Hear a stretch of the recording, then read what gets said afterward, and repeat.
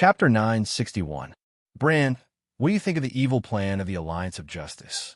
The Dragon Queen lost her composure, her face full of anxiety, like an anxious mother whose son was targeted by a vixen. If he was not in his crow form, Bran would have twitched his mouth and rolled his eyes. Your Majesty, Tyrion's loyalty and love for the Targaryen family, and you are no less than your concern for him. So, there is no need to bring up the suggestion of summoning him back to the Westeros.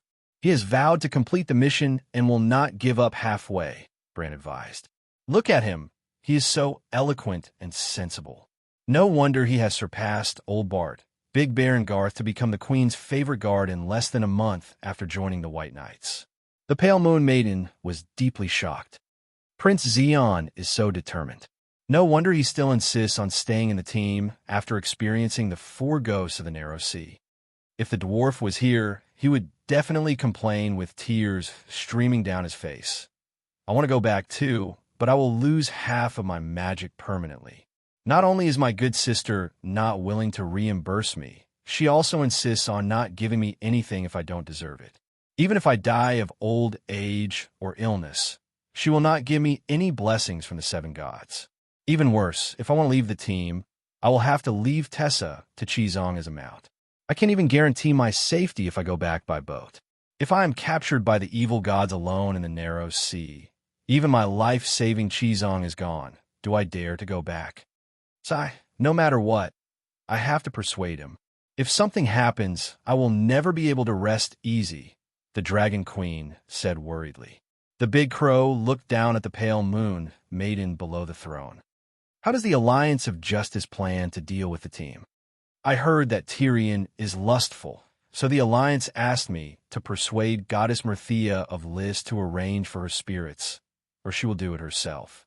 To deal with a lustful man, wouldn't the Goddess of Lust be a piece of cake? At this point, Pale Moon Chu-Nu became hesitant, but the effect doesn't seem to be very good. Just last night, the Goddess of Lust of Tarosai, Miranda, was smashed into ashes by Chizong. Hey, why is Chizong so ruthless? Dragon Queen pretended to be shocked, hurriedly asking, Tell me, what exactly happened?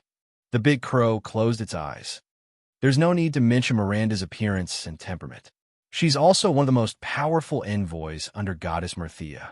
Like Chizong, she's a level 3 envoy who can use the power of laws. In the eyes of the Alliance, no man should be able to resist her. Actually, most gods, regardless of gender, would be mesmerized by Miranda's charms. And, in the end, that evening, Chizong's group set off from heading towards Tarosai. Along the way, they ran into the Bloodshark 5 dragons, delaying them quite a bit of time. By the time they reached their destination, it was already close to midnight. In the past, as one of the few large trading city-states in the Narrow Sea, Tyroshi's night market was also very developed. However, it was now a long night, and the sea trade was almost completely dead. There were barely any decent people on the streets. Moreover, the 5 master and disciple of the Sutra teaching team were not as recognizable as Tang Sanzang's disciple. Walking on the dark streets, if one did not look carefully, one would not be able to recognize them. Therefore, after entering the city, the 5 master and disciple were like ordinary merchants and did not attract a large crowd of onlookers. In this state, when they passed by the Passion Garden, they met a beautiful girl holding a red lantern, soliciting customers on the streets. Come on, let's have fun. We have plenty of time anyway. The dwarf hardened his rod on the spot, and even the hunting dog was a little mesmerized. Varys was a eunuch, so he was unmoved. Arya was a woman, so she was moved.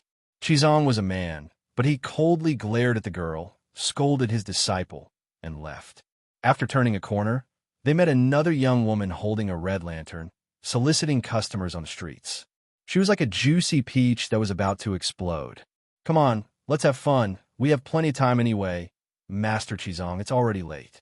Lord Tyroshi might already be asleep. Why don't we go to the palace tomorrow?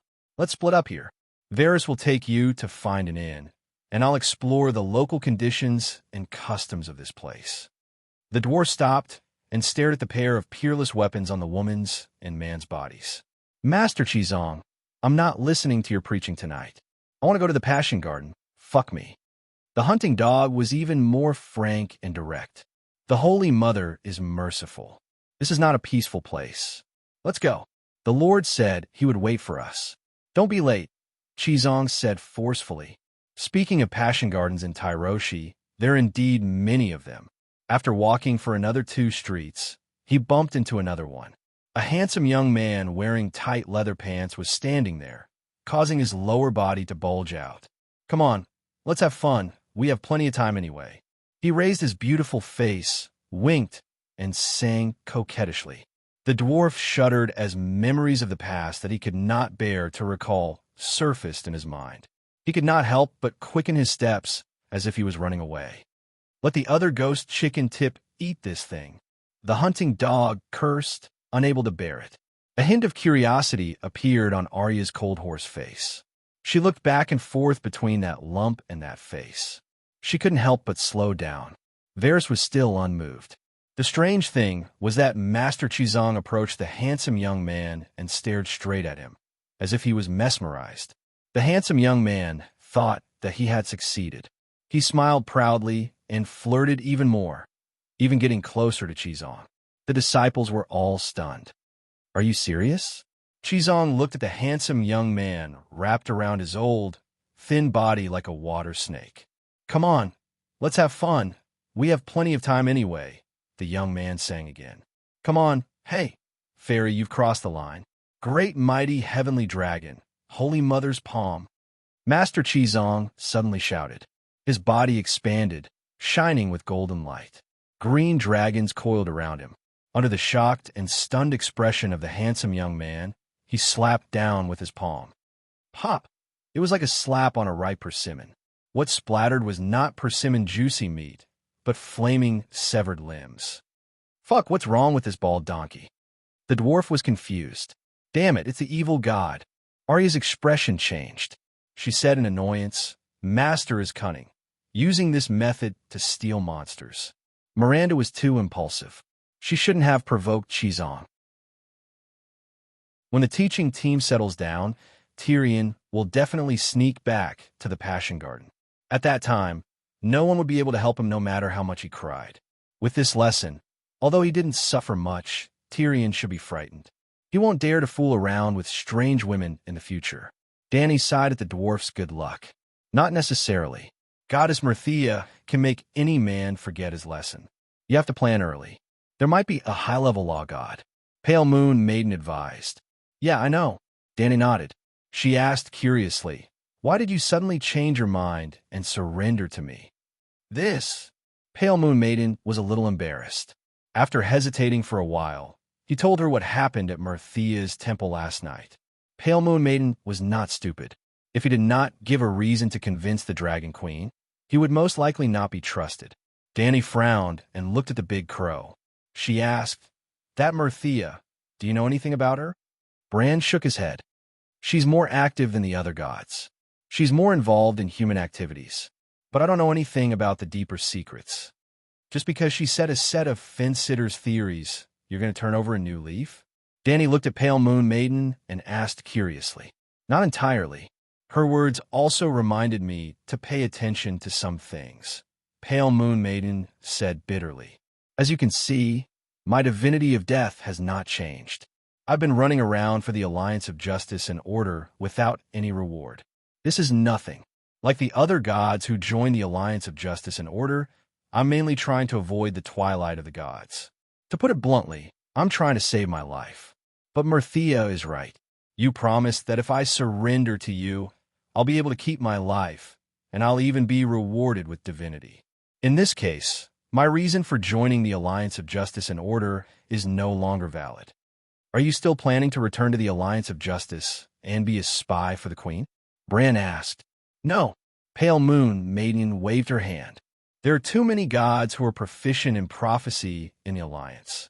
Even if I don't give myself away for the time being, when the Queen makes a move, the Alliance's plot against the teaching team will fail.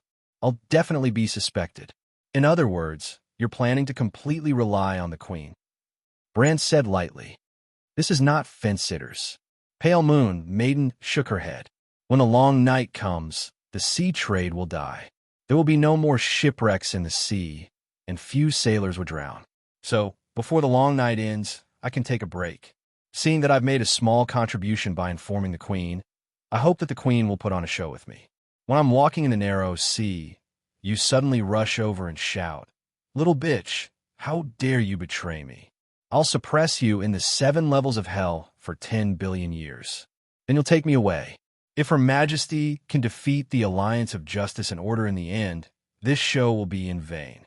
If Her Majesty fails, I'll fall into the enemy's hands and be tortured, but I'm still a loyal and unyielding denier. The Alliance of Justice and Order won't find trouble with me. What do you think of me, fence-sitters?" Xiao'er. Danny gave her a thumbs up. Xiao'er had said that although she had made a great contribution this time, she did not want any reward. She only hoped that by fence-sitters, she could save her life in this complicated and ever-changing era. Danny had no reason to reject such a simple wish. So, that night, the three-eyed crow suddenly appeared on the narrow sea near Pinto's and shouted, "Bitch, how dare you deceive Her Majesty the Queen? You're courting death." The powerful soul attack made Pale Moon Chu Nu suspect that she was going to be killed to silence her.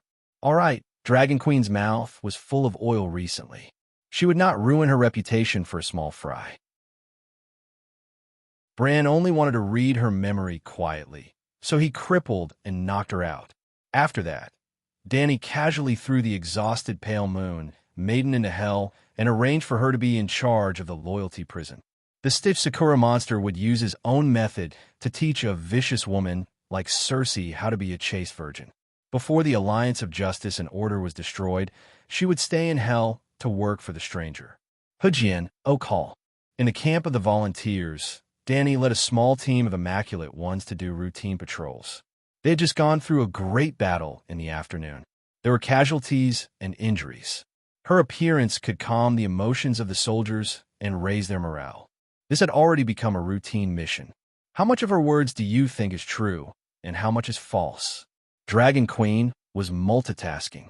She greeted Lord Zhu and the injured soldiers with high morale while communicating with Bran through telepathy.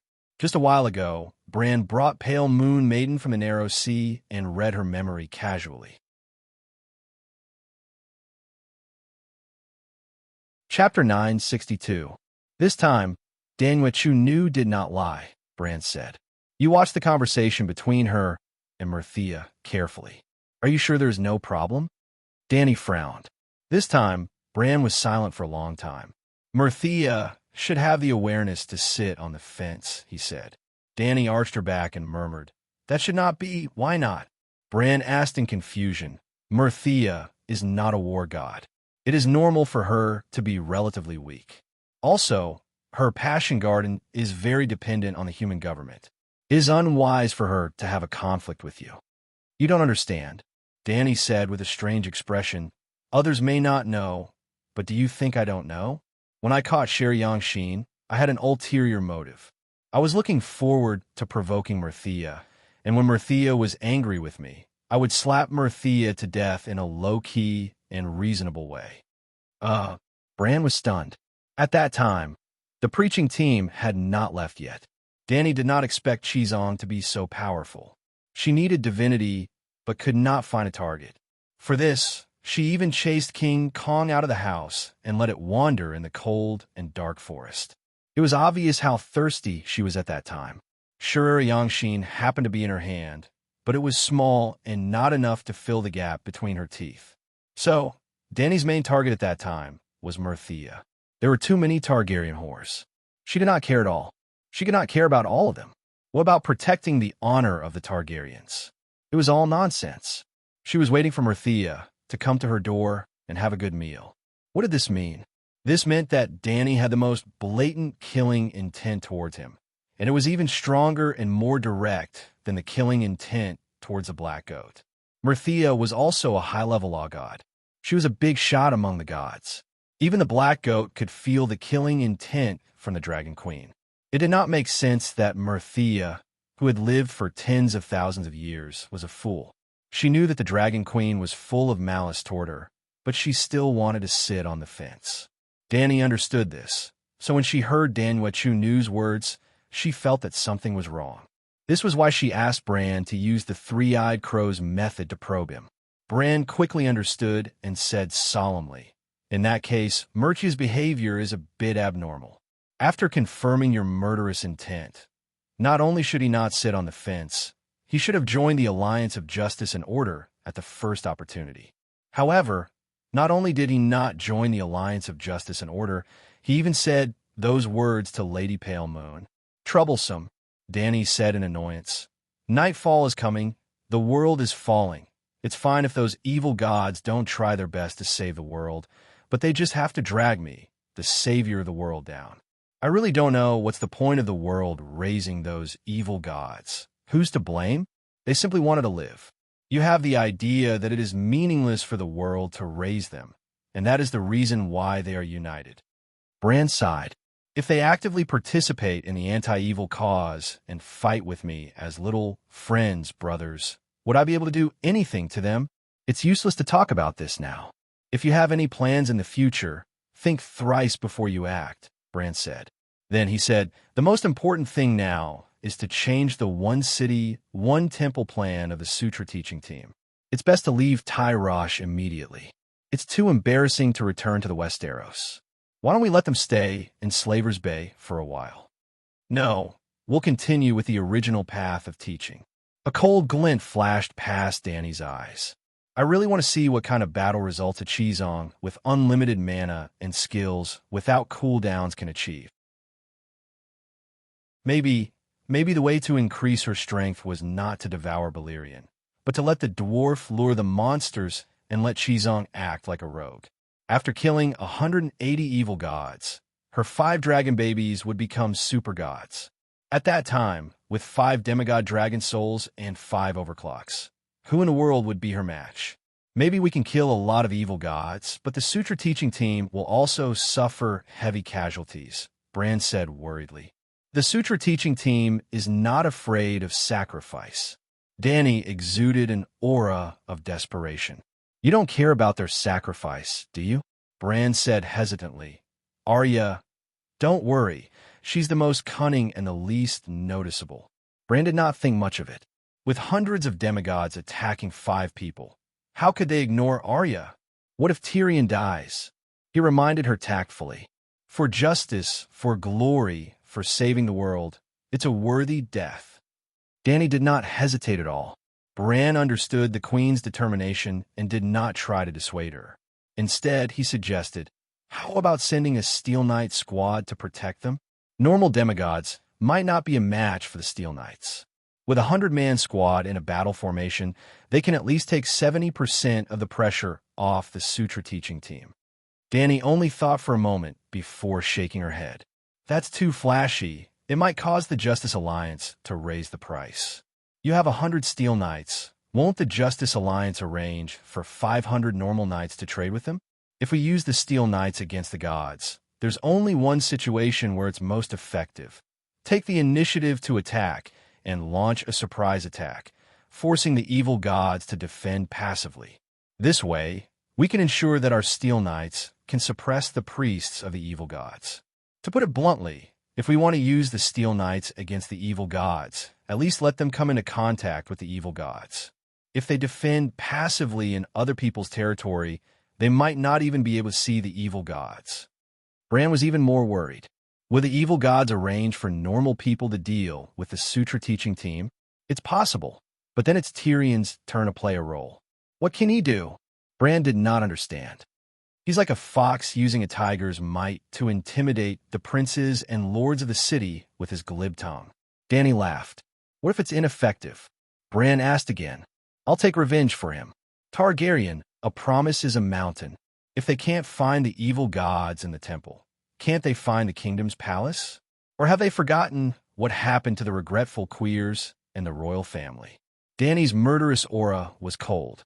What if the evil gods don't borrow troops from the local imperial court, but instead hire mercenaries and organize the church's armed forces?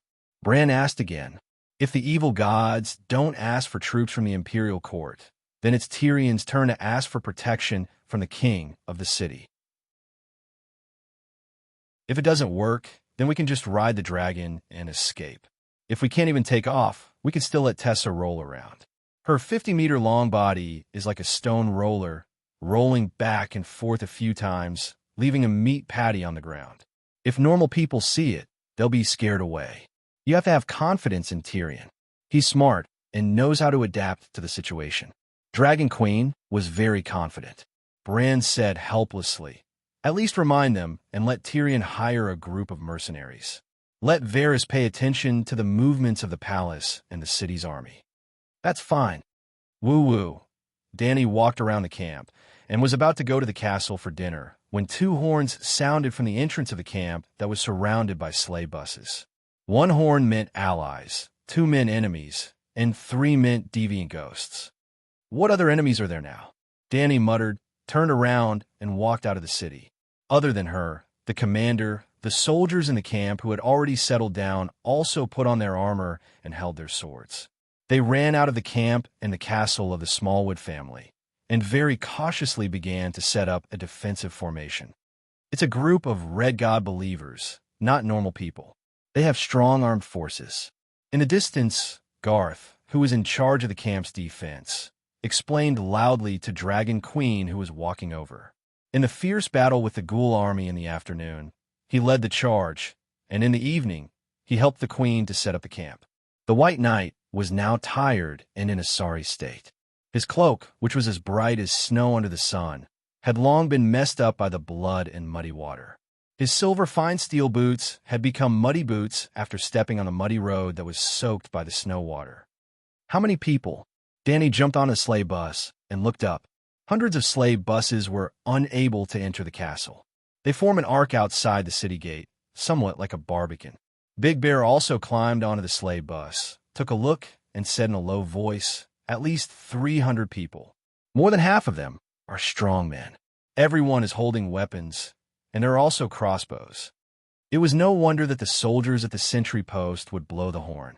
In a vast snowfield, a team of more than 300 people was pulled apart, and it looked a little grand.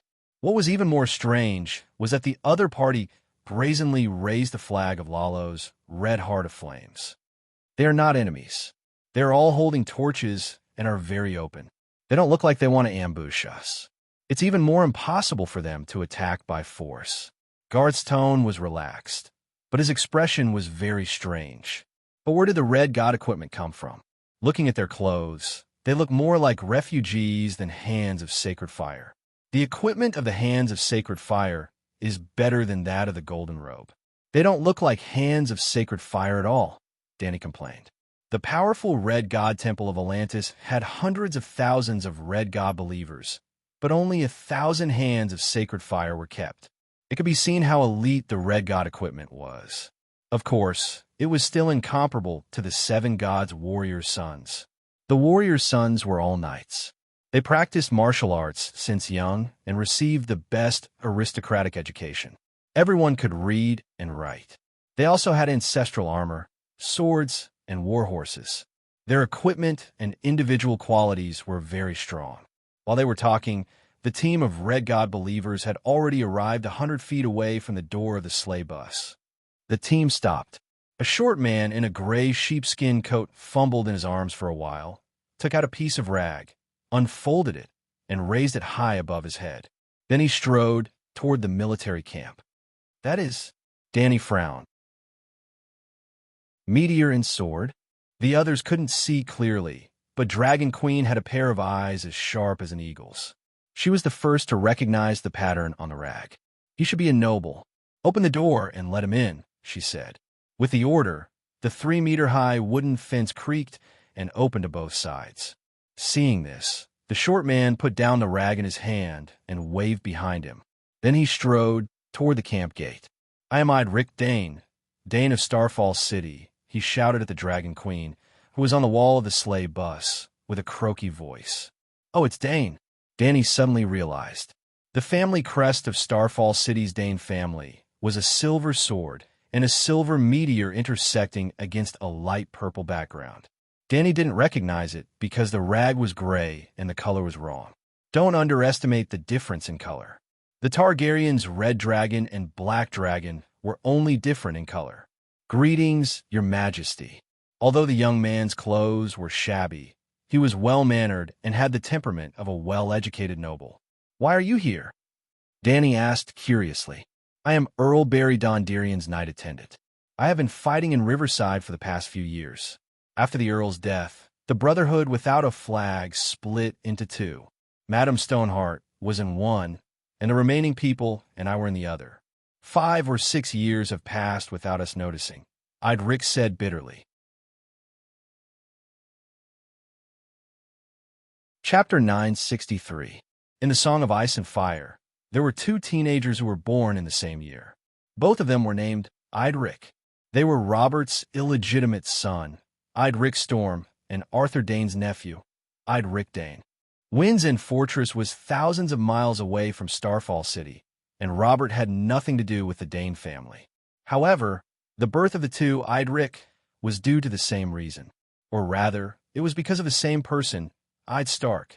Robert named his illegitimate son Idric to commemorate his good friend. The Count of Starfall City admired Id, who killed his brother. Not only did he take an Id's lover, he even named his son Idric a few years later. The fathers of the two Id hoped that their sons could inherit the bravery and integrity of the old Id. They got what they wished for. The two Id were the rare young talents in Game of Thrones. They were not skilled in civil or military matters, but they were definitely intelligent. They had received formal knight training since they were young. Most importantly, they had good personalities and were upright and noble. They were more like the old Id in terms of moral integrity than the few wolf cubs in the House of Stark. They were the complete opposite of Emperor Joffrey, the number one of the young generation. However, the old Id's bad luck seemed to have been inherited by the two young Id. Idric Storm was first drained of his blood by his second uncle. Then, he was found by the Great Sparrow to deal with Cersei. When the Great Sparrow was assassinated, he was also dealt with by Yulin. His ending was tragic. In the early years, Idric Dane followed the Lightning King to help the weak in Hedgian. After the Lightning King passed the flame of life to Madame Stoneheart, he shouldered the responsibility of not letting the society go down the wrong path. As the heir of the Count, he suffered for 5 to 6 years in Hedgian without enough food, warm clothes, and restless sleep. He was only 12 years old at that time. After Count Dondarrion was saved by Red Monk Soros, I, like everyone else, thought that it was a miracle. So, I changed my faith and became a believer of the Red God. Before the Holy Mother showed up and before you showed your might, the people of Hedgian County, where the Brotherhood without flags was active, had changed their faith to the King of Light. There were tens of thousands, even hundreds of thousands of people. For example, the Countess of Oak Hall, whose aunt was a nun from Old Town, still had a good impression of the Red God. Because of this, Lannister and Frey have ruled Hedgian for many years, but they have never been able to catch us.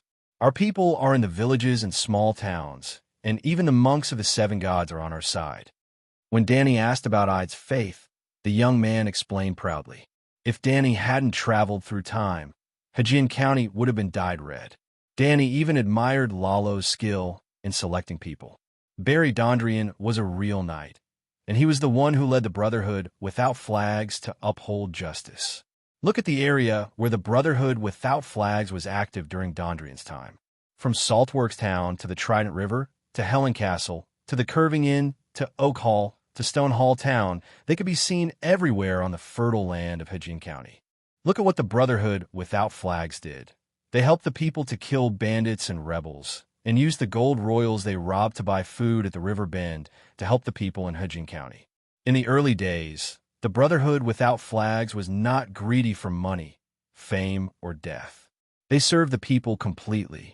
So, it was easy to understand why the faith of the Red God could spread so quickly in Hedgian County. When Dondarrion revived too many times, his spirit couldn't hold on anymore, and his body was on the verge of breaking down. The situation of the Seven Kingdoms also changed. The War of the Four Kings ended. Through Lady Stoneheart, the Brotherhood was divided into two. Just like Lalo had the two faces of the Lord of Light and the Shadow Demon, Idric inherited Dondarrion's will and represented Lalo, as the Lord of Light. He continued to attract normal believers with justice and glory. Lady Stoneheart represented the dark and death side of Lalo, using fear and revenge. In this land full of death and hatred, she attracted believers who slipped into the abyss of depravity. If Danny hadn't traveled through time, Lalo's arrangement would have been perfect. Why didn't you go back to Starfall City? Danny also recognized that the rag with the Dondrian family emblem that Ide was holding just now was an old cloak. 5 or 6 years had passed, and the cloak that the young man brought from home had long decayed in the wind and rain. I turned around and glanced at the Red God believer who was walking over with a torch. He said in a tone that didn't belong to his age, "I have the responsibility to lead them to the end." Hearing that, Danny couldn't help but look carefully at the young man who wasn't even as tall as her. He was 17 or 18 years old, with platinum hair and dark blue eyes that were almost purple. He was very thin, and his skin was so pale that it was almost transparent. He was a little over 7 meters tall, and was a little underdeveloped. He was a very beautiful young man. Seeing that Danny was looking at him seriously, he even turned his head away shyly. She felt a little regretful. This young man came from a good family, had a good character, and had an uncle named Sordadon. He was a very good candidate for the White Knight. What a pity. Speaking of which, the two of them could be considered relatives. No Targaryen married into the Dondrian family. Ide's platinum hair and bluish-purple appearance were inherited in the family. The White Knight, Jero Dondrian, also had silver hair and purple eyes. The ancestors wasn't a race, but a collective name for the humans who fled to the Westeros more than 10,000 years ago. They included many ethnic groups and even subhuman races. For example, the ancestors who settled in Dorne were the Salt People, the Sand People, and the Stone People. The Salt People lived by the sea, with olive skin and black hair. The Sand People lived in the desert, with dark skin and reddish-brown faces. The Stone People lived in the mountains, with multicolored hair and white skin. Starfall City was a typical mountain city, and the Dondrians were the Stone People. Therefore, the Dondrians had silver hair and blue eyes, or purple eyes. Perhaps because the Dondrians had similar physical characteristics to the Targaryens 100 years ago, the daughter of the Dondrians became the Targaryen queen. Danny also had a small part of the Dondrian bloodline in her. Don't think that relatives from 100 years ago couldn't be contacted. She still had an old fellow who was more than 100 years old in her family. Old Yemont's mother was the Dondrian queen. When old Yemont died, this relative would be cut off. Looking at the Brotherhood gradually approaching, Big Bear frowned and said, "Even if you believe in the Red God, why do you have to raise the Red God's flag during the march? We almost treated you as an enemy previously. Aren't the Red and Seven parties establishing a united front against the ghosts and working together to fight against the deviant ghosts? I thought we were all allies, that's why. I didn't expect you to blow the 2 horns that represent the enemy. You scared us out of our wits. Could it be that a civil war has started before the war is won?" I'd muttered. Dragon Queen spoke righteously and vehemently. "The idea of adhering to the united front against the ghosts will not waver. Even if the war is won, the Church of the Seven Gods and I will not discriminate or be hostile to the Red God believers. However, even if we are allies, we are divided into battle zones. The Red God's hand of holy fire is in the royal territory, mainly around the King's Landing. It is almost impossible for them to come to the Oak Hall. We treated you as an enemy previously, not because of your identity as a Red God believer. It was because you were acting suspiciously, and we were worried that there were evil people using the Red God's flag to plot against us." Dragon Queen's explanation was reasonable. Rick and the Brotherhood who came over suddenly understood. After that, 17 or 18 people walked out from the Red God's team. They reported their names and families one by one, and performed the most standard knight salute to Dragon Queen. At this time, Danny was surprised to find that there were so many lords in the shabby Brotherhood. Other than the lords, she also saw many familiar faces in the team. They were all bandits she met at the crossroad years ago. There was Robert's illegitimate son, Gendry the blacksmith. There was the owner of the inn, long-legged Jenny, and Jenny's sister, the inn's lobby manager, Weeping Willow. "Weren't you with Madame Stoneheart before?" Danny asked. At this time, the three bandits looked at the Dragon Queen with complicated expressions. "Greetings, Your Majesty. Please forgive us for our rude behavior last time." The tall and thin Jenny first performed a very unladylike salute, then hung her hands by her side. She mumbled, "After you rode the dragon and flew away that day, Madame left Hijin for the valley. There were many children in the inn, and we couldn't leave, so we were completely separated from her. When the sun went out, we couldn't hold on any longer, so we brought the children in the inn to Crabclaw Peninsula. Friar Marabad took us in warmly, but the refugee camp was managed by the friars. Before every meal, we had to pray to the Holy Mother. Unfortunately, Gendry was very devoted to the Red God and had a bad temper."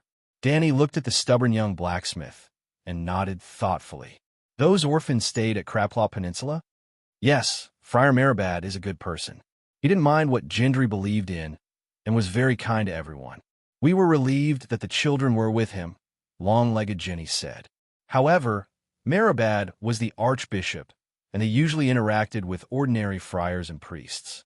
Seeing Gendry praying to the Red God every day, the friars' reaction was predictable. Jenny and Weeping Willow were also gradually ostracized. The two girls were originally muddle-headed and did not care about beliefs. Before the War of the Four Kings, they believed in the seven gods, but after meeting the Brotherhood, they changed to the Red God, and after going to Crabclaw Peninsula, they returned to their faith in the Holy Mother.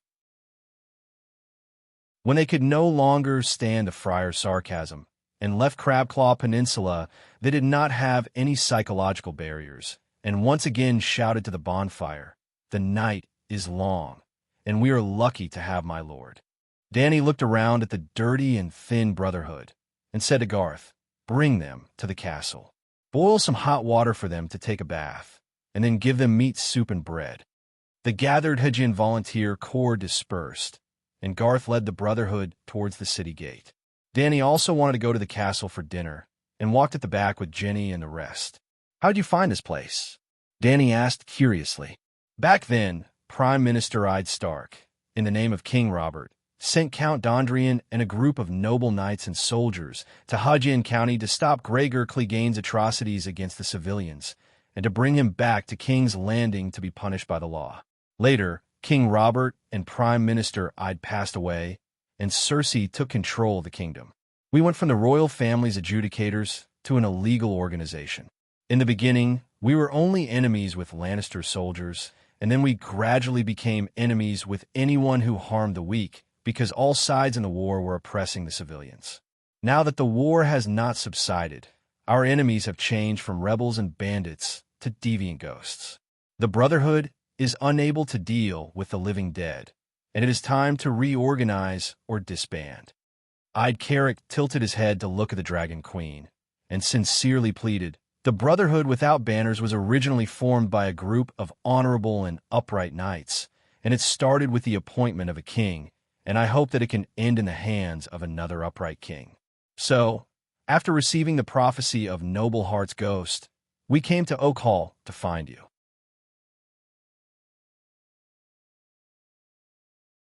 Chapter 964. The Brotherhood without flags fought the enemy in the form of guerrilla warfare. When Dondrian was the head of the Brotherhood entered its most glorious and peak moment. All the members believed in and fulfilled the spirit of chivalry, winning both spiritual and material support from the civilians of Hijin. The people provided them with all kinds of information and food to maintain their livelihood. Even the monks in the Holy Church did not reject them. After the Brotherhood captured the enemy, they would also provide the prisoners with a fair and just trial. They did not take any money from robbery and kidnapping. All of it was used to relieve the civilians affected by the war. This might make people mistakenly think that the Brotherhood was a group of Robin Hoods, Red Flower Society, or Heaven and Earth Society. In fact, this was a big misunderstanding. The backbone of the Brotherhood without flags was all nobles. The head of the Brotherhood, Dondrian, was a count with real power. His disciple, Wei Xiaobao, was the heir of Starfall City. He was the top noble of the Seven Kingdoms, second only to the Duke. The other members were also noble knights with names and fiefs. In fact, this group of knights were all participants in the Prime Minister's tournament that Robert prepared for Ide. To put it bluntly, they were originally going to the King's Landing to participate in the tournament. In the end, Littlefinger provoked the Lion Wolf to fight. The Lion Wolf made the first move and sent the Demon Mountain to Hujin to burn and loot, destroying the war potential of Hujin. Because Tully was the Direwolf's strongest ally and also Stark's tentacle to the south to interfere with the political situation of the Seven Kingdoms. However, Old Ide's political sensitivity was too low. He did not see the real intention of Tywin and thought that he had caught the lion's weakness. Tywin was already prepared for the war at that time, but Ned was still thinking, I'm so lucky. I'm in conflict with Lannister, and the Demon Mountain is going crazy in Hujin. When I catch him, I can take the opportunity to vent my anger on the dog's owner, Tywin. After Ned received the complaint that the nobles and civilians of Hujin were harassed by the Demon Mountain, he was very happy. He selected a group of knights that were most suitable for him from the participants of the tournament and went to Hujin to capture the Demon Mountain. Think about it. With Ned's selection criteria, what kind of people did he choose? Without a doubt, every single one of them was a righteous and honorable true knight. Therefore, the Brotherhood Without Flags was not a grassroots group, nor was it a grassroots group of heroes. It was the purest Westeros noble knight group, a regular military group. The No-Flag Brotherhood was the representative of the Westeros knight civilization. They were also the essence of the knights of the Seven Kingdoms. Knights from all over the country gathered at King's Landing during the Grand Tournament. The righteous knights were all chosen by Ned and became members of the illegal organization that Cersei had framed.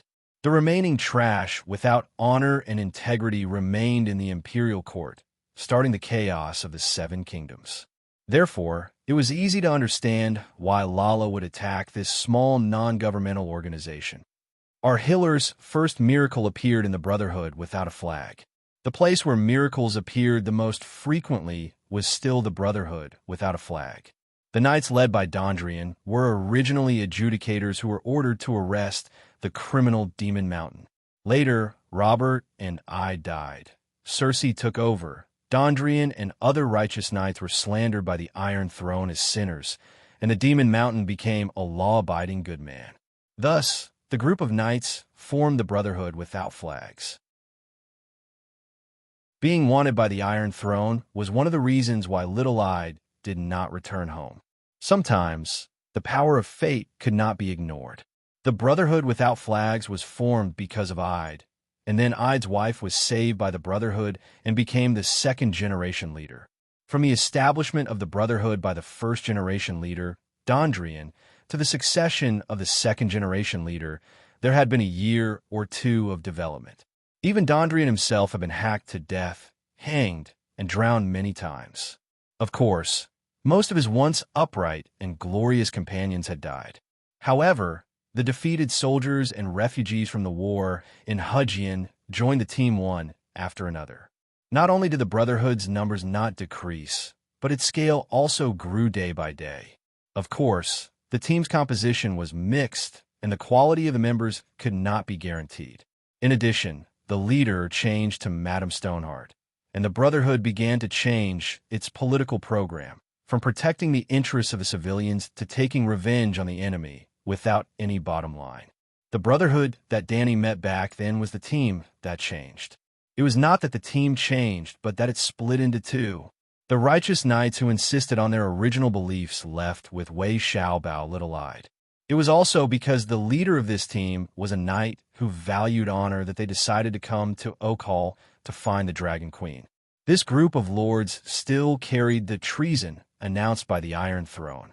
Just like what Little-Eyed said, the Brotherhood needed another righteous and glorious great king to help them put an end to the arrest mission 6 years ago. Without a doubt, there was no better candidate than the Dragon Queen. In the name of the child of the human era and the Pope of the Seven Gods, I, Dany Liz Targaryen, declare you innocent.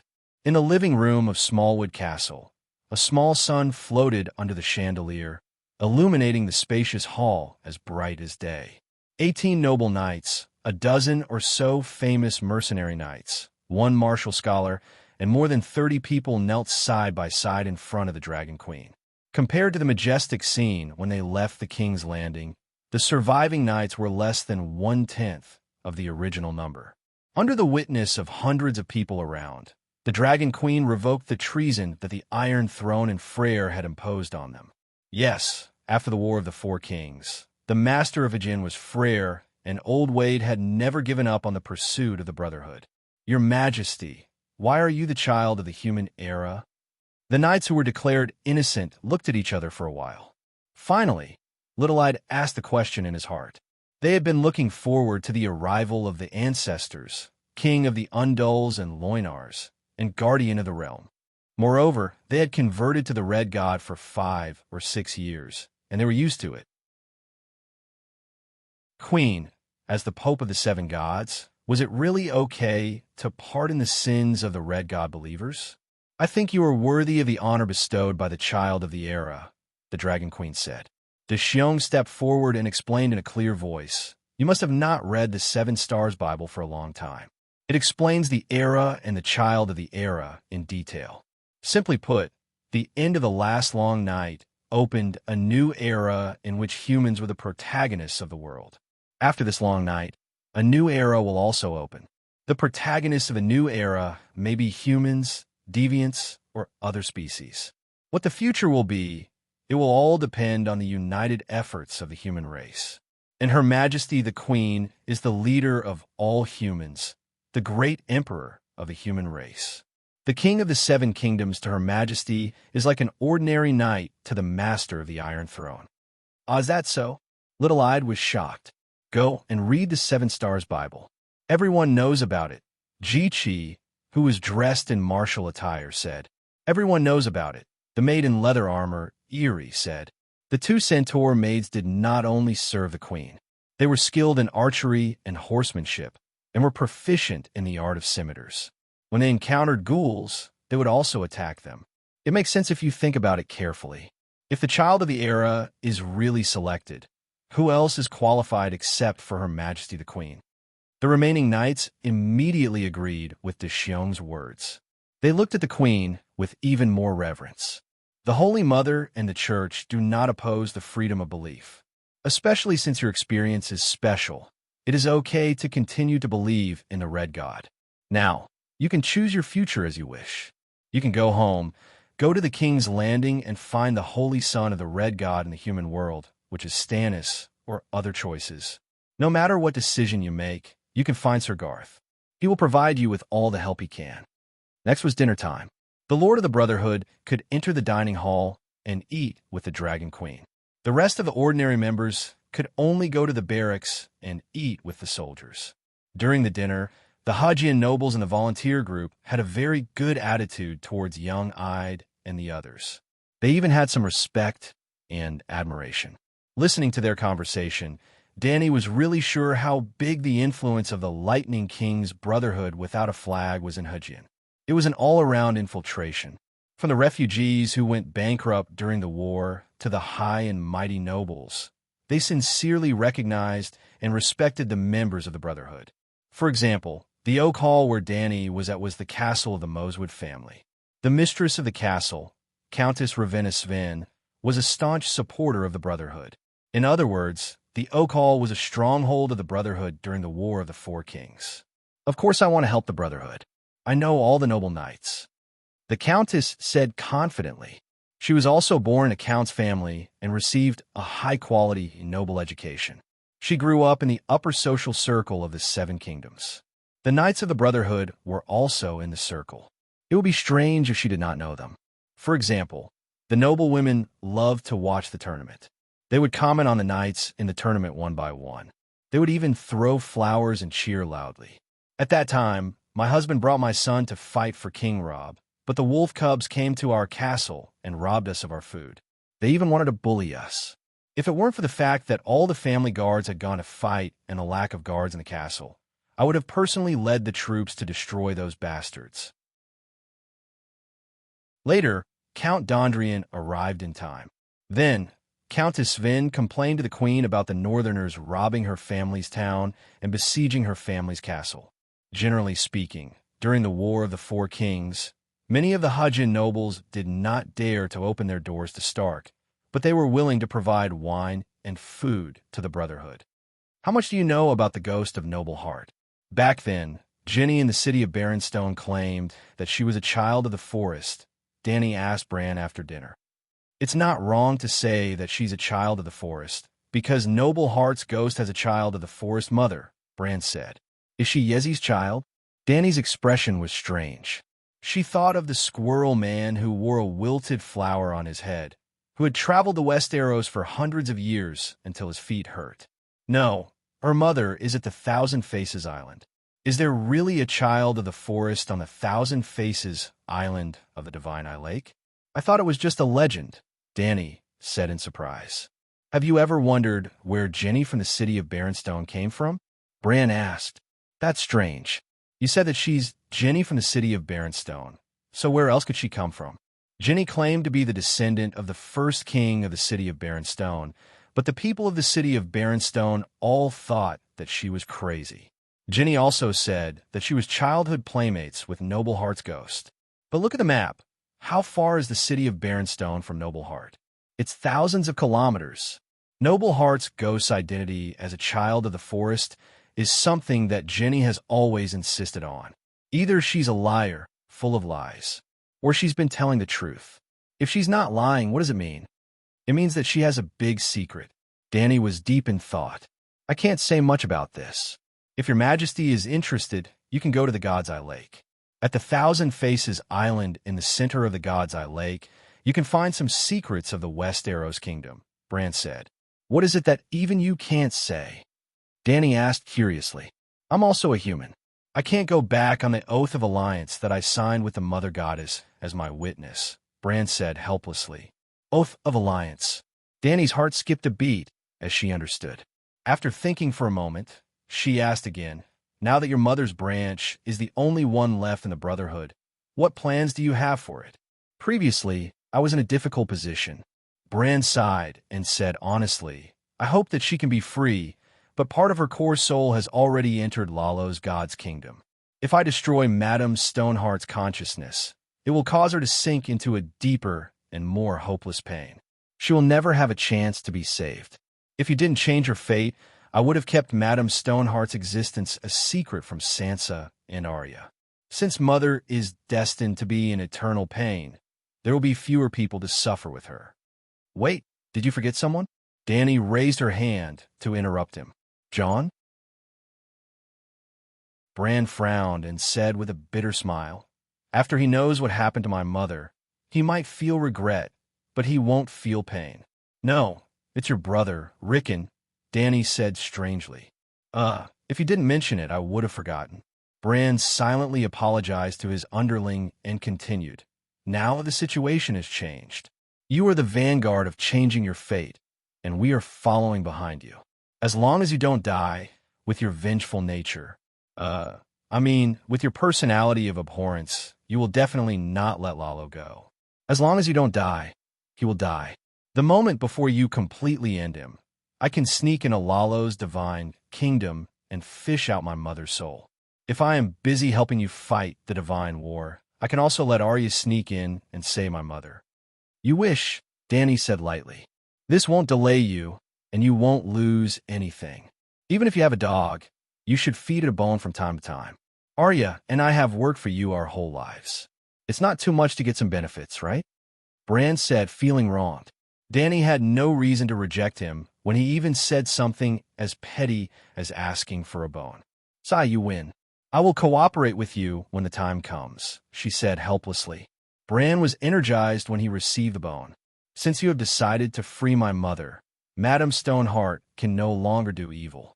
I didn't reveal my plan, but I successfully persuaded her to keep a low profile for the next few years and not cause any more trouble. It would be best if she could do good deeds. That's why you haven't heard much about Madame Stoneheart recently. Do good deeds? Are you planning to let her go to heaven? Dany glared. Who would want to see their mother suffer in hell? She has always been a devout believer of the Holy Mother, but fate is so cruel. The Holy Mother is merciful, so what if she is saved this time? You don't have to be troubled. Everything will be done according to the rules. Us sisters haven't done anything evil. Instead, we have been accumulating good deeds. For example, I am serving you, not a slave. I can get a salary, right? If you give it all to my mother, it will be enough for her to go to heaven, Brand said confidently.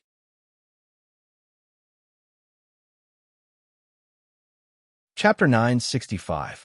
Hiss, in the dark and cold night sky, a loud dragon roar suddenly sounded. The soldiers inside and outside the Oak Hall Castle could hear the joy and excitement from the dragon's roar. It was like a child who had stayed at his grandmother's house in the countryside for the summer and met his mother, who came to take him home. Oh no, the child was playing wild in the countryside. Not to mention joy and excitement. He even cried and threw a tantrum, refused to finish his summer homework, and was even unwilling to go home to school. Old Five, be quiet. Don't wake up the soldiers who have been working hard for the day. Some soldiers who were woken up in a daze were complaining in their hearts when they heard a familiar, deep, and majestic voice spreading in all directions. With a shudder, they came to their senses and no longer had any complaints in their hearts. It was the great guardian of light, the strongest megalosaurus under the queen, Big Black. Then they were puzzled. Who was Old Five? Some people wrapped themselves in thick wool cloaks, got out of their tents, and looked in the direction of the courtyard. A small sun was suspended in the sky above the courtyard. There was no dazzling warm white light, but it was like a small moon. The quiet, pale, white light scattered on the snow-covered ground, providing a weak light for the patrolling soldiers. The queen, who had upgraded the Song of Light to a new level, only told them that the light of light and freedom not only represented the light of the sun, but also the light of the stars and the moon. Although they were puzzled as to why there was no moonlight before, since the queen said so, they found a reason for her to convince themselves. Now, under the pale silver light, a 20-meter-long little dragon was shining, reflecting the dark red light like porcelain. It had a transparent glass-like texture and was extremely beautiful. Ah, another megalosaurus, a red dragon. It looks a bit weak. Are you blind? This is a megalosaurus. How is it weak? Compared to the other megalosaurus, it does seem a bit weak, especially the Great Guardian. Including the tail, it is 35 meters long. When it opens its mouth, it can swallow a horse alive. What's more frightening is its aura. I don't even dare to be within 10 meters of it. When the battle ended yesterday afternoon, I was picking up the pieces of the corpses on the battlefield with a basket on my back. The Great Guardian suddenly descended from the sky and landed beside me. He only glanced at me indifferently, and I was so scared that I went limp in the snow and almost wet my pants. Me too. I also looked into the eyes of the Great Guardian at close range. I was so scared that I wet my pants. I almost peed, but I held it in. I didn't expect you to really pee. Fuck, you must have peed. No. If you have the guts, walk within 5 meters of the Great Guardian in front of everyone tomorrow. Then stare into his eyes for a while. If he doesn't pee, then I lose.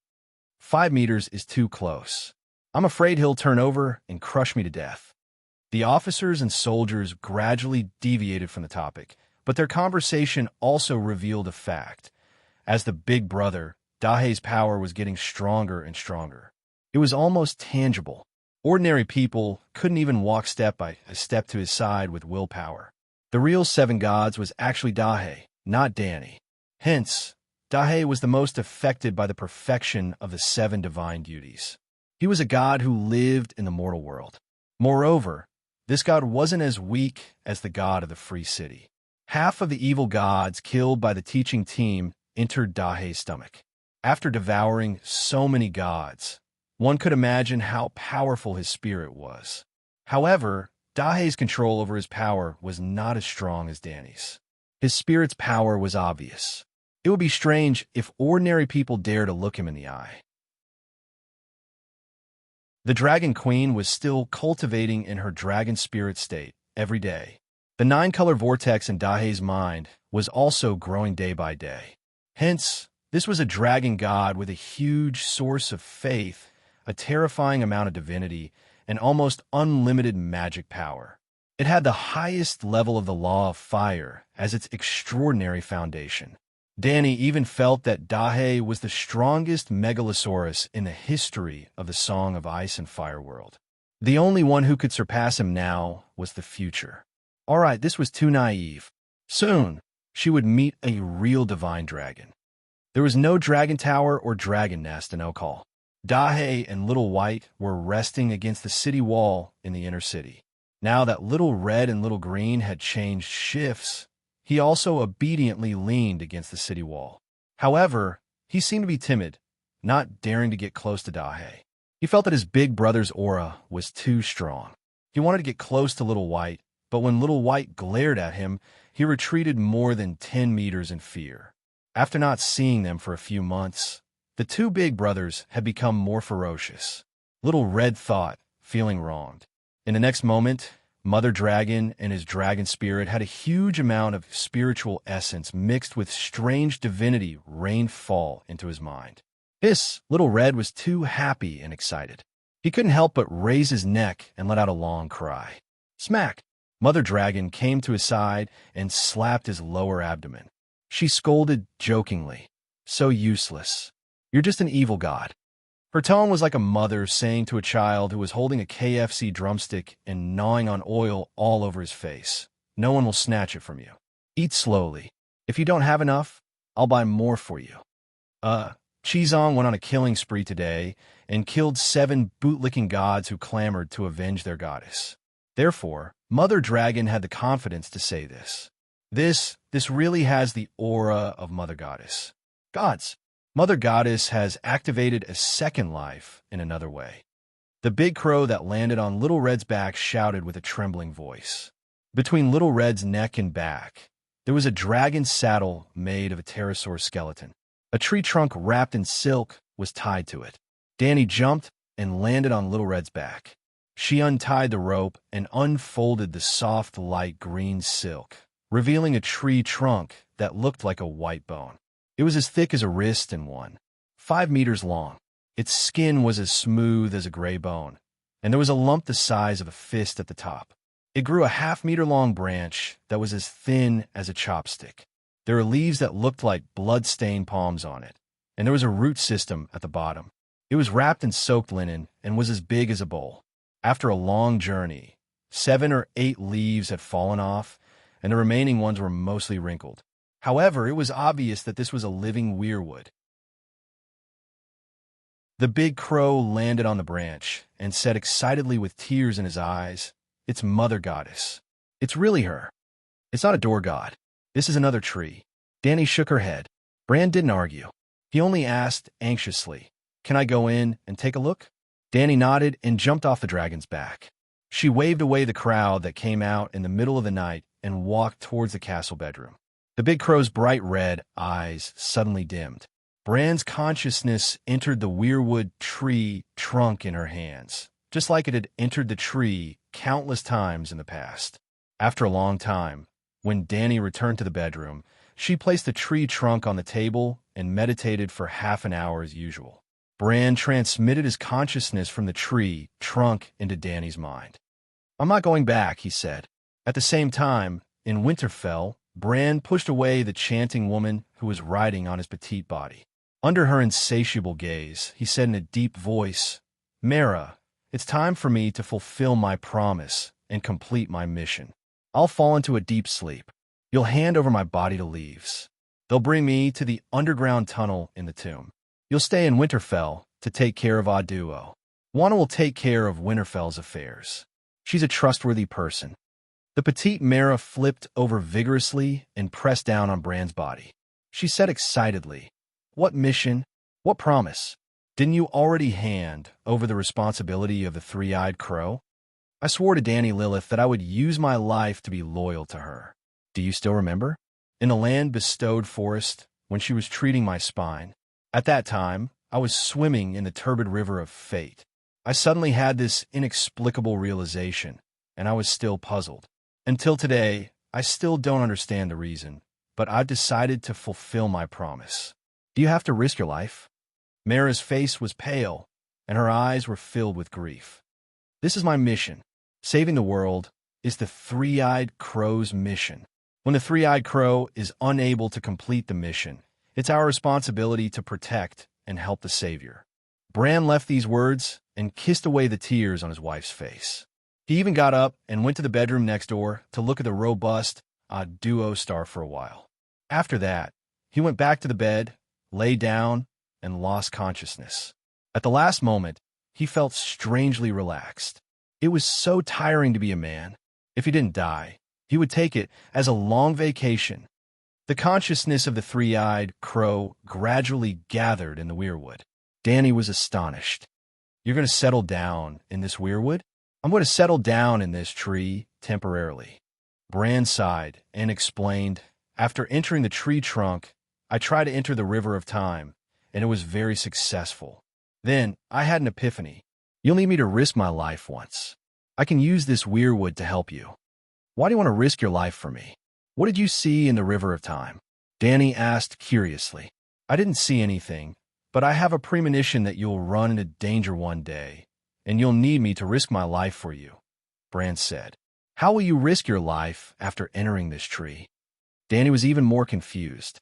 "Your Majesty, do you expect my small body to wield a sword and kill enemies for you?" Bran spoke angrily. Dany held the weirwood's trunk and waved it several times. She said blankly, "Do I have to carry a weirwood with me like a fool in the future? It's a little foolish, but it can help you turn the situation around. You might even need to rely on it to save your life at some point," Bran said. "What can it do? Can the tree world descend?" Dany held the weirwood and observed it carefully. She even tried to imbue it with divine power and put her spirit into it. The weirwood didn't absorb divine power, but it was indeed a good conductor of divine power. It would have a miraculous effect if it was made into a magic staff or a magic sword. With Bran inside, the process of the spirit entering the trunk wasn't crowded. Dany could feel Bran's powerful while filling up a small part of the river of time that the weirwood had created. He was still desperately digging in all directions. It was as if a small spider was weaving a small spider web in a dark and empty room. Now, the small spider came to the edge of the web and spat out silk with all its might, hoping to spread the web into the endless dark space. "Your Majesty, in your opinion, what is time? A linear river?" Bran asked. "Is time not linear?" Dany retorted. "Time is a concept defined by man. In a void without matter and consciousness, the concept of time doesn't exist. At a certain moment, you will feel that time is unbearable, as if it has slowed down. At the same time, another person is experiencing the happiest moment of his life, and he just hopes that time will last forever. He will feel that time passes quickly, as if it has accelerated. Two people at the same time have different feelings about the flow of time. So, is the river of time speeding up or slowing down? There isn't any change. Speed and slowness are just people's illusions," Dany said. "But time's definition is determined by people's feelings. If people feel that it is fast, then it is really fast."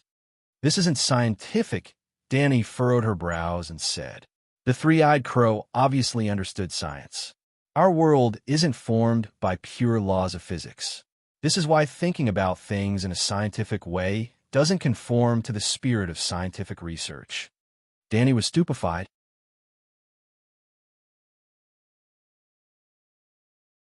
Chapter 966. "I don't wish to discuss philosophy with you. Just explain what you're doing," Dany said unhappily. "If I don't explain the concept of time, it will be difficult for you to understand what I'm doing. If you can agree with my understanding of time, I don't need to explain. You will immediately understand the meaning of what I am doing," Bran said in a tongue twister. Dany nodded helplessly. "Go on, I'm listening." "Time is between existence and non-existence. If consciousness exists, time exists. Without consciousness, there is no meaning in defining time.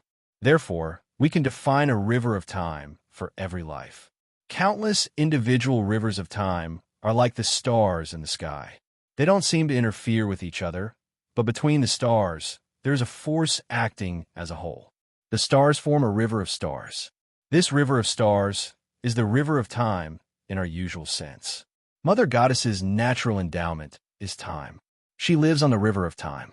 Her vision covers the past, present, and future, even the banks outside the river. The weirwood also has part of Mother Goddess's endowment. Therefore, the weirwood family won't decay with the erosion of time. Therefore, when entering the weirwood, one can see the memories of the trees in the surrounding area. Only one area can be seen. If one wants to enter the river of time in another area, one has to change to a weirwood. Do you understand? In the eyes of Mother Goddess, the river of time is really a river of stars. However, the vision of a single weirwood is too narrow. It can only observe one star or a starry sky.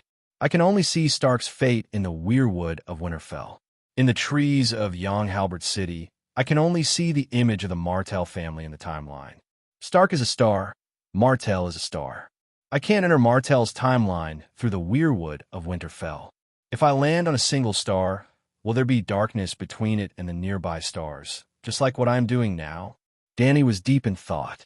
Bran was like a spider, weaving a flickering spider web in a dark and boundless room. The spider web spread in the darkness and eventually encountered another star. Originally, with the weirwood trunk, Dany, and he could only see one star, which was about 8 kilometers of the river of time. If the spider web continued to spread, he would encounter one star after another.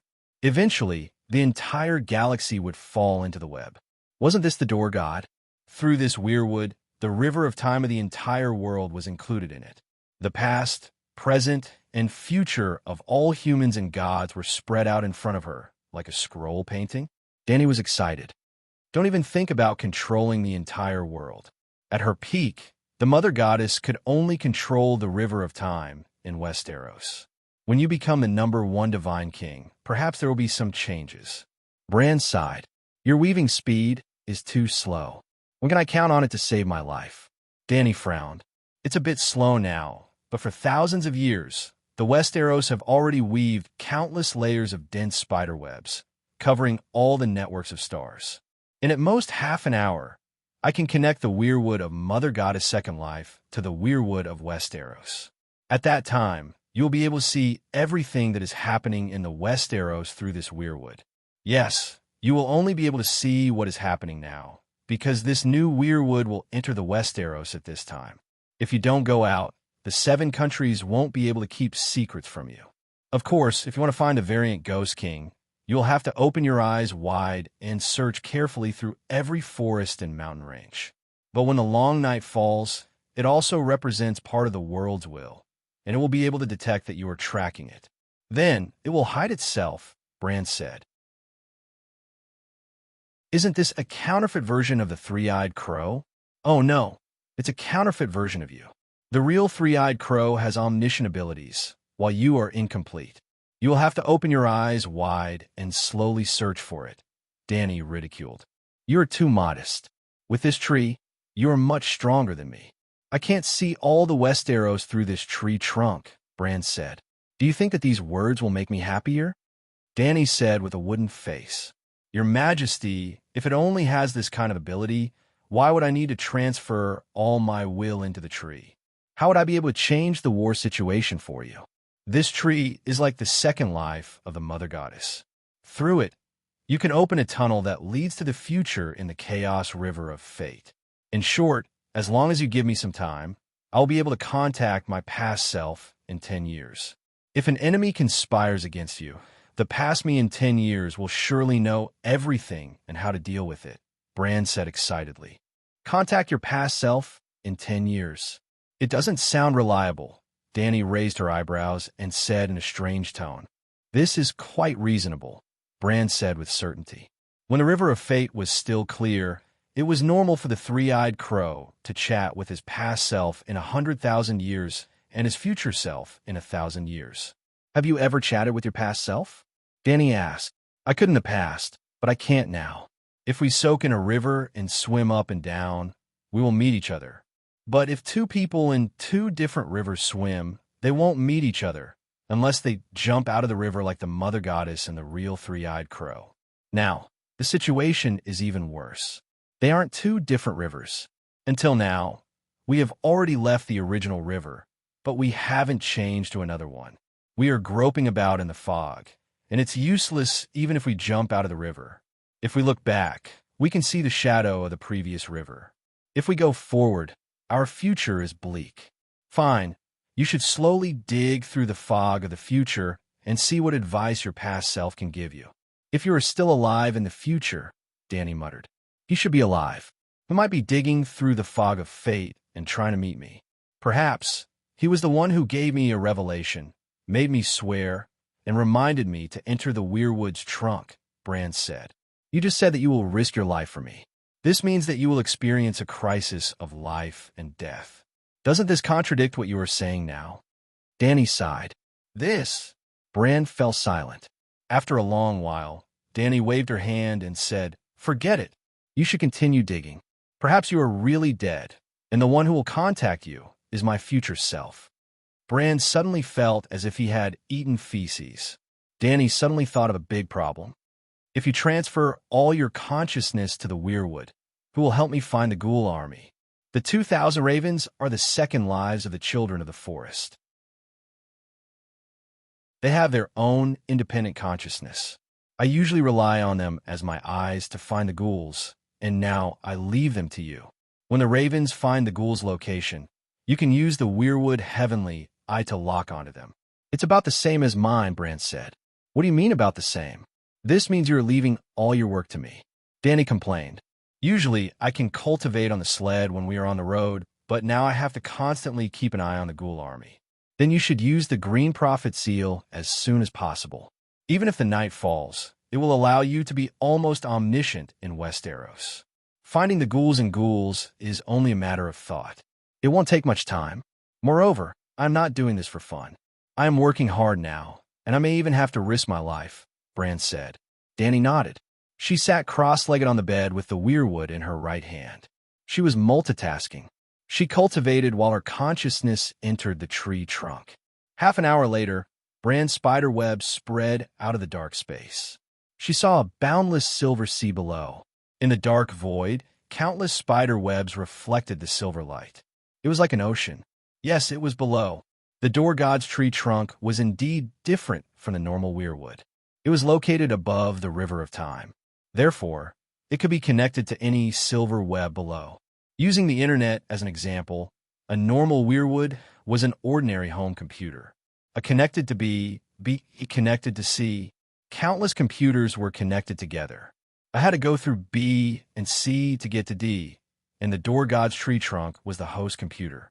The A, B, C, and D computers were directly connected to it. If Danny allowed it, the user of a computer could also connect to D through the host computer, greatly reducing the data flow path. She brought the second soul into the tree trunk. Danny had a panoramic view of all the Westeros. It was like a satellite floating in the sky above the Westeros. Danny had a thought, and the satellite's camera zoomed in on a certain point. It ignored the trees, walls, and houses. It was as if she was there.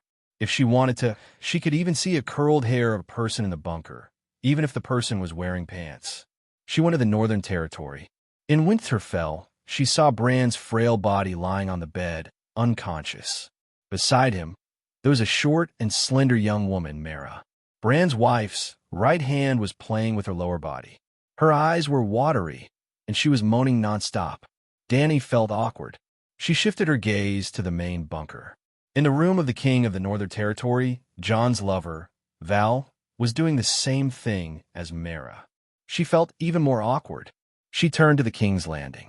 In the duke's mansion of the Northern Territory, Jon and Jurgrit were sleeping together. The room was dark, and only the fireplace was lit by a flickering flame. She scanned the room and prepared to leave. Jon suddenly opened his eyes and called out softly to the window, "Bran, why are you looking for me?" He noticed that Danny was spying on him. "It's me," Danny said. "Who? You're not Bran?" Jon was shocked. "I'm Bran's boss," Danny said calmly. Jon was dumbfounded. He had a look of realization. "Queen Danny Lilith?" Jon's face turned pale. He pulled the duvet up to cover his furry chest and the red-haired woman's skinny and rough back. "Where's Bran? Why do you have the three-eyed crow's abilities?" he asked with great difficulty. He's busy digging the river, and the heavy burden of protecting Westeros has fallen on me. Sigh, what a heavy workload. The Dragon Queen sighed. Jon's cheek muscles twitched. This was the first time he had the same thought as the dwarf and Dany in the past. The three-eyed crow shouldn't exist in this world. It was impossible for ordinary people to live. Why are you looking for me at this time? He asked awkwardly. Nothing. I'm just bored, so I'm taking a stroll. Jon sighed. Your Majesty, I think you should pay attention to ordinary people's privacy. You're not ordinary. You're the king of the Northern Territory. The 7 dukes and the royal family are related to the 7 kingdoms' fate, and the three-eyed crow has always paid attention to them. I'm learning from the three-eyed crow now, Dany said with a smile. Gods! Jon cried out in despair. Your power has improved quite quickly recently. You can even detect spying on you from the River of Time. I've experienced many things, and my senses toward the River of Time have become sharp, Jon said with a sigh. Since you've experienced many things in the past, why are you howling now? You even woke Ygritte up. The red-haired woman looked around blankly. Jon, are you talking in your sleep? Jon comforted his girlfriend with his mouth, while he sighed with emotion with his mind power. That's different. The three-eyed crow was his brother, and it made him feel at ease. When the three-eyed crow turned into someone else, Jon started to feel fear, just like the others. This was the reality. Before he could finish speaking, Dany left.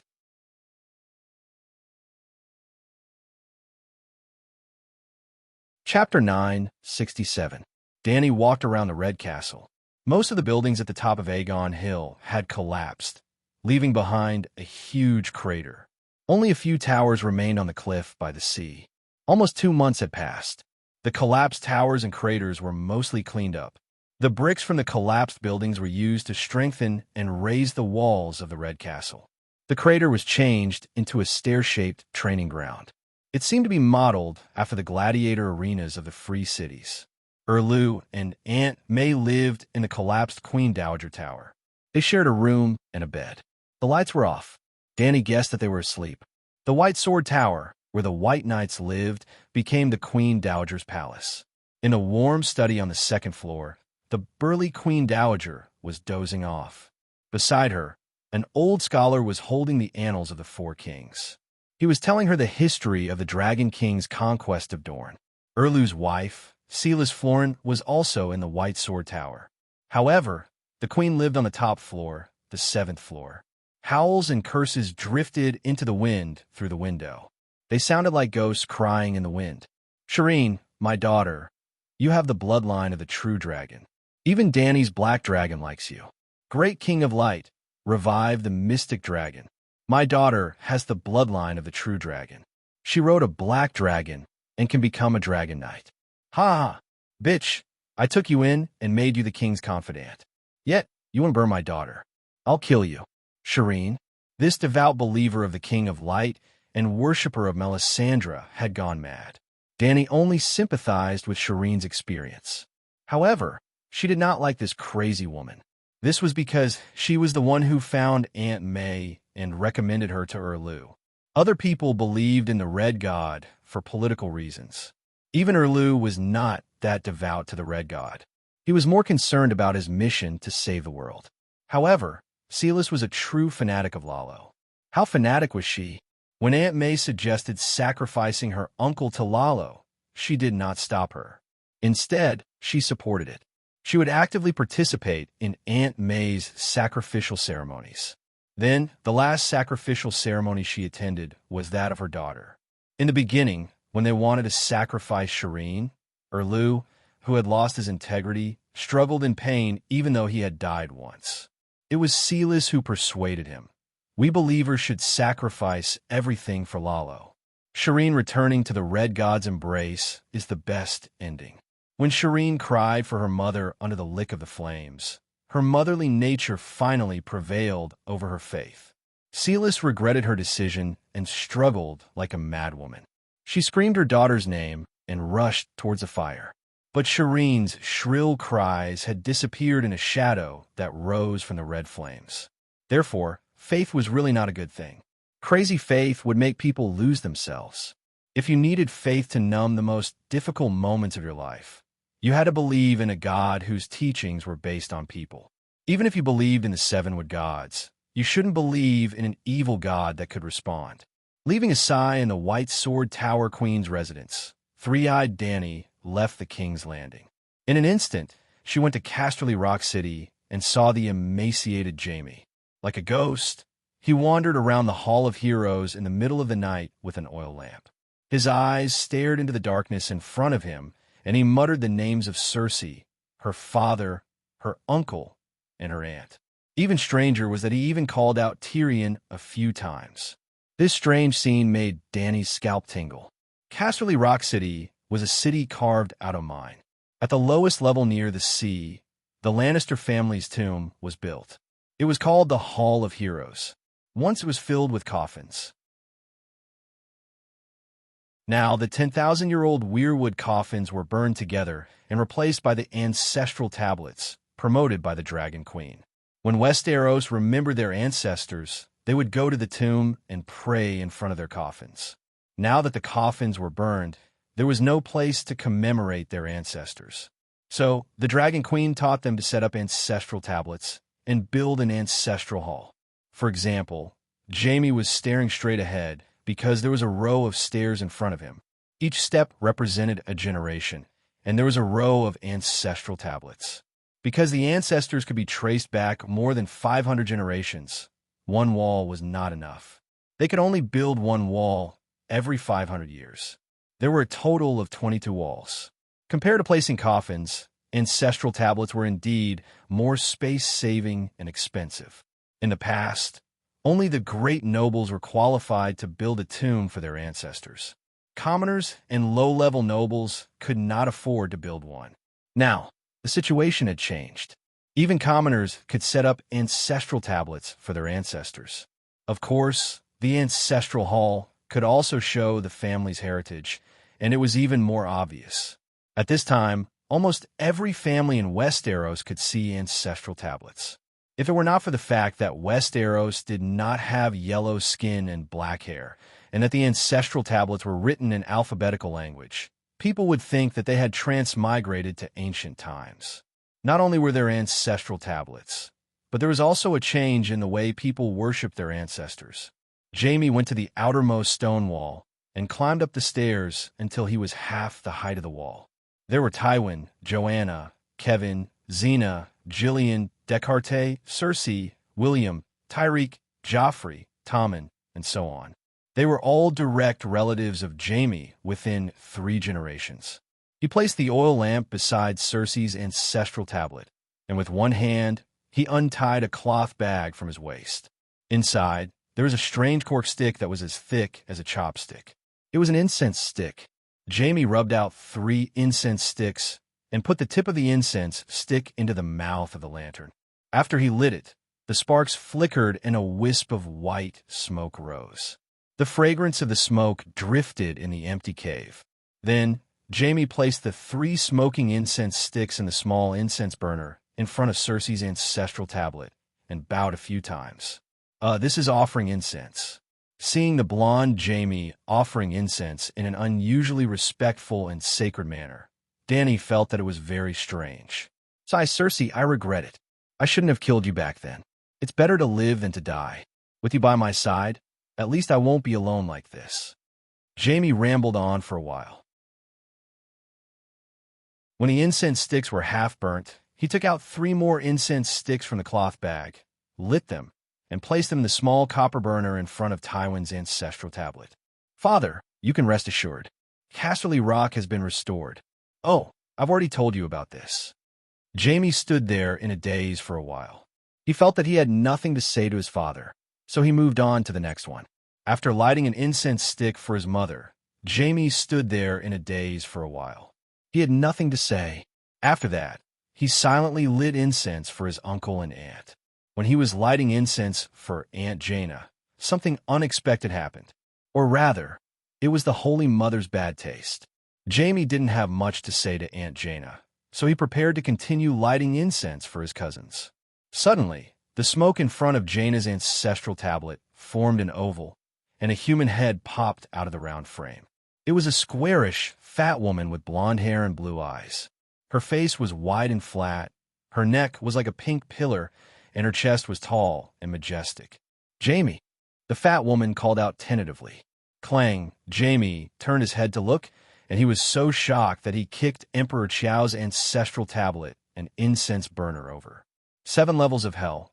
Aunt Xena, tell me, am I dreaming, or am I seeing things? Jamie's face was distorted as he said with a trembling voice. The fat woman's body was too fat. She squeezed the smoke with all her might, and with a pop, it sounded like a champagne cork popping out of a bottle. "Io, can't you be more filial? The incense is too thin," fat Xena complained as she rubbed her oily arms that were torn from the squeezing. This. Jamie retreated in shock.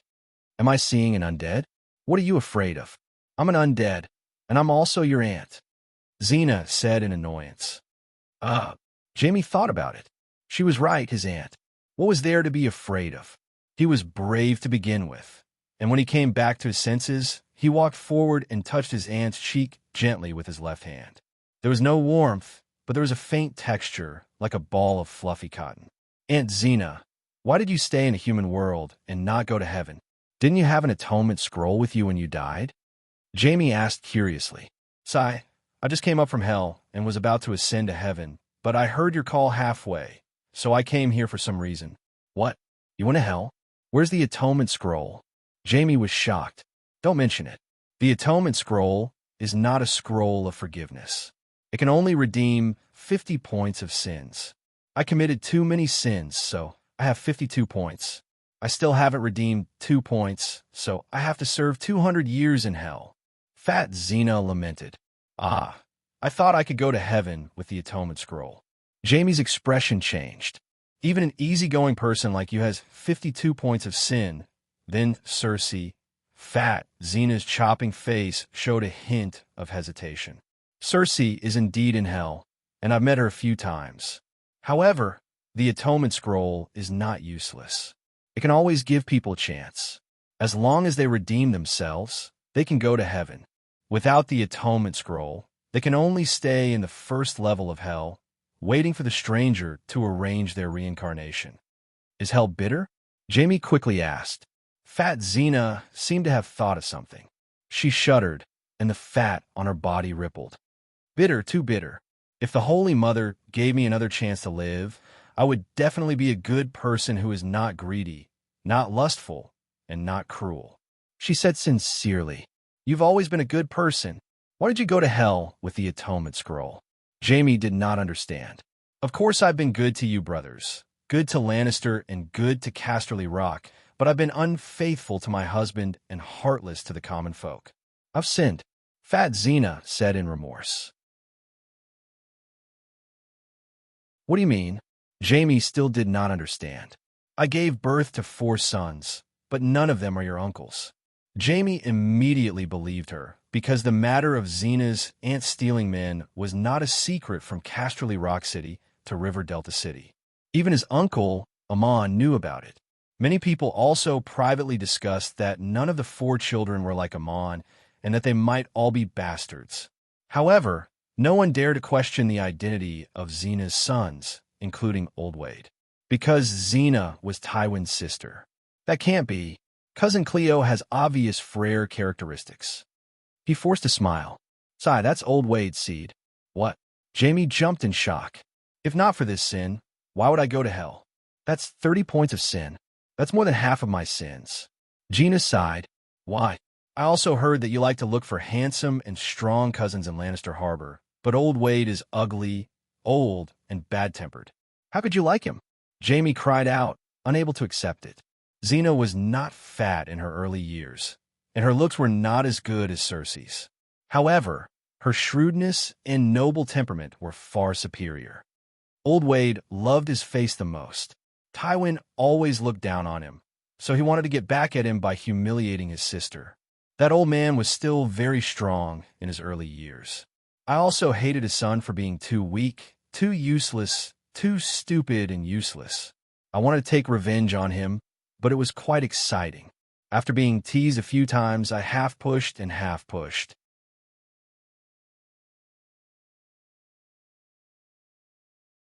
Chapter 968. His uncle was a live-in son-in-law in Casterly Rock City. How could he not be a coward? Jamie sighed. Eamon Fry wasn't a live-in son-in-law, but because Westerners didn't have such a profession, live-in son-in-law had always existed. Fry wasn't as powerful as Lannister. Xena was the only daughter, but Aemon was the second son. After marriage, Aemon didn't receive any inheritance from his family. He lived and ate in Casterly Rock City, relying on his wife's dowry. If he wasn't a live-in son-in-law, then what was he? It was normal for live-in son-in-law to be a coward. Because of this, some live-in son-in-laws' literary talents were so explosive, slapping faces to their heart's content. But Aemon Fry wasn't transmigrated, so he wasn't the main character. Sigh, I regret it so much. Xena said sadly. You've also redeemed yourself. Aemon will forgive you. Jamie comforted her. Do I need that coward's forgiveness? Fat Xena shook her head. Aren't you regretting your promiscuous behavior when you were alive? Jamie was confused. Promiscuous behavior isn't a big sin. Xena waved her hand. If I broke off my marriage with Aemon earlier, I wouldn't be guilty even if I slept with 100 men. But I married him under the statues of the Holy Father and Holy Mother, and swore 7 marriage vows to the 7 gods. Sleeping around is equivalent to breaking the vows, and even blaspheming the 7 gods. That's why I'm guilty. So, you regret not divorcing Aemon earlier? Jamie was stupefied. I also regret being greedy. Long night descends, extravagant and wasteful, eating a roast suckling pig for every meal. Eating roast suckling pig is a sin? Then isn't every noble sinful? Jamie frowned. Gluttony is one of the 7 cardinal sins. It's different from being full. Not only was I greedy, but I was also wasteful. I didn't save food and went against the Holy Mother's long night light operation. Xena said regretfully. Jamie's mouth twitched. This is really... I didn't expect the 7 gods' precepts to be so strict. If that's the case, many honorary nobles with good reputations who didn't break the law will also go to hell. Fat Xena said helplessly. Aristocratic traditions and the laws of the 7 kingdoms do not apply in heaven. 40 years ago, one of my maids used to steal my clothes and use my makeup. I was very angry. After that, he sold her to the lowest class brothel and let the sailors work her.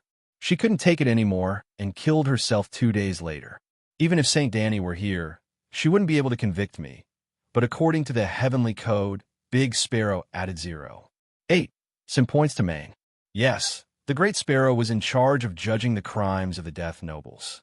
Another example would be when Tywin was the Prime Minister of King's Landing in the early years, and I would sometimes handle the affairs of Casterly Rock for him. Many commoners were hungry in the winter and spring, so they came to our forest to poach. I had the soldiers tie the poachers to the targets and shot them one by one myself. Kevin praised me for my excellent archery. Tywin praised me for protecting Lannister's interests. The nobles of the western region cheered for me, and even the commoners were in awe of me. I also did comply with the aristocratic property law. In the end, I went to hell and added 2. 5 sin points. That doesn't make sense, does it? Jamie murmured. Fat Xena shook her head. When you go to the world of the stranger and the Holy Mother, you have to obey the laws of the 7 gods. Moreover, the teachings of the 7 gods are all in the 7 Stars Bible, so the stranger is not punished for not teaching. Then she continued, only when you enter the world of the stranger after death will you experience a truly fair and just trial. No one can escape. While you're still alive, Jamie, you have to do more good deeds, especially good deeds.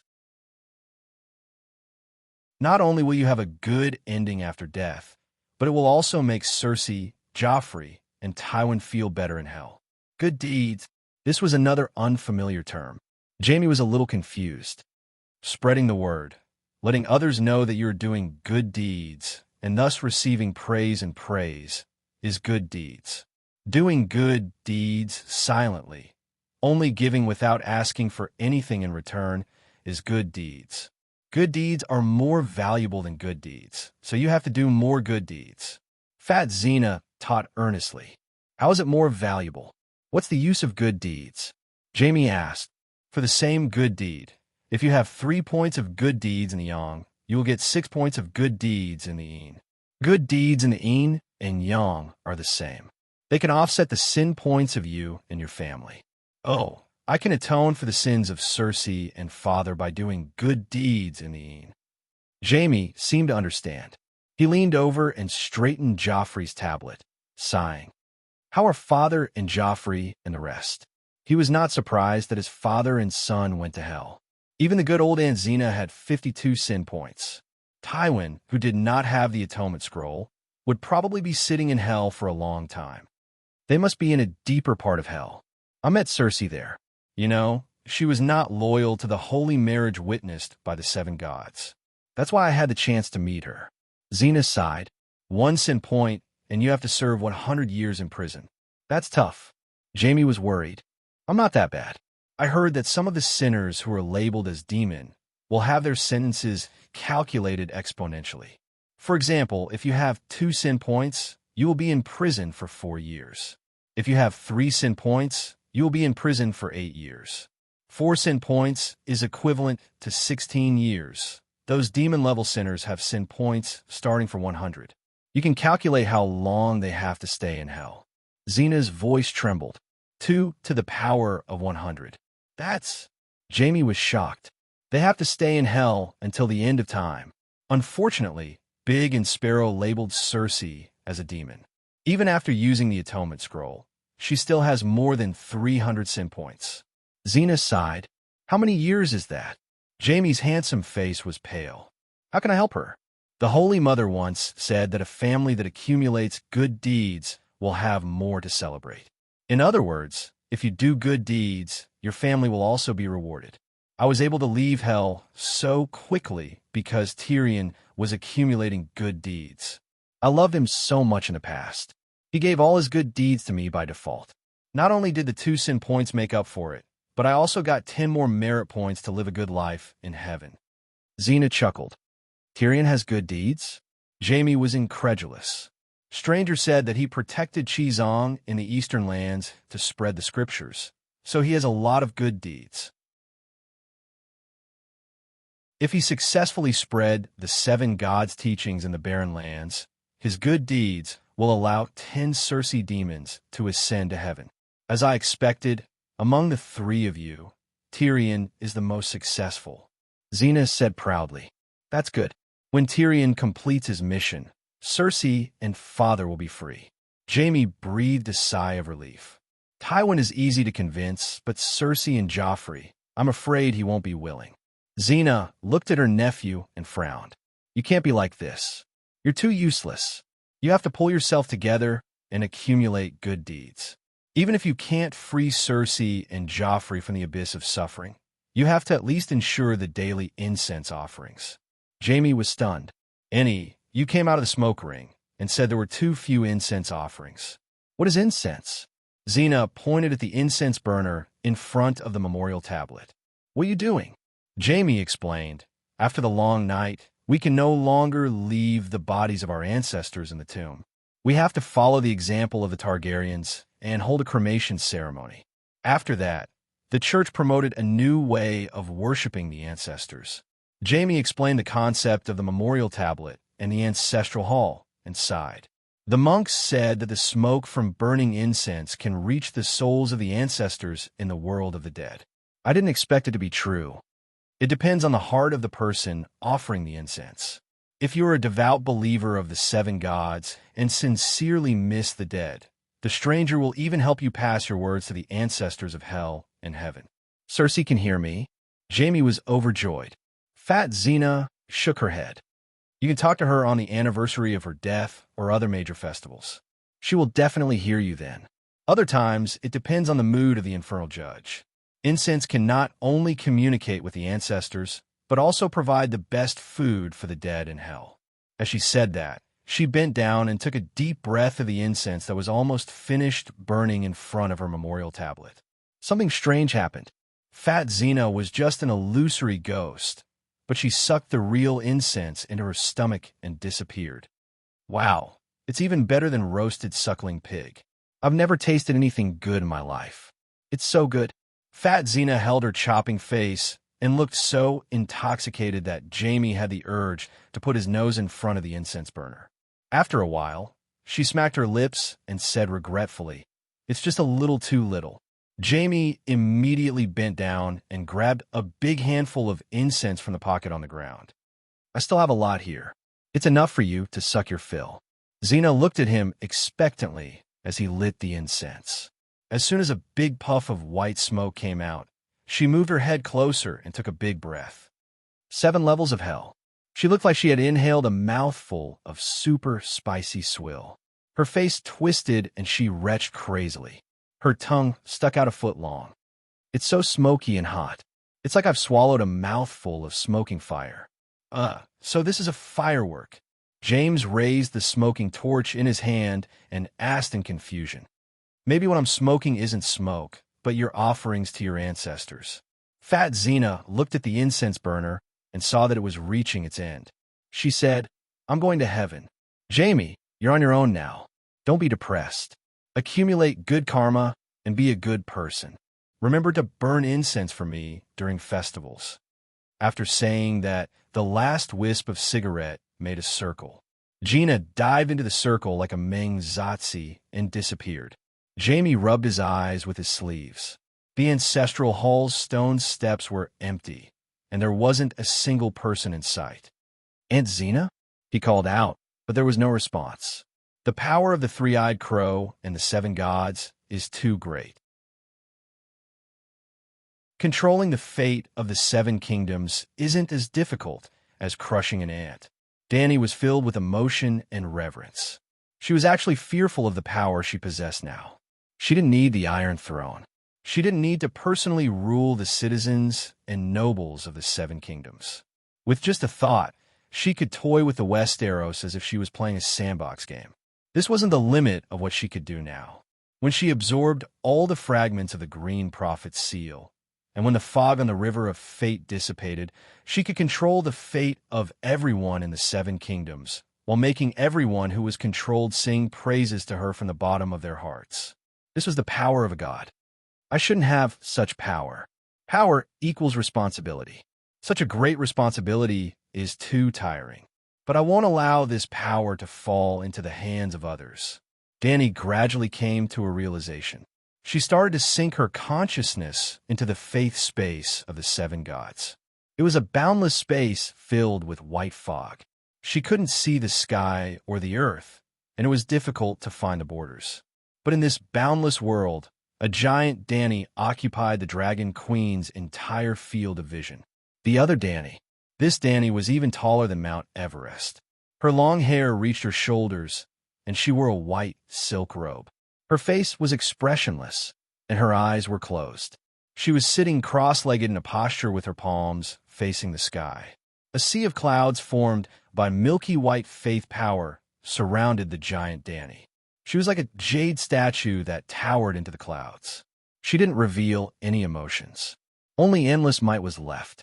The strange thing was that this Dani had 2 heads, one at the front and one at the back. With a thought from the Dragon Queen, the giant Dani's front and back eyes opened at the same time. There was a hint of a living person's aura on her body. The front eyes shone with golden light. They contained endless benevolence and peace. The back eyes were as black as ink. They were sinister and filled with a mysterious and dark aura. One of them was heaven, and the other was hell.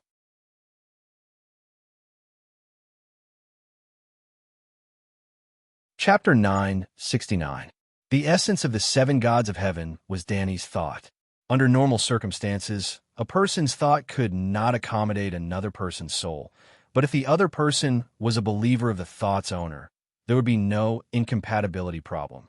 If one used physics to define spiritual power, it could be seen as an electromagnetic wave, with the god's thought wave as the main, resonating with the believer's spiritual wave to form a new spiritual wave.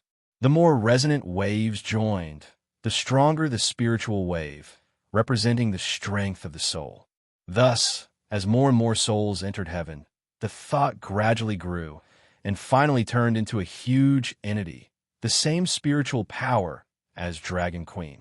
Of course, The process of spiritual power materialization was inseparable from the faith space's unlimited supply of faith power.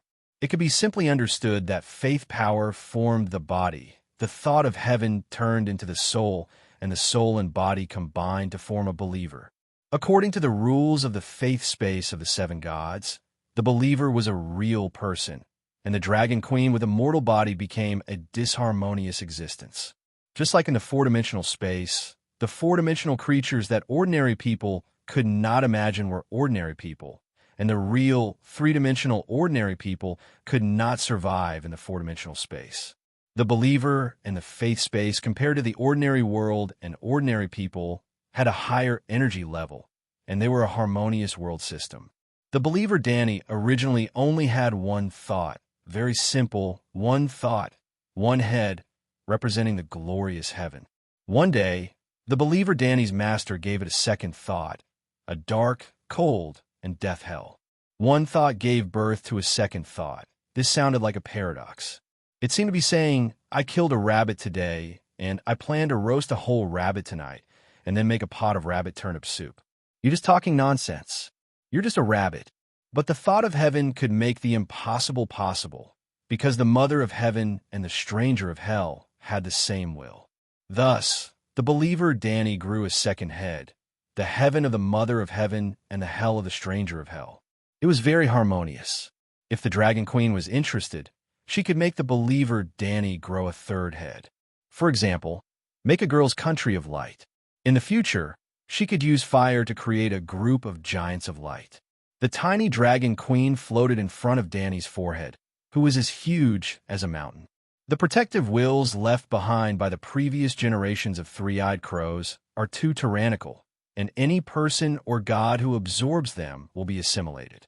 However, there was nothing wrong with the guardian will itself. The only fault lay in the fact that the three-eyed crow's ability was limited, and its method was flawed. It would be a pity if such a great and noble spirit was destroyed. Why don't you sacrifice yourself? The believer Danny's huge face was expressionless. I am you, but you are not me. It is up to you to decide how to transform this thought, not me. The believer Danny did not have an independent will, but it did not mean that it had no thoughts. It was a thought that represented thoughts. The Dragon Queen and her believer Danny's conversation was like an ordinary person's hesitation, with two thoughts going up and down in their minds. Yes, it was to turn the concept of entanglement into reality. It was very unscientific but very magical. Sigh, I don't want to bear the responsibility of being the master of the heavenly law, but I also don't want to give up the benefits of being the master of the heavenly law.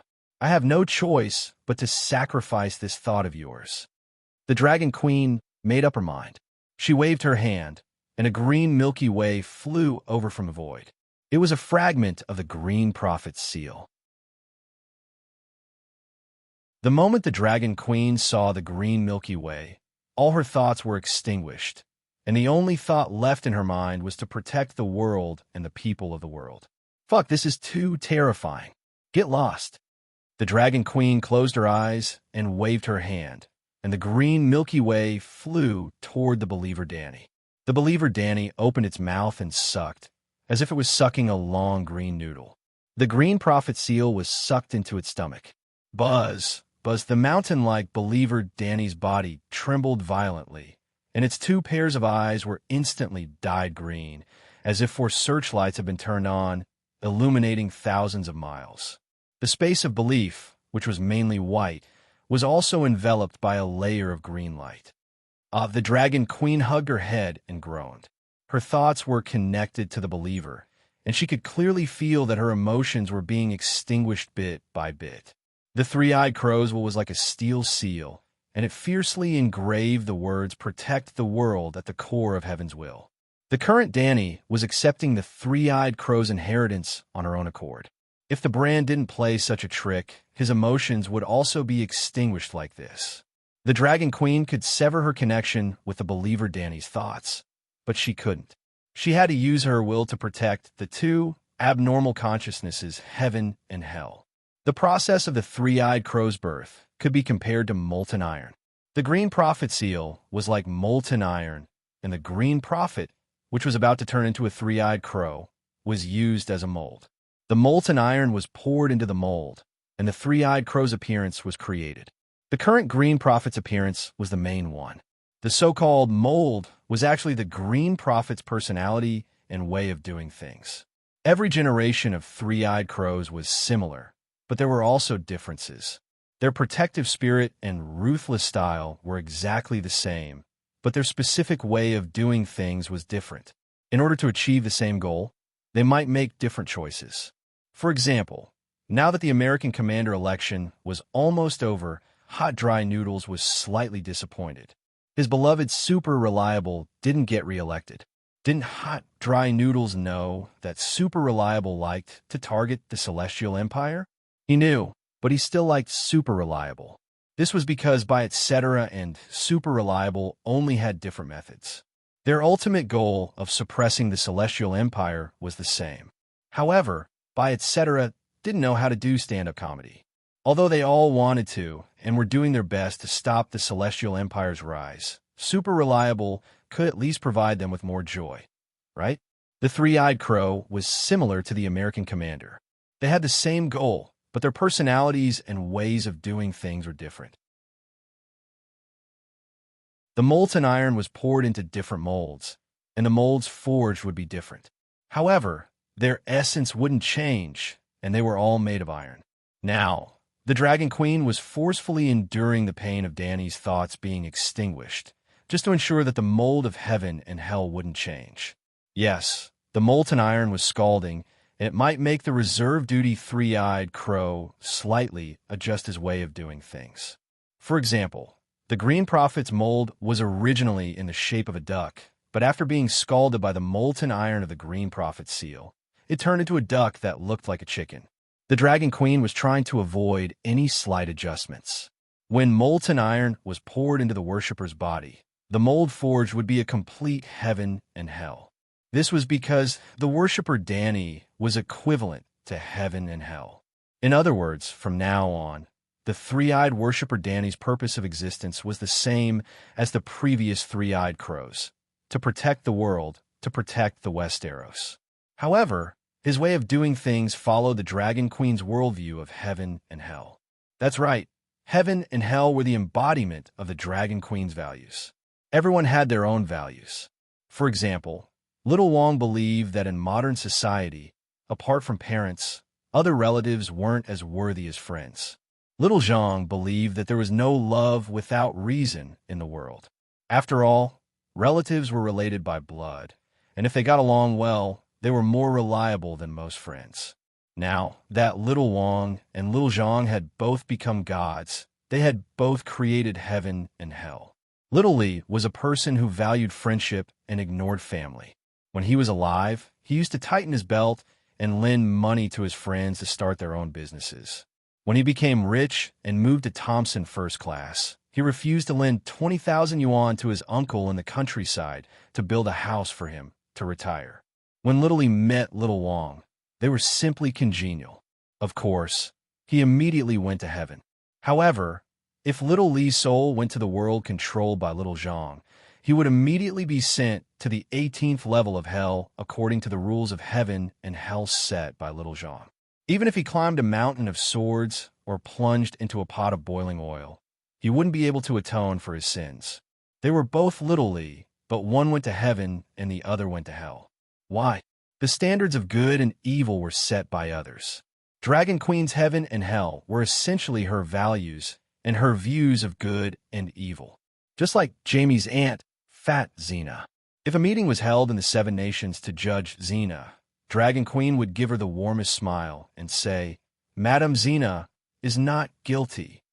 However, once Xena died and went to the 7th level of hell, the Dragon Queen, who had put on a layer of stranger's skin, was furious. She gritted her teeth and said, "This woman has committed a heinous crime." Oxhead and Horseface beat her hard. Why was it like this? Was Dragon Queen suffering from schizophrenia? In the real world, the rules weren't decided by her alone. Living in society, she had to abide by society's rules. Dragon Queen didn't want to live too tiresome. She didn't want to live in a world filled with people who hated her. Therefore, she compromised. She only needed to adhere to the good and evil, right and wrong in the hearts of people. But heaven and hell were completely under her control. Dragon Queen could easily achieve the fairness and justice in her heart. Therefore, nobles who were innocent when they were alive couldn't escape the final judgment after death. Maybe God had the same idea as Dany. That was why he created heaven and hell after creating the human world. God's way of doing things was completely opposite to Dany. His heaven, hell, and the human world were all one world. His actions were similar to the Taoist way of thinking. The world was already created for you, so go and mess around. I'm only responsible for holding up the sky and not letting it collapse. I don't care about anything else. A terrifying existence that was even more terrifying than the three-eyed crow was born. The believer, Dany, became the new three-eyed crow. She was immortal and lived and died together with Westeros. Her immortality also meant that the fate of Westeros would forever be controlled by her alone. This was 10 times more terrifying than the new three-eyed crow. This was because it also fused with the power of the 7 gods and was promoted from the 1 to 1. However, Dragon Queen believed that from this moment onwards, the happy days of the Westeros had arrived. Regardless of whether they felt happy or not, Dragon Queen was doing this for their own good. The three-eyed crow that Dragon Queen hated so much in the past, also insisted that he was doing this for the sake of making the world better. In short, the 7 gods and the three-eyed crow truly joined forces and formed the three-eyed believer, Dany, who made smart, ordinary people feel even more despair. The will to protect the world didn't change, but the way to protect the world was decided by Dragon Queen. Now that the rules were set, even Dragon Queen couldn't go against them. If the three-eyed crow was like a program that managed the Westeros, Dragon Queen only rewrote the program, but didn't change the fact that she was using the program to manage the Westeros. As long as she was in the Westeros, she would also be managed. However, the management method was set by her, which meant that she was always strict with herself.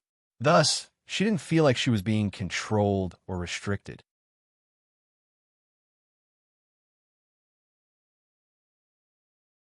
Chapter 970. People's hearts were easy to change. As long as one was a human, one would have emotions, and when one's emotions fluctuated, one's principles would also fluctuate. The three-eyed crow didn't have any emotions, and this was why it represented absolute fairness. Its fairness wasn't necessarily correct, but it could guarantee that everyone would be fair and just when faced with its rules. For example, one of the three-eyed crow's rules was that anyone could be sacrificed for the world. Wasn't this right? There wasn't anything in the world that was absolutely correct. However, the three-eyed crow could apply this rule to everyone fairly, including its relatives and enemies, kings and beggars, and even the three-eyed crow himself. Now, Dany defeated the three-eyed crow and replaced him as the ruler of the Westeros. Due to her special identity as a transmigrator, as well as her pure nature, the new rules she set for the Westeros were more reasonable than the three-eyed crows, and they had more vitality and potential. However, could Dany guarantee that she would act according to the rules completely? For example, she set a rule that it was a crime for nobles to kill hungry poachers, but she could still be fair and just to other nobles, even to Tyrion. If one killed a hungry poacher, he would receive 0.1 points of sin, and if he killed 100 poachers, he would be sentenced to 1,000 years in hell. During this time, hell's magistrates would torture the nobles. For example, when the nobles were alive, they would chop off the heads of poachers, and in hell, the magistrates would do the same and chop off the nobles' heads 100 times a day for 1,000 years.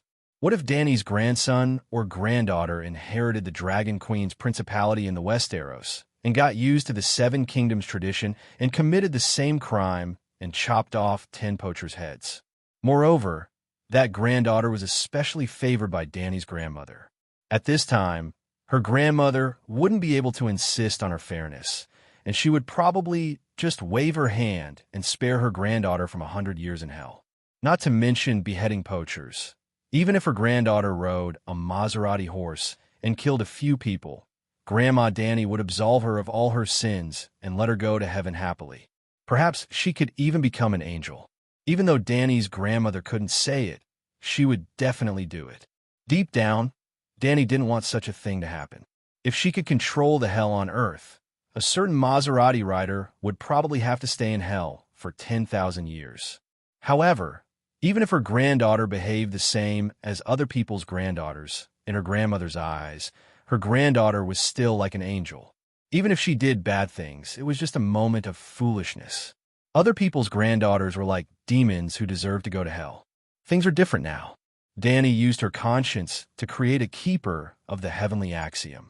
She used the seal of the Green Prophet to remove the feelings of conscience, so that it was just a pure conscience that spoke to all living beings. Even though she liked Grandma Danny's granddaughter a lot, she still, well, Danny, a believer, is indifferent to his granddaughter. However, Danny, a mortal, can let his granddaughter go through the back door that he deliberately left behind. In the era where the emperor was punished the same as the common people, he had to wait until Danny's grandmother was tired of the trifles of the mortal world and no longer appeared in the human world. She would no longer have any love for her descendants. At that time, if the Targaryen emperor made a mistake, he would also have to go to hell.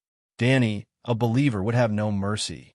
Blackie, the dragon queen, called, and a black dragon that covered the sky flew over from the void, surrounded by clouds. Blackie looked at the dragon queen, and then looked at Danny, a believer who was hundreds of times larger than himself. The believer's expression was cold, like a machine, but her eyes were especially bright. The holy and peaceful golden light merged with the ancient green light. Danny, she makes me feel unfamiliar, Blackie said. Mother Dragon said, although she has no feelings now, she can still have a dragon spirit with you. From now on, she will take care of the divine kingdom and the church. You will be a free and unfettered immortal who works hard in cultivation. Don't be tied down by worldly affairs. Cultivation and power are the most real. When the world changes and the rules need to be changed, you will update the program in her brain with her dragon spirit and make it more compatible with the real world. Of course, if there's a Targaryen who needs to cheat in the future, and you think she's very promising and pleasing to the eye, you can also adjust your fate with the believer's dragon spirit and let the Targaryen gain an advantage in the change of the era. What about you? These words, which sounded like a funeral, made Blackie feel very uncomfortable. Danny looked up at the void where the clouds of the power of faith floated inside. If I live for 1,000 years, I will be very happy and enjoy the riches of the world. After 5,000 years, I will lose interest in worldly pleasures and pursue the song of law wholeheartedly. If I live for 10,000 years and don't reach the end of my cultivation, it will be fine. If the realm completely stagnates, I will be bored. The years after 100,000 years will be torture for me. Danny, I don't like to hear this. Blackie shook his head. I'm just showing off. Don't mind it. There is no end to cultivation. The wave of the long night still needs us to work hard together. Danny laughed. Alas, I cultivated according to the method you taught me, but I still couldn't understand the domain of fire. I didn't even make much progress. My cultivation talent seems to be too bad, almost the same as Lalo. If I can use the domain of fire, with my huge divine power, I may even be able to compete with the Frost God. Blackie said helplessly. Danny nodded and sighed. You are indeed very stupid. You can't learn even if I teach you step by step in the dragon spirit state. But you should be better than Lalo. Although your progress is slow, you're still improving. Lalo has been in the same place for hundreds of millions of years. What should I do? Blackie asked. Maybe Megalosaurus are born stupid, Danny said helplessly. There is no other shortcut to diligently cultivate and steadily gnaw on the evil gods. Then, Danny waved to the believer and cried, You are different from me. You have to have your own name. Tell me, what do you want to be called? I think I'm very like Hongjun ancestor. The believer Danny said seriously with cold face. It had all the memories of Danny, but it obliterated her emotions, so it knew who Hongjun ancestor was. It's good to have ideals, but now you are not even the sky of the Westeros. Dany said, in the West, I can call myself the Thegada. The believer Dany said seriously. Dany touched her forehead. Is this really me? Keep a low profile. Tethagata is too arrogant, she said. Then, without waiting for the believer to say anything else, Dany directly suggested, I often appear in the human world as the Virgin Mary. At the same time, I am also the Empress of the human world. It's better to call you Tim, Empress Mother. That's too unpleasant. The believer didn't react, but Blackie was unhappy. Dany, she's always you. Be good to yourself, he said. Since I am in charge of heaven and hell at the same time, I will call myself God a girl. Everyone knows that. Dany laughed. This time, no one objected. God, transfer all the power of the Green Prophet to me. Dany shouted to the believer. This was a command that was extremely disadvantageous to God and had no obvious benefits for protecting the world. However, God Dany didn't resist. He obediently transferred the power of the Green Prophet's seal to Dany. This was because this was a rule that had been written into heaven's mind in advance. Like the rules of heaven and hell, it was a source code. The believer's God was like a filter. Pure power was integrated into Dany's second soul of the Song of Windbelt, leaving behind her determination to protect the world. It was a bit pitiful. She had determination, but no power. In the end, the final explanation was still in the hands of the Dragon Queen. This feeling, Dany's purple eyes were dyed green. Tornadoes formed spontaneously around her. Her wind domain spread infinitely. The foreign elemental power in the space of faith of the seven gods gradually turned into divine power of the wind. Without power, I will not be able to fulfill my responsibility as the world's guardian. The believer's God was still expressionless. Dany hesitated for a moment. Then, she transferred 10% of the Green Prophet's power to her. Now that the River of Fate has not appeared, 10% of the heavenly axiom is enough for you to take charge of the dead worlds in Westeros.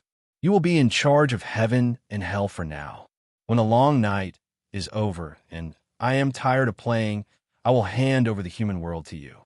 Dany currently needed power to deal with the evil gods in the righteous alliance. Of course, she couldn't give away too much of her soul's power. The believer's God looked mighty and huge, but his essence was the combination of heaven and hell. If he left the space of faith and fought the enemy head-on, it would be the same as exposing heaven and hell to the enemy's attacks. The slightest damage would be too great a loss. Now, I should find a place to let heaven and hell completely materialize. It seemed like absorbing and transferring the Green Prophet seal was just a matter of a few sentences. In fact, it took quite a long time. When Dany's consciousness returned from the space of faith, the sky was already dark. All right, the sky outside only changed from the pure black of the night to the gray of the day. However, the little fairy who acted as the moon consciously adjusted the brightness. From the cold and pale moonlight to the dark red morning sun, and from the dark red to the yellow morning sun. Other than its small size and size, the fire fairy could almost perfectly simulate the sun. This was because Dany had started to analyze the Song of Light that she had taken from Lalo back then. When she helped Jon revive, Dany was given a portion of the Song of Light. She couldn't use it at that time. However, once her Song of Light exceeded 60%, she could gradually understand Lalo's Song of Light and gain enlightenment from it. It was like holding a graduation thesis from a university's chemistry department. Even an ordinary high school student wouldn't be able to understand it, let alone plagiarize it. When a high school student entered a university and chose to major in chemistry, when he was close to graduation, he would definitely be able to extract useful material from his senior's thesis. By analyzing Lalo's Song of Light fragment, Dany could even vaguely sense the location of the sun-forged furnace. Your Majesty, you are. After seeing the Dragon Queen's new appearance, the two White Knights, Ursa and Garth, were stunned. Dany was still wearing her blue and white armor today, but she had changed into a thin gray linen cloak. She looked like an ascetic cultivator. What was even stranger was that she was holding a 8-meter-tall walking stick in her right hand. This is weirwood. Do you need a walking stick? Ursa asked strangely. The trunk itself was only 5 meters tall, but the roots were like hair. They were combed into 3 braids and looked like the 3 legs of a walking stick. It was very similar to the walking sticks used by old ladies and grandpas. This weirwood is unusual. It's a magic staff, Danny said. Garth hesitated and said, "Why don't I help you clean up the leaves and roots? I just want it alive." She held the weirwood walking stick and twirled it in front of the white knights and the centaur maids. She asked, "Is it not impressive enough?" The 4 of them shook their heads. "At least it should be a little mysterious, right?" Danny said unwillingly. In order to match the weirwood walking stick in her hand, she deliberately changed a few outfits in front of the mirror today. In the end, she chose the gray linen cloak with the color of a mysterious wizard. She imitated Gandalf, who flew with his walking stick and sword. "Calixi, it's a little silly," Jichi said softly. "I think so too," Eerie quickly agreed. "Silly." Danny's face darkened. The 2 centaur maids quickly said, "Look carefully, it is indeed a little mysterious." Danny waved her hand and called 2 wind elves from outside the house. She threw the weirwood to them and said, "Cherry tomatoes, cucumber twist, help me carry it."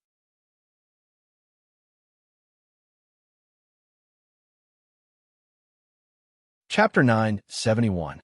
After giving 10% of the green prophet seal to her believers, Danny was left with 73%. How powerful was that? When she held the weirwood in her hand, she only needed a single thought. For example, Targaryen. Then, all Westeros with the Targaryen bloodline would appear in front of her. She entered a higher dimensional world that included time.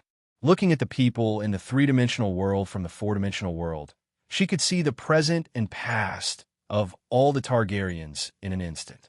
If the River of Fate wasn't shrouded in a layer of fog, she could see everyone's future. Not only the gnomes and Aegon, but also other families with the Targaryen bloodline, such as Martell, Theon Bella, Yemont's sister Lael, and Dany's descendants. With a thought, she saw Madame Stoneheart. She was in the Northern Territory, tens of kilometers away from Winterfell. She was driving a sleigh in circles in a world of ice and snow. What shocked Danny was the sleigh dog pulling the sleigh, Uncle Finger with a dog's body and a human head. In the next moment, she knew the cause and effect. She sympathized with Uncle Finger. Uncle Finger, who had become a female dog, was like a perpetual motion machine. He didn't eat or drink and pulled Madame Stoneheart around the snowfield for 2 months. Uncle Dog was now running while he numbly recited the 7 Stars Bible of Our Lady of Mercy. The power of the 3-eyed crow is too terrifying. Danny sighed. The 3-eyed crow could be considered a typical 4-dimensional life form. In the face of a higher dimensional life form, Westeros had no chance of resisting. In the next second, Danny scanned the entire 7 kingdoms south of the Great Wall. Almost all the ghouls were marked on the map. She frowned. The closer she was to the north, the blurrier her vision became. In the Northern Territory, not only were there no deviant ghosts, many ghouls were also blurry, as if they were shrouded in a layer of ice fog. This layer of ice fog came from outside the Great Wall. It spread from the north to the south. If the density of ice fog in the land of Everwinter was 100, it meant that Danny would lose 100% of her vision. Outside the Great Wall, north of Winterfell, the density of ice fog was 30%. South of Winterfell to the neck, 20%. The scary thing was that there was a 10% blind spot in Hudging County. 10% was not a small amount. The Long Night had only been here for half a year, and Hudgian was already in the middle of Westeros. Danny gradually understood this. Before the Long Night, the 3-eyed crow represented 100% of the heavenly Tao, and it was only limited to the south of the Great Wall. After the Long Night descended, the 3-eyed crow's power didn't change, but the heavenly Tao's shares in the south of the Great Wall were diluted. As the deviant ghosts headed south, the cold living dead replaced the warm-blooded living people and the heavenly Tao was gradually taken over by the frost god. If all the living Westeros died out, the other ghosts would replace the humans and start a new ice age. The god of frost would then take over the entire heavenly axiom. After Dany understood this, she solved two questions that had always been in her heart. Why didn't the three-eyed crow Blinden discover the winter horn's appearance? It was because winter had arrived, and the horn of winter had appeared outside the Great Wall. The three-eyed crow had never been able to occupy the whole heavenly axiom north of the Great Wall. Not only were there barbarians outside the Great Wall, but there were also deviant ghosts. The world that the three-eyed crow guarded wasn't a world that the deviant ghosts needed. Hence, the deviant ghosts didn't hand over the heavenly axiom to the three-eyed crow like the humans. It was just like how Washington represented North America's heavenly axiom and radiated to Japan and South Korea. However, when it came to East Asia, the Chinese didn't care about Washington. Only in the south of the Great Wall was the three-eyed crow omniscient. Dany gradually understood why the god of frost was so calm after the Battle of Winterfell. It was because the true long night hadn't descended, and the god of frost's power hadn't reached its peak. The sun had been extinguished for less than a year, and the climax hadn't arrived yet.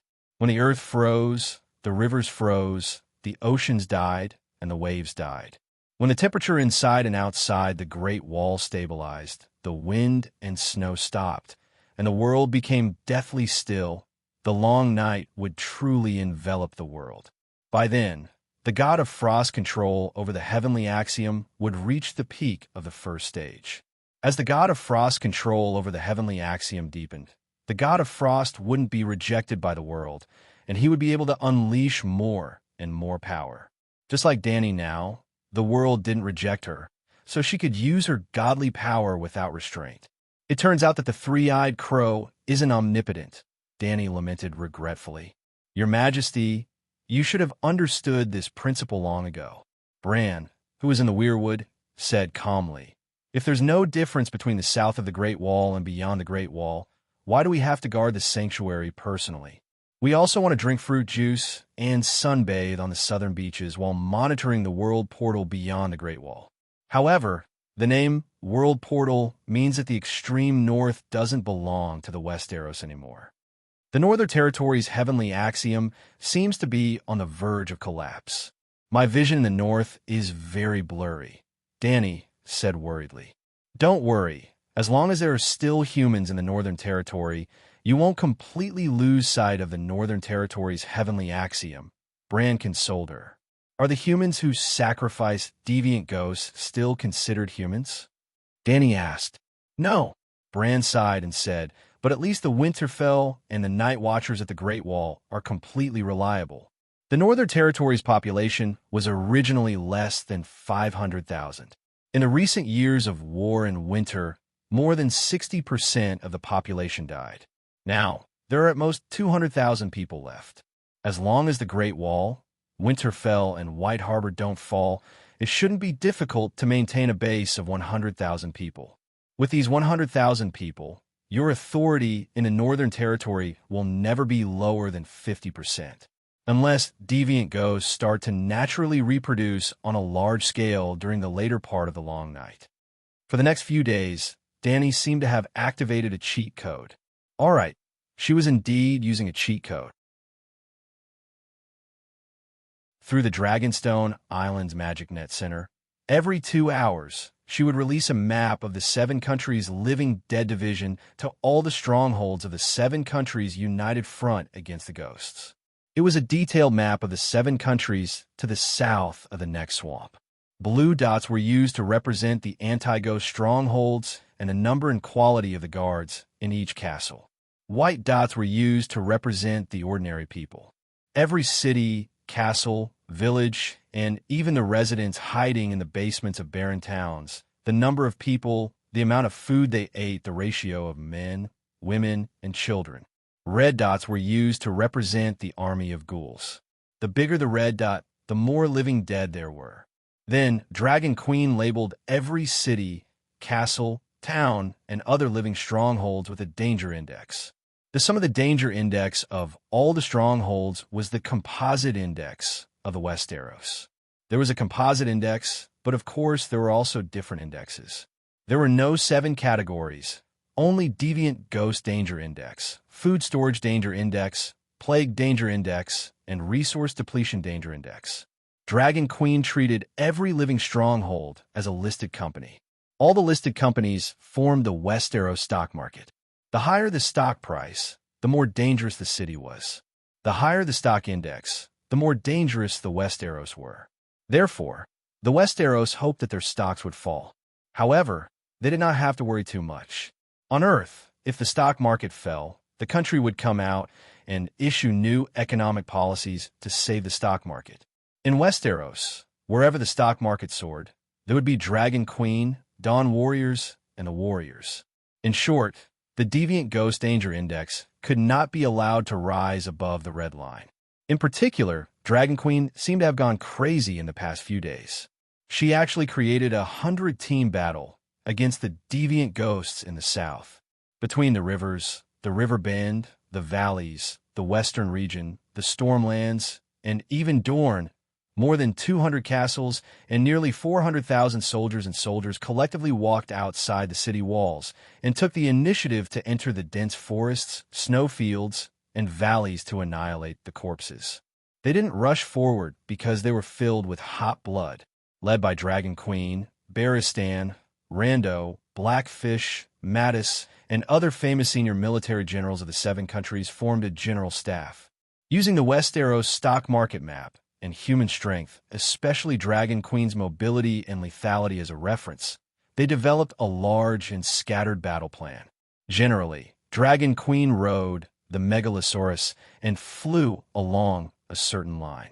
When she was still near a city, leading the soldiers of the city to encircle and annihilate the army of corpses outside the city, the soldiers of the city next door received orders and set off.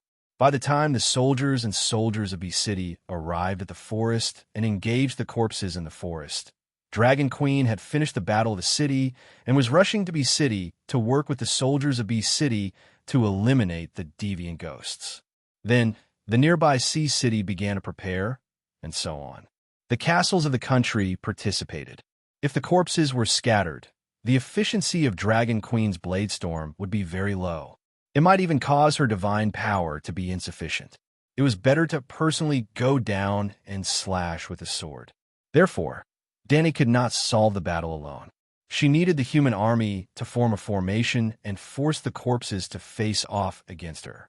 If the corpses were still scattered when facing an army formation, for example, if the 5,000 human army shrank into a group, the 100,000 corpses spread across the plains like beans. Obviously, they were no match for the human soldiers in formation. They would be swept away by the human army formation step by step like fallen leaves on the ground. Dragon Queen did not even need to make a move. If the corpses attacked the human army formation, it would definitely cause a large number of corpses to gather together. Thus, Dragon Queen made a brilliant appearance. Unless the corpses retreated when they saw humans, the army of corpses would definitely be defeated when facing the combination of Dragon Queen and the Volunteer Corps. But could the corpses run away when they saw humans? If so, how could they destroy humans? Of course, generally speaking, the corpses would not run away, but the deviant ghosts were not stupid. They would make a strategic retreat after the army of corpses was defeated. The corpses did not need to rest. They could run faster than humans. The results of the battle were amazing. More than 5 million corpses were killed, and more than 300 deviant ghosts were killed. Before this battle, the Westeros Deviant Ghost Danger Index was red. Hundreds of human strongholds were under the safety line. After the battle, the south of Neckmarsh was almost completely green.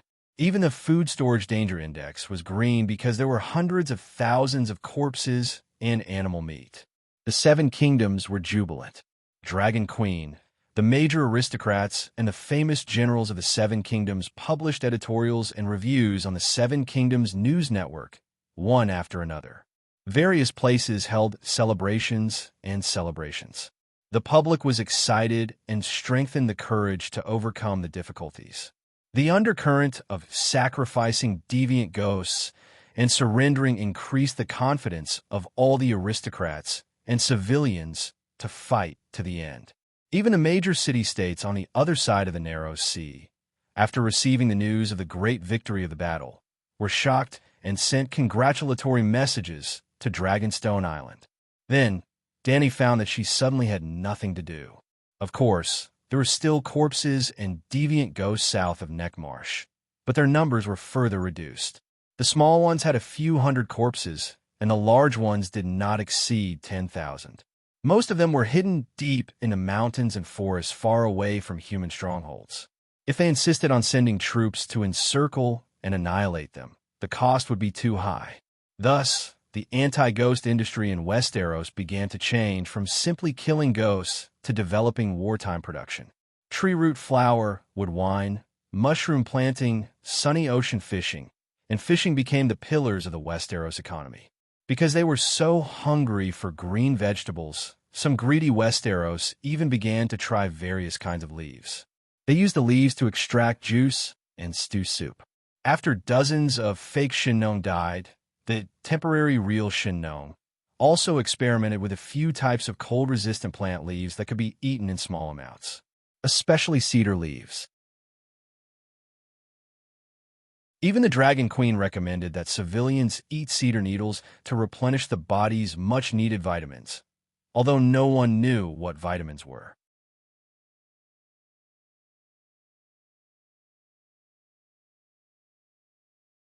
Chapter 972. The gloomy north wind made the shadows of the trees flicker like ferocious living creatures. Mormont looked around hurriedly and said, "I don't feel good. I keep feeling that something is spying on us." Giro Dane twitched his huge hooked nose and frowned. "I smell human feces. There should be a large number of living people living here. There's a cave in the pit. The No Flag Brotherhood used to live here. The snow has covered their traces." Dany said, "This was a tall mountain.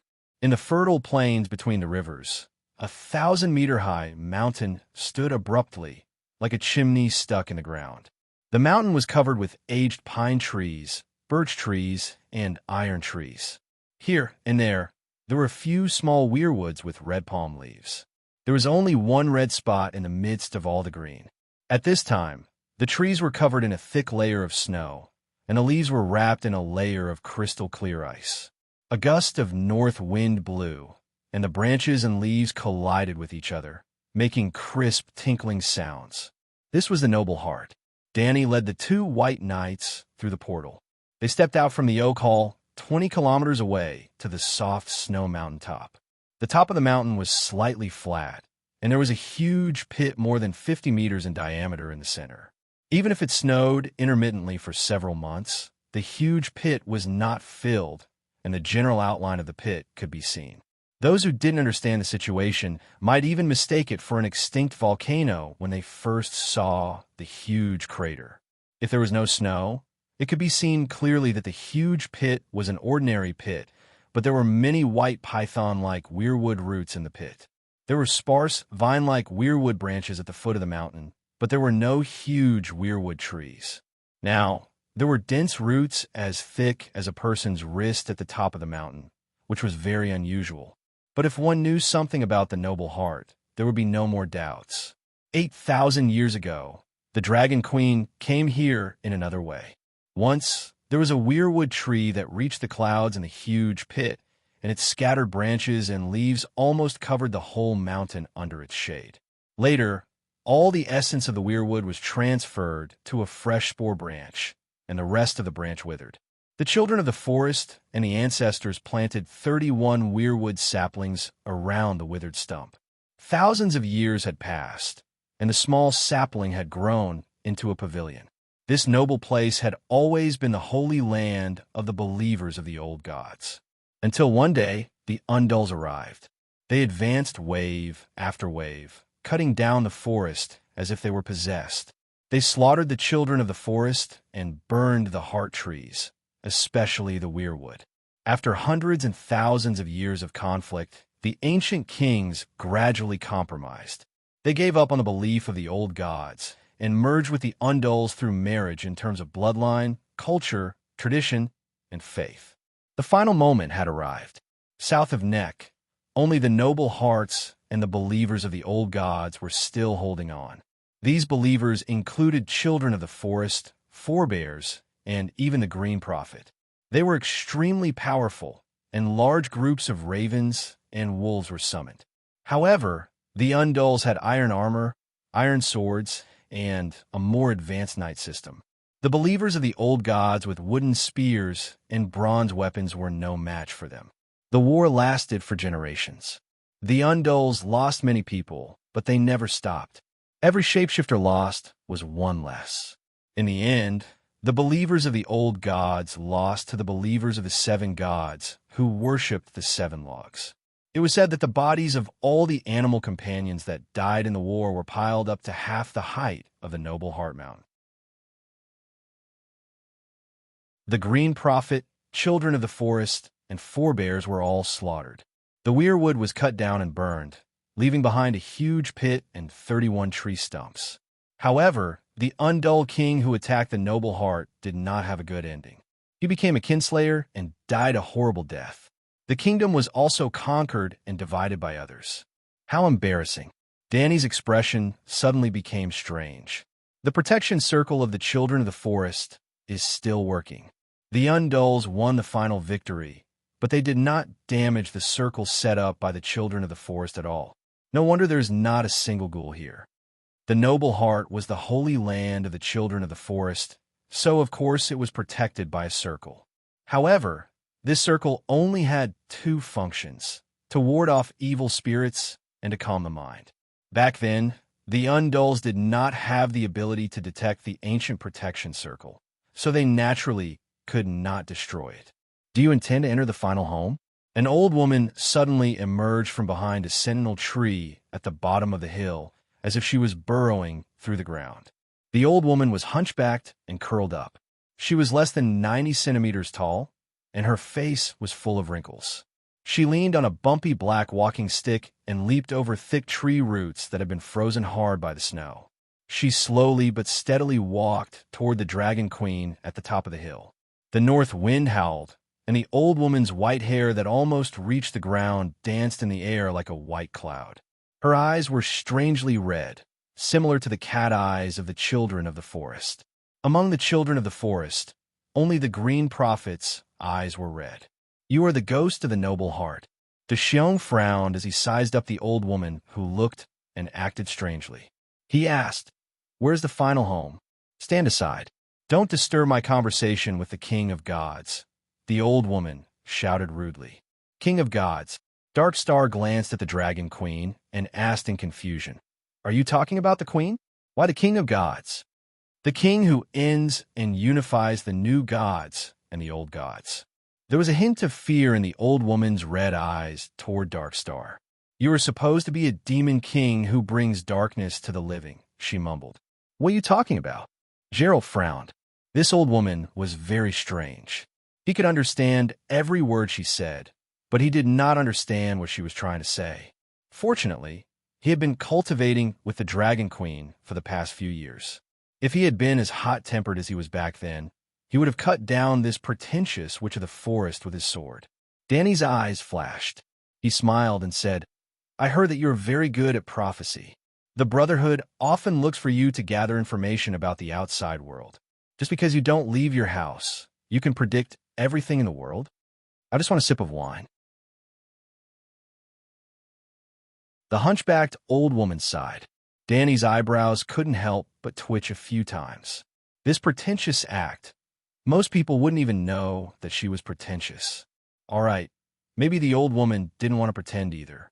However, Danny knew that the Brotherhood used a mere pot of wine to know in advance that Erlu would kill his brother, Yulun would kill his brother, the Blood Wedding, the Purple Wedding, and a series of other prophecies that would change the situation of the Seven Kingdoms.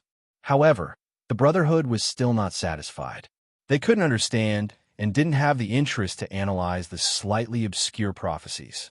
Instead, they wanted more direct information, such as how many enemies there were, where they came from, and where their troops were, How about we make a bet?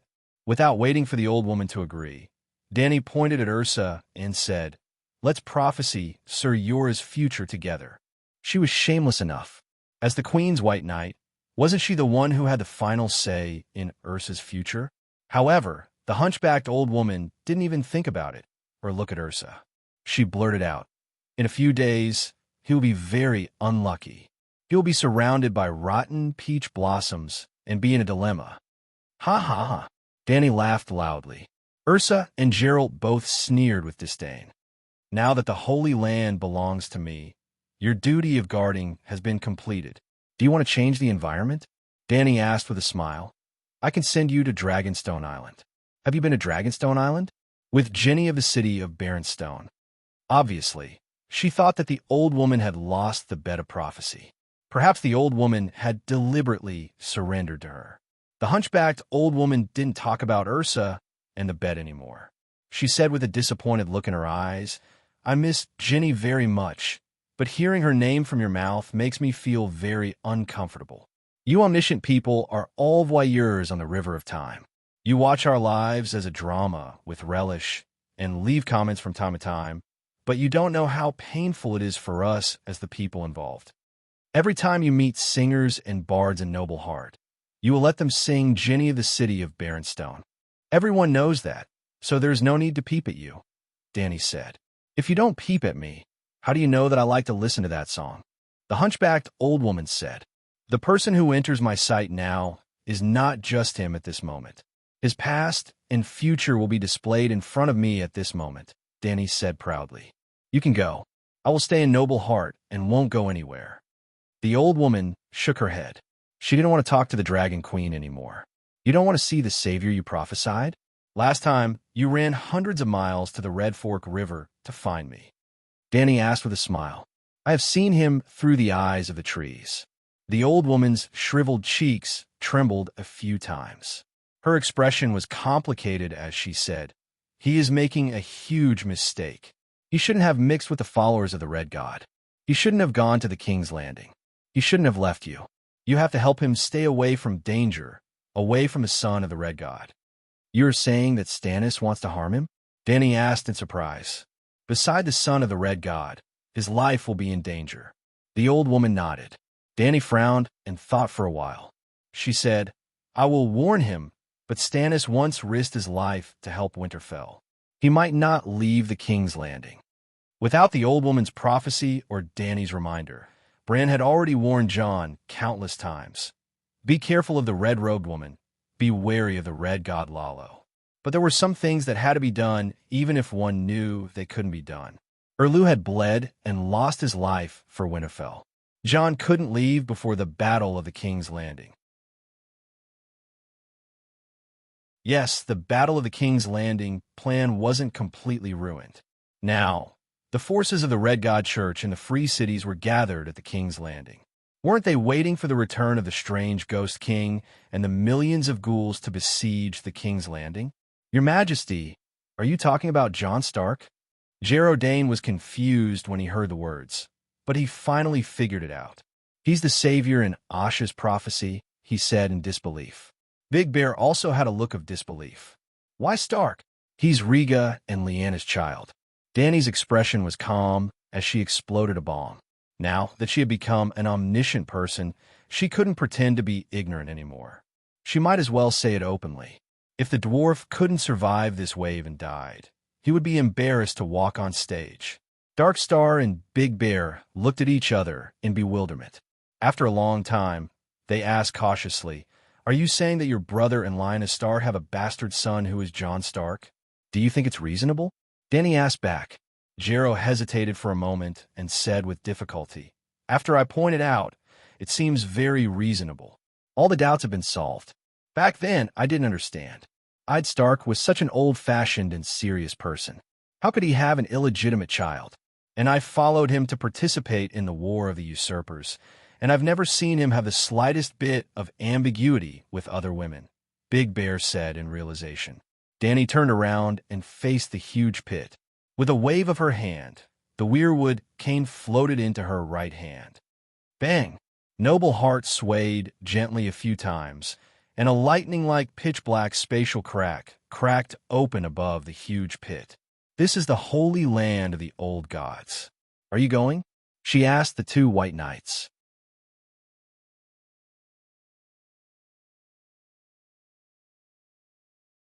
Chapter 973. The Dragon Queen didn't do anything, but a lightning-shaped black crack suddenly appeared above the pit at the top of the Noble Heart Mountain. It was a space crack that was 7 or 8 meters long and 2 meters wide. Jero and Big Bear didn't know what was behind the crack, but when they stared at it, they could feel fear and awe from the depths of their souls. This feeling was inexplicable. This is different from the space gate summoned by Big Black. The color and shape are different. Do we also jump in directly? Big Bear swallowed his saliva and asked with some fear. Jump into the dark shadow. Don't touch the intersection between the edge and the normal space, or you will be cut in two, Danny said while picking up 2 withered branches from the snow. One of them disappeared into the dark crack. The other flew horizontally to the edge of the black crack and split into 2. One fell to the bottom of the pit, and the other disappeared into the darkness. The old woman said, "You want to let 2 heretics enter the Mother Goddess Holy Land. The 7 gods and the old gods have merged into one. There are no heretics. I'll go down first. Jero, you take the rear." Big Bear said to the Dark Star and jumped into the dark crack. Like the branches just now, they disappeared in an instant. Big Bear thought that he would enter a dark and cold space, but his vision was suddenly filled with warm green light. It was like returning to the womb where he was first born as a fetus. The peaceful and comfortable feeling made him intoxicated and unwilling to wake up. But in the next moment, he was awakened by a burst of noise. Opening his eyes, Big Bear was at a loss. He was in a tall temple that was brightly lit. The roof was 7 or 8 meters high. Looking around, it was probably 2 or 3,000 square meters. Supporting the structure of the house was a circle of heart trees that were as thick as 2 people. They were all weirwood, and the tree trunks were engraved with the faces of gods, such as smiling, angry, contemplating, roaring, and sad. This was the temple of the old gods. Although the old gods didn't have temples or priests, with so many heart trees appearing at once, it was obvious that this was the holy land of the old gods. Was this the holy land that the queen mentioned? Big Bear looked around. He was in the center of the temple.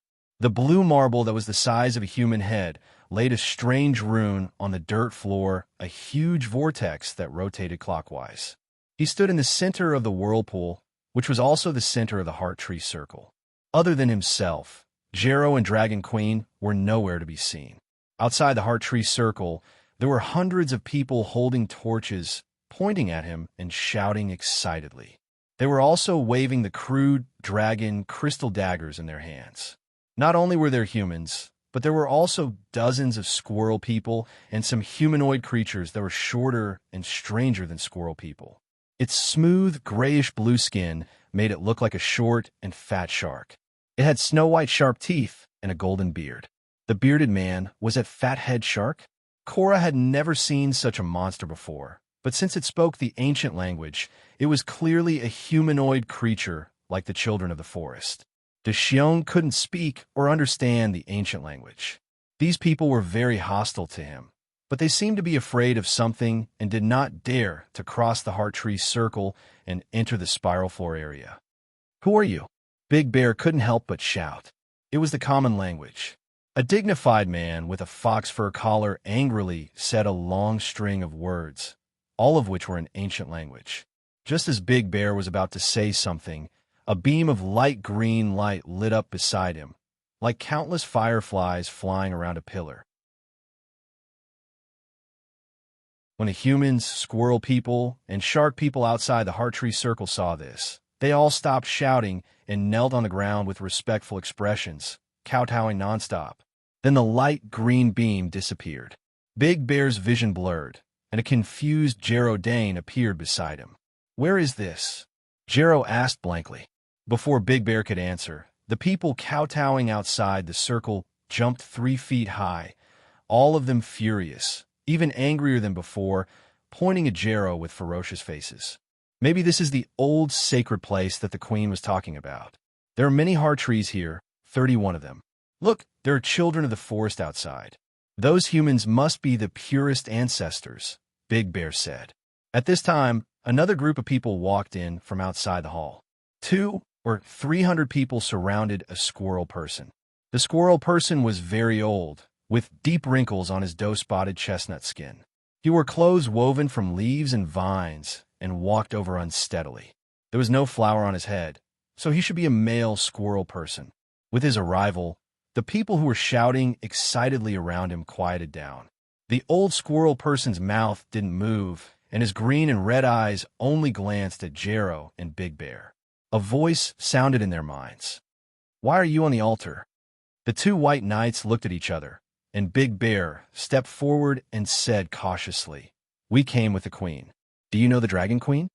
The old squirrel person closed his eyes and pondered for a moment, then said, "I understand. The queen should still be in the sacred place. Come down from the altar." "Come down?" Big Bear looked down again, feeling puzzled. Wasn't this just a flat ground? "You mean leave the heart tree circle?" he asked. "Be careful. He's tricking us out," Jero whispered. Big Bear glanced at the old squirrel person and shook his head. "It shouldn't be. The old man may be a powerful green prophet. There's no need to lie." "I'm not a green prophet, but don't worry. The people here don't mean any harm. They just don't understand the current situation." The old squirrel person said a few words to the people around him, and the ancestors and the wood dancer put away their weapons. The two white knights then left the central area of the heart tree circle, but stopped between two heart trees. "Where are we? Are we beyond the Great Wall?" "The queen did bring us to the sacred place of the old gods." "I thought this was the sacred place," Big Bear said curiously. "This is not beyond the Great Wall. Do you know the Thousand Faces Island of the Divine Eye Lake? You're in the holy temple of the Thousand Faces Island Green People Alliance," the red-eyed squirrel said. "Thousand Faces Island? Green People Alliance?" Big Bear and Jero looked at each other in shock. The full title of the King of the Seven Kingdoms was the King of the Ancestors, Undulls, and Loinars. The three races were all refugees, and they also had wars of conquest with the local natives during the migration to the Westeros. 12,000 years ago, the ancestors crossed the narrow sea, crossed the Dorne Arm, and entered the Westeros. The natives they faced were the children of the forest. At first, Dany couldn't understand how the ancestors could gain a foothold in the Westeros. Was it because of the bronze civilization of the ancestors? The Green Prophet knew forbidden spell magic. Later, when she understood the attitude of the Door God and the Three-Eyed Crow towards the second generation of Westeros, those who were born in the Westeros were considered Westerners, she understood the supernatural powers of the early ancestors, and her doubts were solved. First of all, the top powers of the natives didn't interfere in the racial war. Secondly, the early ancestors didn't lack supernatural powers. For example, City Builder Brandon, God Sorrow Durin, Green Hand Garth, Dragon Slayer, Grey Sea King, and other ancestor kings all had god-level powers. Well, these ancestors were born in the Hero era and didn't participate in the earlier Dawn era conquest. But it could be inferred that their ancestors were definitely not Muggles. In the end, the ancestors didn't completely defeat the children of the forest. Both sides fought for more than 2,000 years and suffered heavy losses. They were both mentally and physically exhausted and didn't want to fight anymore. Thus, the Green Prophet and Wood Dancer, who represented the children of the forest, and the tribal chief and hero, who represented the ancestors, made an oath on the Thousand Faces Island. The oath stated that the ancestors owned the coast, plains, grasslands, mountains, and swamps, but the lush forest would forever belong to the children of the forest. Furthermore, no weirwood was allowed to be cut down in the entire kingdom. All right, looking at the contents of the oath, the children of the forest had already lost. They had almost given up their dominance over the Westeros. However, there was an unwritten, unspoken rule in the oath. All the ancestors had to convert to the old gods. Before the Undulls arrived, all the ancestors had indeed converted to the old gods, including Time In of the Iron Islands. The Anami they worshipped was also the old gods. Looking at it this way, it seemed that the old gods didn't lose much. The oath was carried out under the witness of the gods, and it was incomparably sacred. In order to ensure that the sacred oath wouldn't be broken, the two sides who signed the oath even created a sacred organization, the Green Man Alliance. They're all true royalty. The old squirrel man pointed at the humans in the hall and introduced them to the two white knights. Not everyone is qualified to join the Green Men Alliance. Only the descendants of the kings and heroes can go to the Thousand Faces Island. In other words, he seemed to be quite disdainful of the identity of the two white knights. Are they from the 8 great duke families? Geraldine frowned and asked. 8 great duke families. The old squirrel man snorted and asked, do you know the history of the Westeros? When did the 8 great duke families originate? Many of the ancestors of the kings were heroes of the heroic era, Ursa Major said. Era wasn't a new term invented by Dany. Westeros had the term era since ancient times.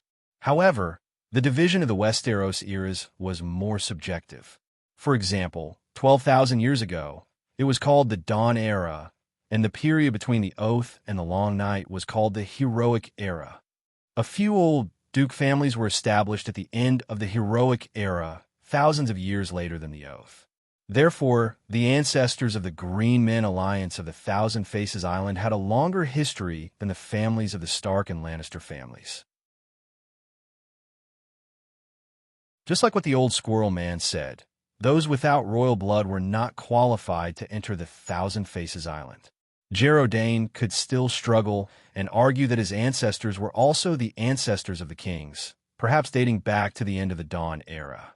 However, Ursa Major's Mormont family only had a history of a little more than 1,000 years. They were definitely poor upstarts. No matter how glorious their ancestors were, their families must have disappeared from the Westeros by now. Jero sneered. Sigh, most of them have disappeared. The old squirrel man nodded and sighed. All of a sudden, the huge weirwood hall shook slightly. Layers of huge dark green spiral runes lit up on the floor. The wooden planks of the roof cracked and dust fell down. They could even see the weirwood branches and leaves outside the house. What's happening? Earthquake? Ursa Major held onto the tree trunk and shouted in surprise. The old squirrel man waved to the panicking crowd around him. Don't panic. It's just that the Holy Land has disappeared. The Holy Land has disappeared? The ancestors of the royal family, the squirrel man, and the fat shark man turned pale and panicked. What's the Holy Land? Ursa Major asked in confusion. Didn't you just come from the Holy Land? The Noble Heart. Between the Noble Heart and the Thousand Faces Island. Jero's heart skipped a beat, and he blurted out, that sea of green light. That's the Green Spring. The old squirrel man took a deep look at the two white knights and said in a complicated tone, you two are lucky. You're not believers of the old gods, but you've been blessed by the old gods. What kind of blessing is that? I've just touched a little bit of the Green Spring and barely have the talent of shapeshifter. A voice was heard. Dragon Queen's figure suddenly appeared in the center of the tree circle. Your Majesty, are you okay? Ursa Major asked subconsciously. However, he felt that he had said something unnecessary because Her Majesty's face was glowing. She was smiling so much that her eyebrows were about to fly off.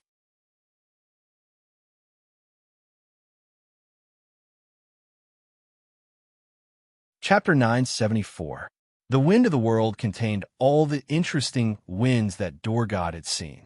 Rather than saying that the Wind of the World was his holy kingdom, it was more like a treasure room that Dorgod had built for himself. The space of faith of the old gods that he had left in the Noble Heart originated from faith, just like the space of faith of the 7 gods. It was formed naturally under the rules of the power of faith. The ancestors had faith in the old gods and naturally produced the power of faith. It was stored in the space of faith of the Noble Heart and was called the Green Spring by the Green Prophet. Dorgod did not need the power of faith, nor did he care about the spread of his faith. After the space of faith was formed, the Green Spring would be fed back to the believers of the old gods according to certain rules. For example, Stark of this generation had almost all sipped the green spring. However, after Sansa lost the dire wolf, the spring water that the sacred land passed to her was cut off. Well, the dire wolf was the medium between Stark and the sacred land. Before obtaining the dire wolf, Stark only had extraordinary talent. After obtaining the dire wolf, he had absorbed the green spring one cup after another, and his transfiguration talent had slowly awakened. In the end, he had become a powerful transfiguration master or green prophet according to his talent. This was also why Robb and Rickon awakened the shape-shifting talent at almost the same time and grew at about the same speed, despite their age difference. It had nothing to do with age. The key was when to obtain the green spring. Now, Dragon Queen felt that the space of faith of Dorgod was in a great location. So she entered the sacred land and turned the green spring into a green eye and branded it between the eyebrows of the believer, Dany. Then, the space of faith of the seven gods replaced the noble heart and became the sacred land of the seven gods. After the long night, the Holy Mother would send an oracle to turn the noble heart into the holy mountain of light. Simply put, Dorgod's tomb was located in an excellent place with good feng shui. Later, the new god Little Seven found that it was the best super dragon's vein after seeing all the Westeros. So he placed his coffin in Dorgod's tomb. What was so good about the feng shui of the noble heart? Whether it was in the real world or in the sea of magic of a higher energy dimension, it was almost always in the heart of the Westeros. The power of faith and divine power transmitted between the space of faith and the believers would be depleted. The more devout the believer, the thicker the channel of faith and the lower the depletion. Stranger Guest had to consume the divine power of death to gather the souls of the believers of the seven gods and enter heaven or hell. If the faith space of the seven gods was transferred to the heart of Westeros, the loss of the transmission of the power of faith and the consumption of divine power for the daily activities of the seven gods would be minimized. There are two ways to reduce the resistance of a wire made of the same material. Increase the cross-sectional area, which is to say, thicken the wire or shorten the length of the wire. Shifting the location of the faith space of the seven gods was the optimal layout of the faith conductors. Other than the efficiency of divine power transmission, Noble Heart had another advantage. When the seven gods became the most powerful gods in Westeros, they also needed to take on the responsibility of guarding the world portal. After the long night, the shelters at the border between the Westeros and the land of eternal winter had to resume business. That was the gate of the Song of Ice and Fire world. The sentry post at the gate must be guarded. Previously, the three-eyed crow was on guard duty. Now it was the turn of the seven gods. By moving the faith space of the seven gods to the old sacred land, they could inherit the responsibility of guarding the gate and also inherit the energy hub between the world portal and the inner courtyard. Dany placed heaven in the noble heart holy land in the world, and then let hell materialize in the dark crypt world under the shelter. From now on, hell would be responsible for guarding the world portal. If hell were to be attacked, heaven would be able to provide timely reinforcements. This was the special part of Noble Heart. Although the shelter and the holy land of Hajin were thousands of miles apart, there was a connection point similar to an energy wormhole in the energy level. Considering the range of the Door God's body, the weirwood tree trunk was in Hajin, but its roots extended beyond the Great Wall, it was not difficult to understand the Holy Land's ability. If this world was like Azeroth in the future and was invaded by orcs, the Hell Dimension would be like a layer of miasma blocking the gate. The first wave of world guards the orcs would face would be the demons, undead, and death god from hell. When the demons sacrificed their lives for the country and atoned for the sins of the people, the second wave of heaven's saints and angels would descend. When the angels could not hold on anymore, the human allied army would probably be in formation at the Great Wall. Dany was even considering whether to kill all the deviant ghosts, or should she move the remaining deviant ghosts and undead ghosts to hell after the long night and build a ghost prison? If the deviant ghosts were used well, they would definitely be a great weapon to protect the world. The orcs and undead calamity were no match for the deviant ghosts. Even the Burning Legion was somewhat restrained by the deviant ghosts. Would the Burning Legion still be able to burn when faced with the deviant ghosts that had the buff of the Long Night? Of course, Dragon Queen's idea was perfect, but there was nothing perfect in the world. Fixing heaven and hell in the old home of the Door God was beneficial to the seven gods' rule and protection of the Westeros. However, there was a big difference between the seven gods and the old gods. The old gods' faith was limited to the seven countries, while the seven gods were destined to become the mainstream faith of the world. In the context of the world, Westeros was far too remote a place in the far west. In theory, Slave Bay was the most suitable place to place the seven gods' faith space. If the seven gods' holy kingdom was placed in Slave Bay, it would be the most efficient way to spread the faith network throughout the world. This way, the seven gods' control over the world would be the strongest. However, the environment around Slave Bay was too peaceful. Even Judee knew the principle of the emperor guards the country's gate, so he moved the country's capital behind the country's gate. It was impossible for Dany to be less responsible than a mortal emperor. Not only were the Westeros not the center of the world, but they were at the edge of the world. However, the more remote the area was, the more it needed the protection of a powerful god. To rule the world more effectively and protect the world better? This was a choice. In the end, Dragon Queen gave up on ruling and chose responsibility. The seven gods guarding the world gate. Dany took some time to set up the seven gods' faith space. When she came out of the old sacred ground, the two white knights had already chatted with the old squirrel for a while. Dany originally had 7 white knights, 3 blood guards, and 1 megalosaurus guard, a total of 11 bodyguards. Bran's body was not fully grown yet, so he could only perform the duties of a white knight in the form of a 3-eyed crow. Jogo was guarding Slave Bay. The megalosaurus guard, Quero, was the most intelligent and knowledgeable of the centaurs. After the Battle of Winterfell, he returned to the Red Wasteland and helped the King of Cow to lead the centaurs and build an underground city. With Dragonworm's hard work, the underground city outside White Cloud City was more than half completed. Old Bart was in charge of the Neck Lake defense line and the Dawn Warriors of Helen Castle, so he could not accompany the Queen often. The remaining 5 white knights and 2 blood guards were scattered around the 7 countries' large volunteer groups. Wherever Dany went, there would be white knights to protect her. Of course, protecting her was only one of their goals. The more important thing was to help the Queen exercise her ruling and management rights. It was not that the Dragon Queen needed the ruling rights of the volunteer groups, but it was to better coordinate with the Queen's actions. On the other hand, Grey Worm and the other unsullied beings often followed the Queen wherever she went. They were the purest bodyguards. No matter which country or castle the Queen lived in, they would be the ones guarding the Queen's residence. Don't think that just because the Dragon Queen had become a god, she would relax her protection. She could always think of using a group of Iron Warriors to surround and kill the gods. Naturally, she would also be wary of a group of Iron Warriors suddenly rushing out to attack her. The 2 white knights, Big Bear and Geralt, came out this time to protect the Dragon Queen. They did not expect to be so lucky as to enter the old god space of faith.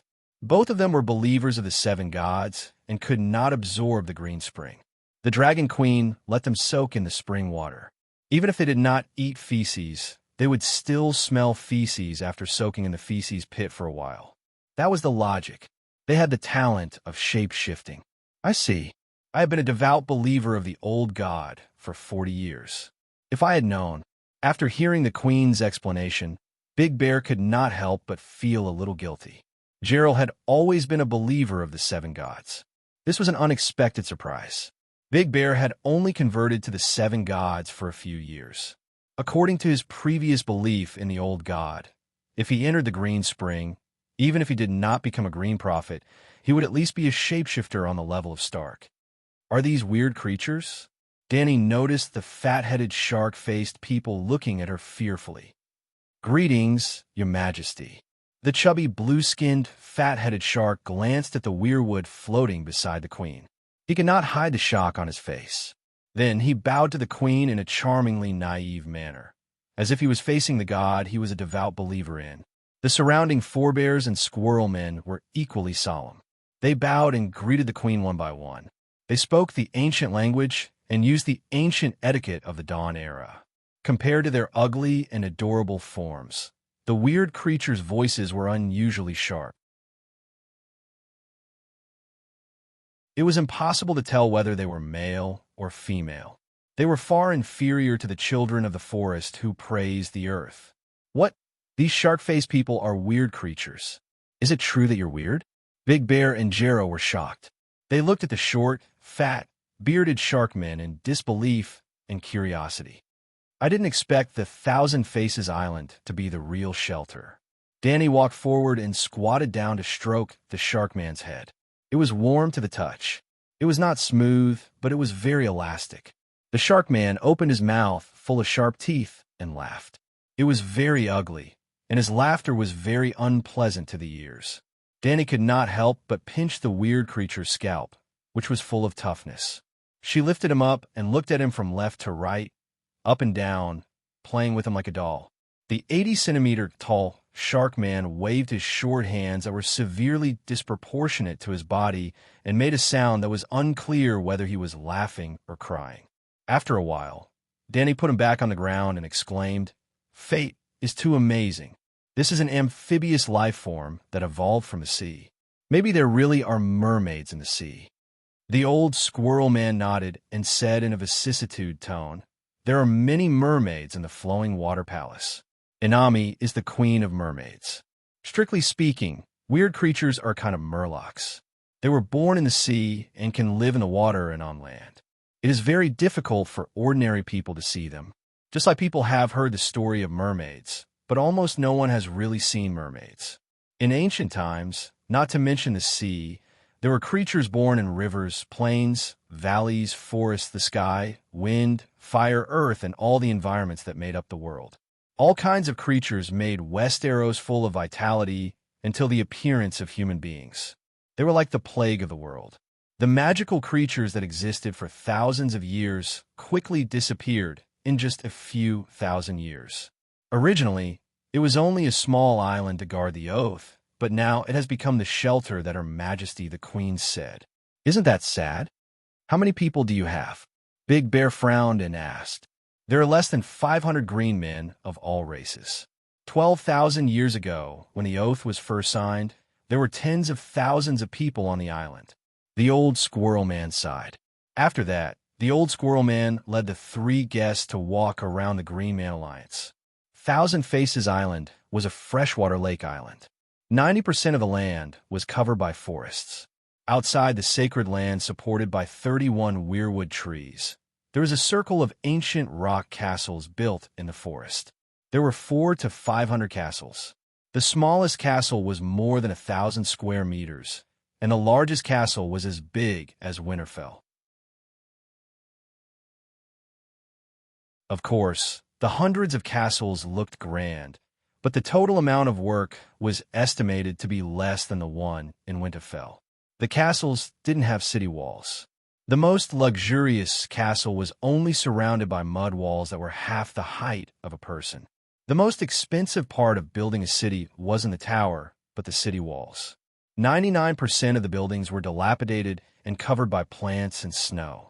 Only the few buildings closest to the Holy Temple had lights. After the oath was signed, every king built a castle on the island and arranged for his second son to lead the tribe soldiers to join the Green Man organization. Back then, becoming a green man was as glorious as wearing a white robe, the old squirrel man said with a sigh. "Is there a Dane castle here?" Gerald asked curiously. "You should ask Her Majesty the Queen. It's been too long, and I don't know some things. She knows the cause and effect at a glance," the old squirrel man said meaningfully. Danny glanced at Gerald.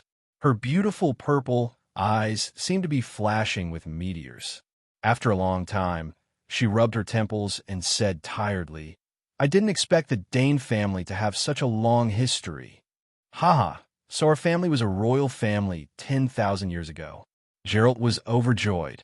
4 to 500 castles means 4 to 500 kings. That's more than the current earls of the 7 kingdoms. What's there to be happy about? Big Bear said sourly.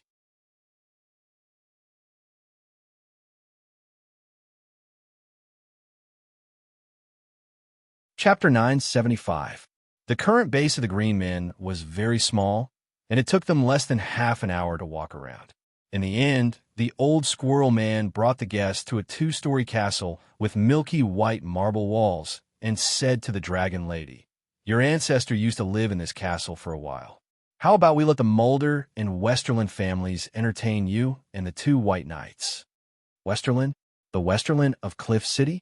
Ursa was shocked.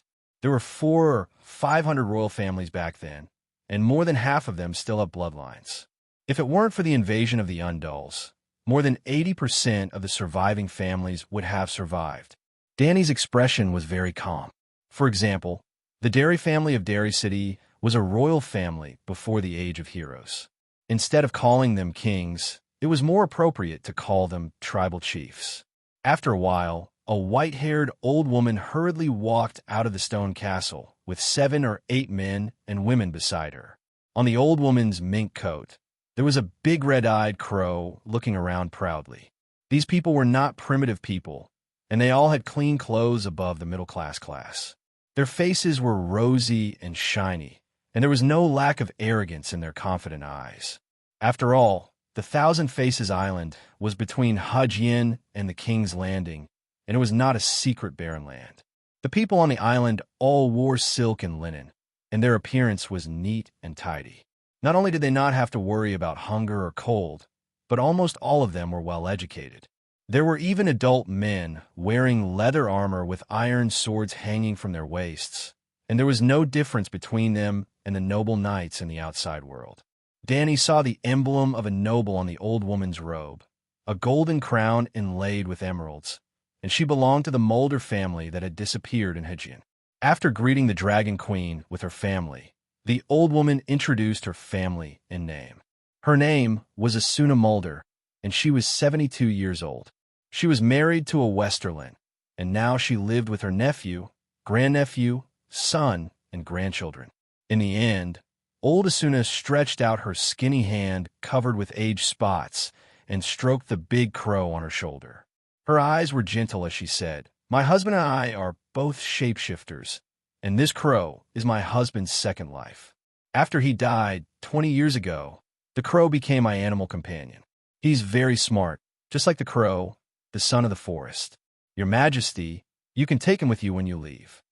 Danny followed the old woman to the living room of the castle and asked curiously, "You know what I use the crows for?" Under normal circumstances, she wouldn't enter the river of time to check all the information of the person before her. That might trigger the other party's spiritual sense and make it seem impolite. To her, maintaining her 4-dimensional state was too taxing on her mind. "We can know what's happening in the outside world through the trees," the old squirrel man explained. Danny nodded and asked, "He is your husband. Are you willing to part with him? To be able to start a true second life is also a wonderful home for him. Furthermore, I'm already very old and will soon return to the embrace of the Mother Goddess." The old woman smiled. "Are there still many big crows on the island?" Danny asked the old squirrel man. "Many of them have appeared, but they all went beyond the Great Wall and served under the 3-eyed crow." Danny was a little disappointed that the idea of making some extra money fell through. The living room of the castle was barren, and the gate was closed. They went directly to the dining room from the side gate. The dining room was about 100 square meters and didn't have any glass windows. The torches and fireplaces on the walls kept the room bright, but the air seemed a little turbid.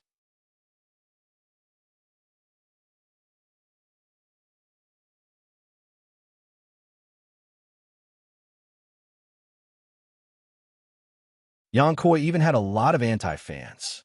This at least showed that Ginny wasn't just a koi. Her talent, bearing, and temperament must have met or even exceeded the requirements of an excellent crown princess. Could a commoner's upbringing do that? West Arrow's peasants didn't even know how to read.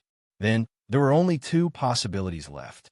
Either Ginny really had an extraordinary background, or she was at least a mid-level aristocrat with a long history, or Ginny had attended Sister Amy's Crown Princess training class. Well, even someone as powerful as Sister Amy could only nurture a goddess who could satisfy the nouveau riche.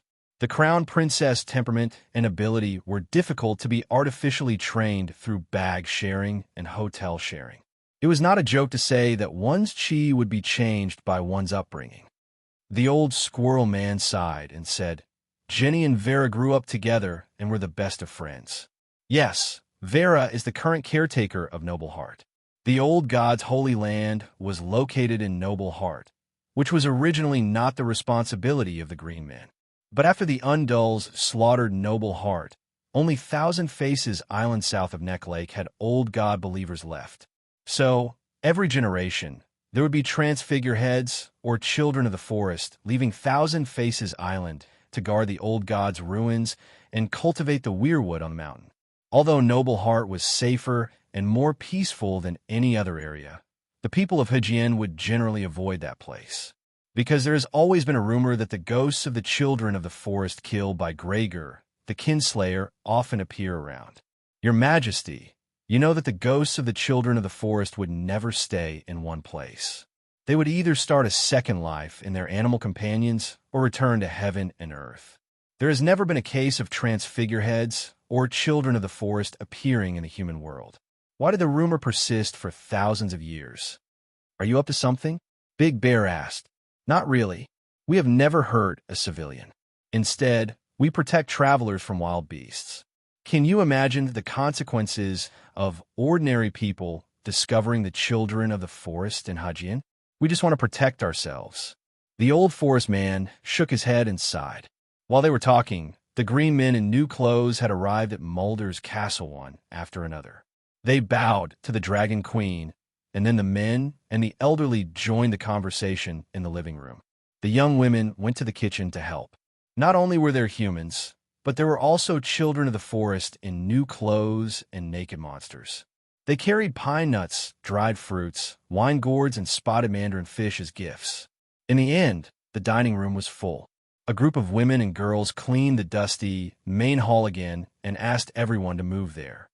Thousand Faces Island rarely holds indoor banquets, and there are no foreign guests. All the main halls of the castle are abandoned, and there is no manpower for daily management, Ginny's younger sister said apologetically. In fact, the temple supported by 31 weirwood was very suitable for banquets. However, for the believers of the old gods, holding banquets in the forest of God was a blasphemy. Even the Undulls who believed in the seven gods would not hold banquets in the forest of God. The last time an outsider came to Thousand Faces Island was 60 years ago. Ginny and her husband, Prince Duncan, were newlyweds and lived here for 2 months. The old squirrel man continued his story. Ginny and Vera left Thousand Faces Island together. The two did not want to be separated for one reason. More importantly, Vera had green vision and was especially good at prophecy. When Ginny was still underage, she secretly begged Vera to help her prophesy her future husband. Ah, Ginny already knew that she was going to marry Prince Duncan? Big Bear exclaimed. She didn't know it was Duncan, but she was sure that she would meet her true love in the city of Barrenstone. The old squirrel man shook his head bitterly. Prophecy is actually a choice of fate. The future is uncertain, and there are many possibilities, but the top prophets can determine the fate of the prophesied person through observation. And the Green Man organization is the group of people who are most favored by the Mother Goddess. In Thousand Faces Island, there is never a lack of high-level shapeshifters with Green Dream. In order not to have unpredictable effects on the River of Fate, Thousand Faces Island has an unwritten rule that forbids Green Dream to help others prophesy. The noble Vera has no scruples at all. A pot of inferior wine worth 1 copper coin can be exchanged for a basket of prophecies from her. Danny complained. She was quite tight-lipped when she was young. The old man smiled awkwardly. Ginny begged her for a long time, and Vera subconsciously helped her friend choose the most beautiful and dreamy future. Ginny will meet the most handsome, most noble, most upright, and brave prince in her best years. They will be congenial, and their hearts will be intertwined.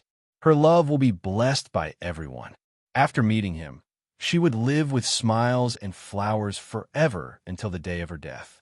They will hold hands and leave the world at the same time. At the moment of death, they will not feel pain, only satisfaction and happiness. This, it seems to have been completely realized. Geraldine was shocked and horrified. After Ginny left Thousand Faces Island, she took the initiative to separate from Vera in order to wait for the prince in the city of Berenstain. Danny was very emotional. She waited for him, and everything was as predicted. The ending doesn't seem to be very good, right? Big Bear said. Jero shook his head and said, when the Midsummer Hall burned down, they had lived happily together for 20 years, almost a lifetime. They had a happy life, and they lived and died together. What was there to be dissatisfied with? Even Danny couldn't refute this. When Ginny and her husband were burned to death in the Midsummer Hall, they were almost 40 years old, and they had enjoyed all kinds of happiness. The prophecy of a noble ghost for Ginny is more like a blessing, like the 3 weird wishes. Dark Star sighed.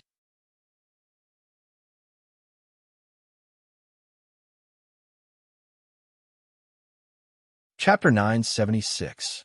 In Old Nan's bedtime stories, the elves appeared more often than the children of the forest. Humans only retained 3 impressions of the elves. First, they were very short, like children. Second, the elves liked to steal children, and then they would disguise themselves as the child and return to the child's parents. Third, the elves could fulfill 3 wishes of humans. The second impression was that it was a trick used by nannies to scare children. It was just like when the Allied army was fighting at Slave Bay. The Jith people advertised that the Dragon Queen was big and round, 10 feet tall, and that she could sleep 10 handsome men to death in a day and eat a dozen children. The elves could fulfill 3 wishes of humans, but it was not nonsense. The shark-faced elves looked ferocious, but like the children of the forest, they were kind creatures with low attack power and simple minds. Their talents were as strong as the children of the forest.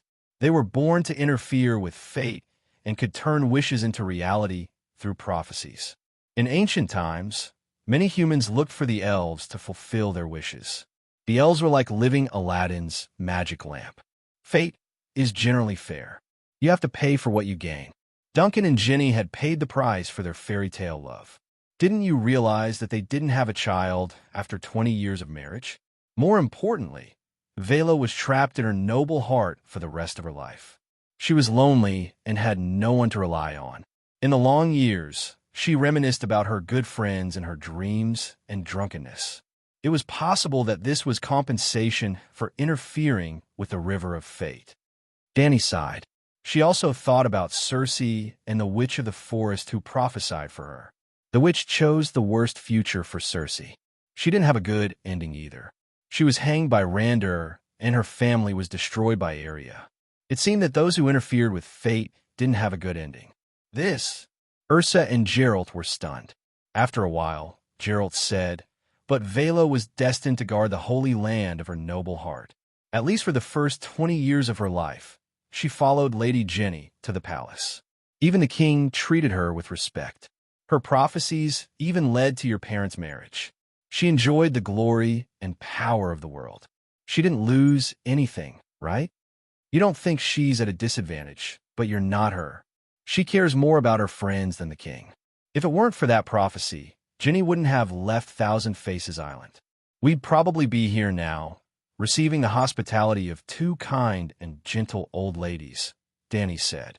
The kind old lady Asuna smiled gently. Her smile was filled with the satisfaction of seeing through the world. Actually, I was very envious of my sister when I was young. Any woman would want to be the second Jenny. In general, Vera's prophecy is very good, she said. Big Bear glanced at Shark Face, who was chatting and laughing with the people around him in the hall, and asked, can these weird people really fulfill people's wishes? Maybe, but it's more likely that you'll satisfy one of your desires and lose something more precious that you don't value, Danny said. Big Bear fell silent, and the others no longer brought up topics related to prophecies and fate. There are many castles and villages around the Divine Eye Lake. The lake itself also has very prosperous fishing activities. Why have I never heard of the story of the Green Man? Jero was puzzled.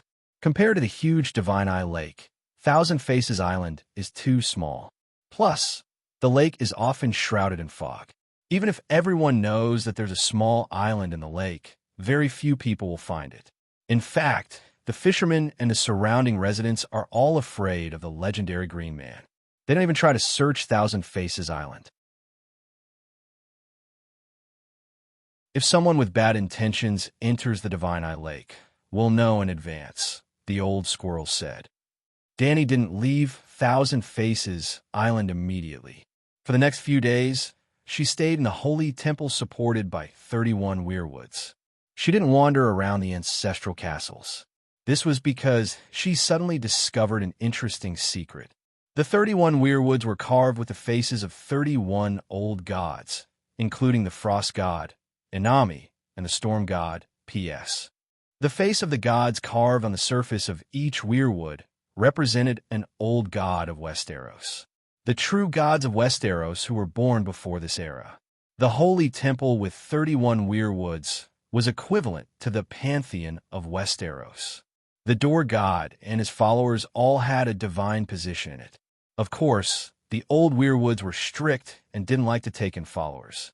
Including Inami and the storm god, he only had 8 subordinate gods who could sing the complete song of the law. This meant that at least 2/3 of the true gods didn't join the door god's sect. Now, Danny replaced the door god and became the leader of the Westeros. Then she felt that she had the responsibility and the power to re-establish the rules of the Westeros gods. With the change of leader, the idle days of the Westeros gods were over. The Dragon Queen planned to gather the old gods who were supposed to be loyal to her and form a group to fight with the new society in the continent of Ursos next door. The Green Men Alliance was established under the witness of the gods. The 31 weirwoods in the Holy Temple represented 31 old gods, and each weirwood was inextricably linked to the corresponding old god. Before absorbing the seal of the Green Prophet, Danny couldn't detect this connection. After absorbing 73% of the Green Prophet's seal, she vaguely felt it. But once she held the door god, the weirwood staff, the vague connection instantly strengthened thousands of times. She could find the traces of the corresponding old gods through the weirwood and communicate with them. Now, the Dragon Queen was standing in the center of the swirling slate in the weirwood circle.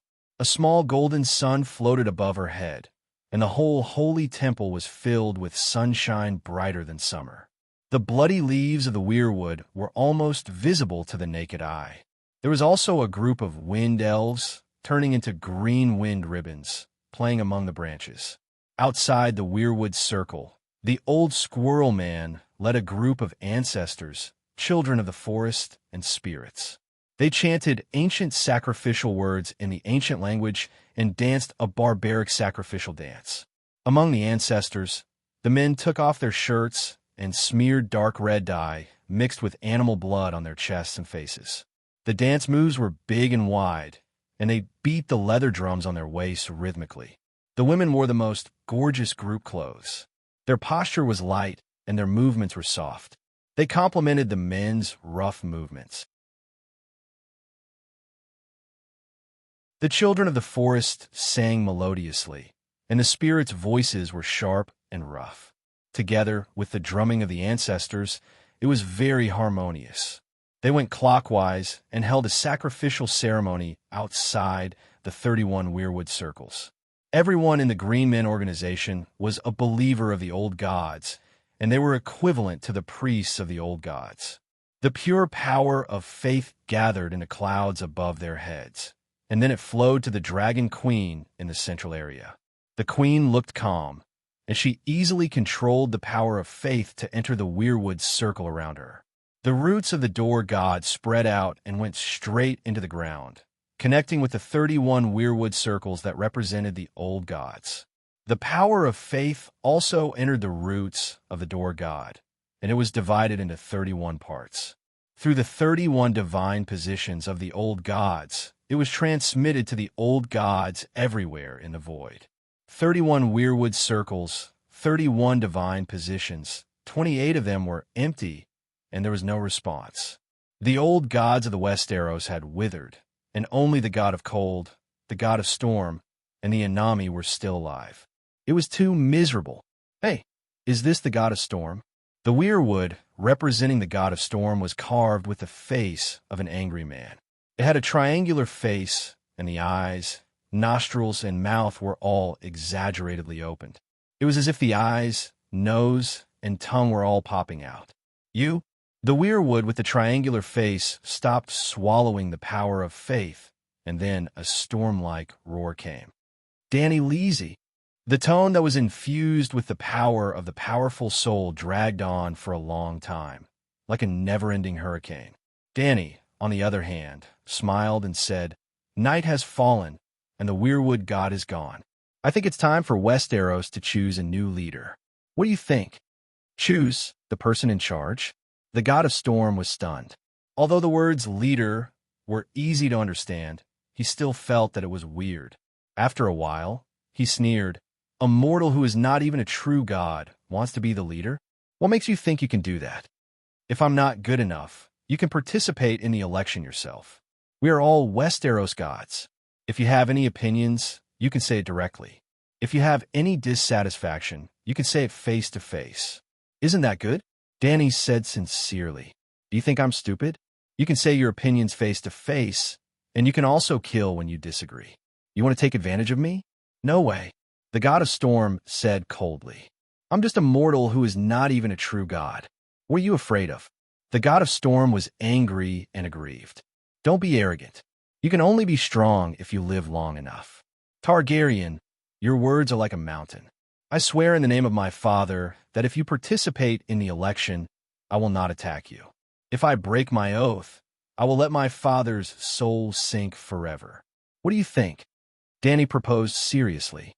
"There is no need for us to talk. I will never bow to a junior. You are more powerful than me, and I will not be stupid enough to think that I can be your leader."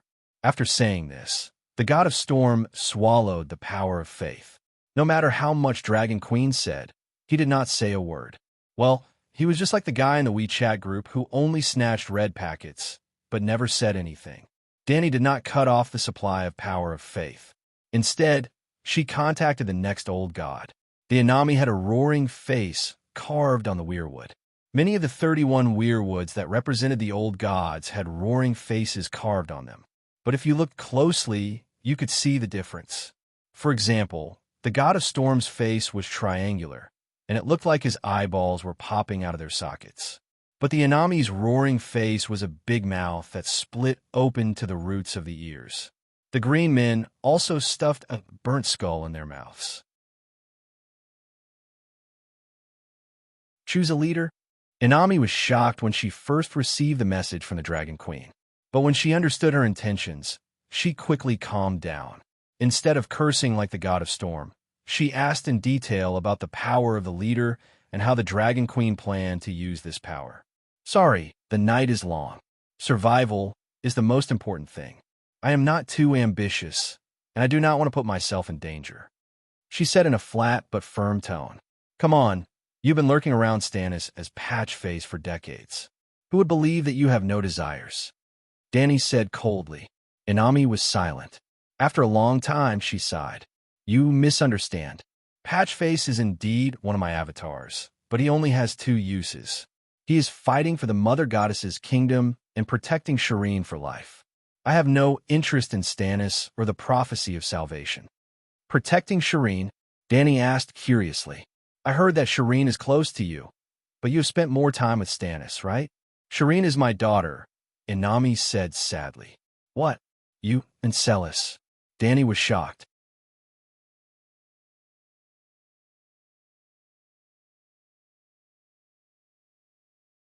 Chapter 977. In the early days of the rebellion of the Four Princes, Erlu wrote a denunciation of Cersei's crimes. The denunciation clearly stated that Joffrey, Myrcella, and Tommen were all Robert's children. They were all bastards born out of a promiscuous relationship between the Lannister siblings. Although the Onion Knight was trusted by Erlu, he was not able to enter the king's inner circle of power due to his lowly background. Because Davers was good at smuggling, Erlu gave him a mission. He had to take the declaration of Cersei's crimes from White Harbor in the north to Sun Halberd City and Old Town in the south. He had to spread the news along the way. The public opinion of the Westeros was controlled by the City of Knowledge. Erlu could not command the scholars, so he could only send out messenger crows and have his trusted aides appear in the coastal cities of the kingdom. The Onion Knight completed his mission perfectly. After half a year, the people of the Seven Kingdoms, and even the people on the other side of the Narrow Sea, all knew about the great achievements of the Bitch Queen. It was also because of this that the Bread Riot happened in King's Landing, the time when Sansa was almost raped by the mob. Cersei hated Erlu for his lies, so she discussed with Varys and decided to give him a taste of his own medicine. She slandered Serene as the bastard child of Erlu's wife and jester. Iron Throne's authority was definitely stronger than Erlu's, so this rumor still had a market even now. That's not right. If it's your seed, why does she have the blood of the king in her body, and even the Targaryen bloodline that dragons are close to? The red-robed woman wouldn't be able to sacrifice her to Arhilur. Do you really think that an ordinary princess can resurrect the dead Megalosaurus into a two-headed dragon? Inami said coldly, I have nothing to do with Celis Florin. Shireen is my daughter's reincarnation. Stannis sacrificed not only the blood of the king, but also the blood of a more noble god. Reincarnation?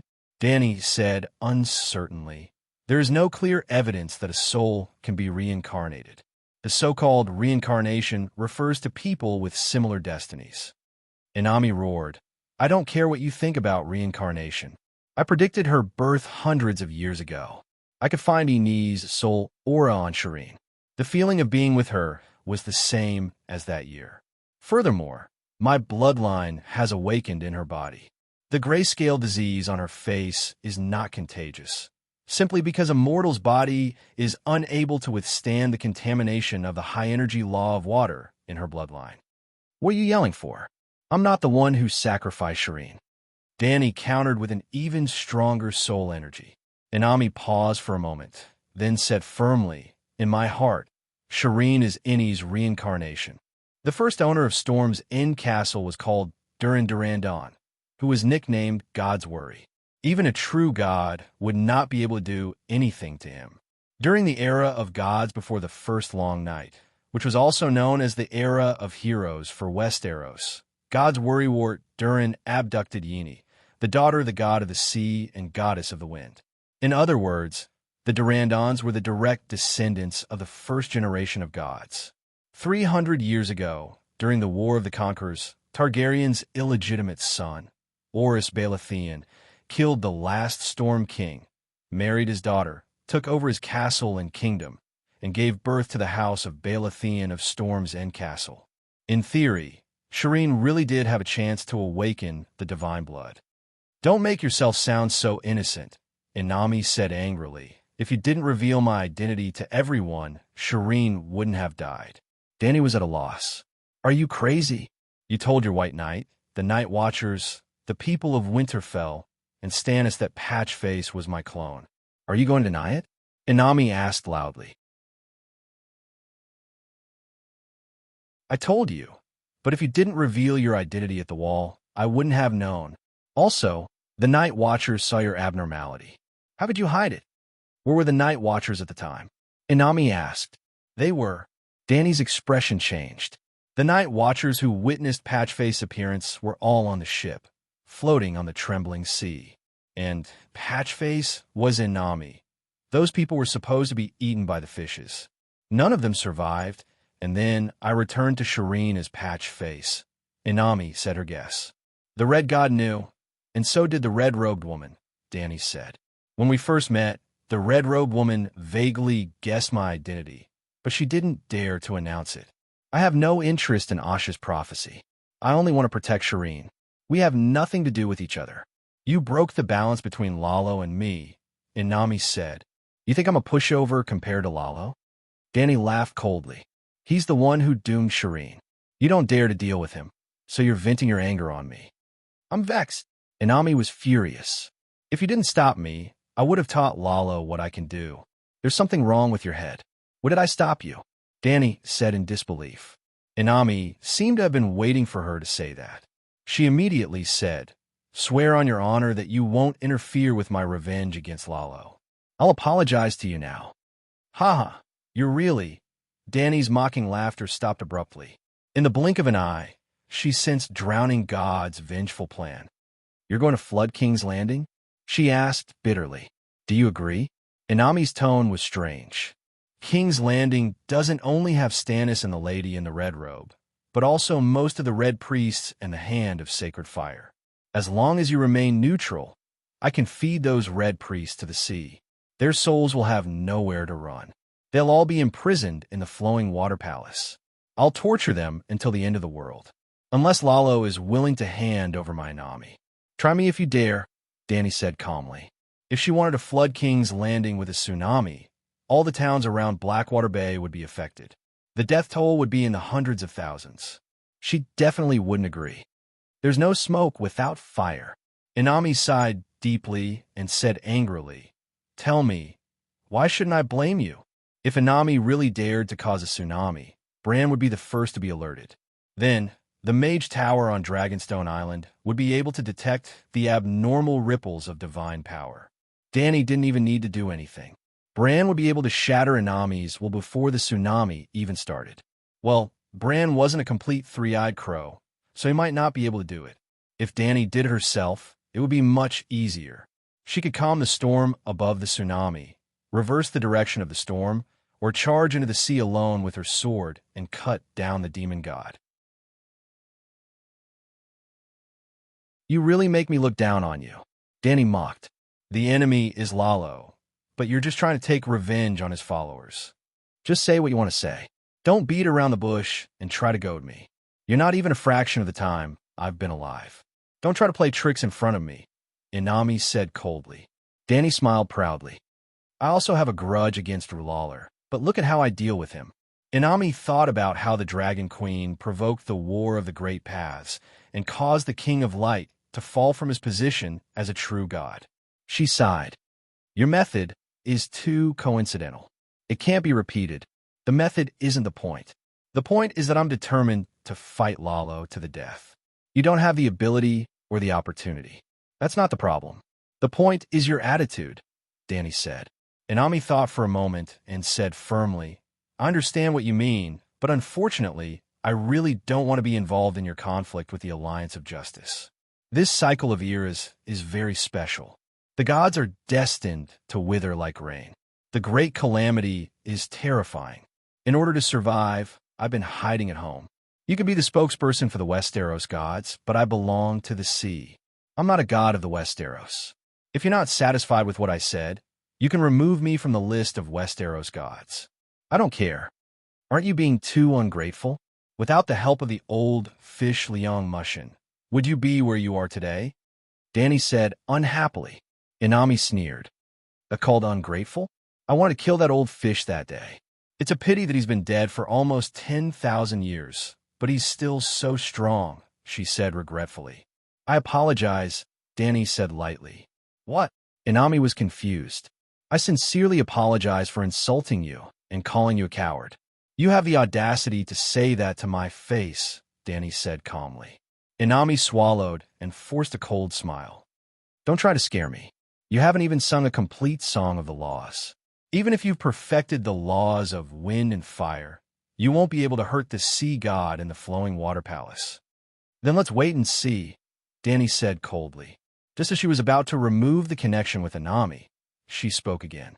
She explained reluctantly, "You don't know the inside story. You can't blame me for biting the hand that feeds me." "Oh, tell me, what's the reason?" Danny said sarcastically. "Do you know the difference between the demon gods of the Dark World in the Far East and the old gods of the Far West?" Inami asked. "The demon gods of the Dark World are older. Compared to them, you're also new gods," Danny said. "That's one of the differences. But the most important thing is that we're all true gods, and they're all fake true gods." Danny understood. They intentionally don't sing a complete song of the laws, because they don't want to bear the responsibility of supporting the laws of the world. Every time the world falls, the true gods take the blame. What does that mean? Danny didn't understand. Inami began to grit her teeth. When I traveled the world and saw the world, I intentionally learned from the demon gods and maintained the song of the waves at 99. 99%. Oldwood is so strong. What can be hidden from him? He knew what I was thinking, but he pretended to be confused. When he saw me at the beach, he exclaimed, "Little fish, you've hit a bottleneck. You haven't broken through after thousands of years. No, I'll help you." Then, he didn't care if I agreed or disagreed. He pulled me into the river of time and saw all the turbulent waves in his memory. That old man was indeed the strongest god I've ever seen. Not only could he sing the strongest song of the wind, but his attainments in the law of water were also terrifying. If it wasn't for Mother Roan occupying the song of the water, he would have been able to sing the song of the water. With his enlightenment, my level increased uncontrollably. Then, I broke through the bottleneck and became a true god.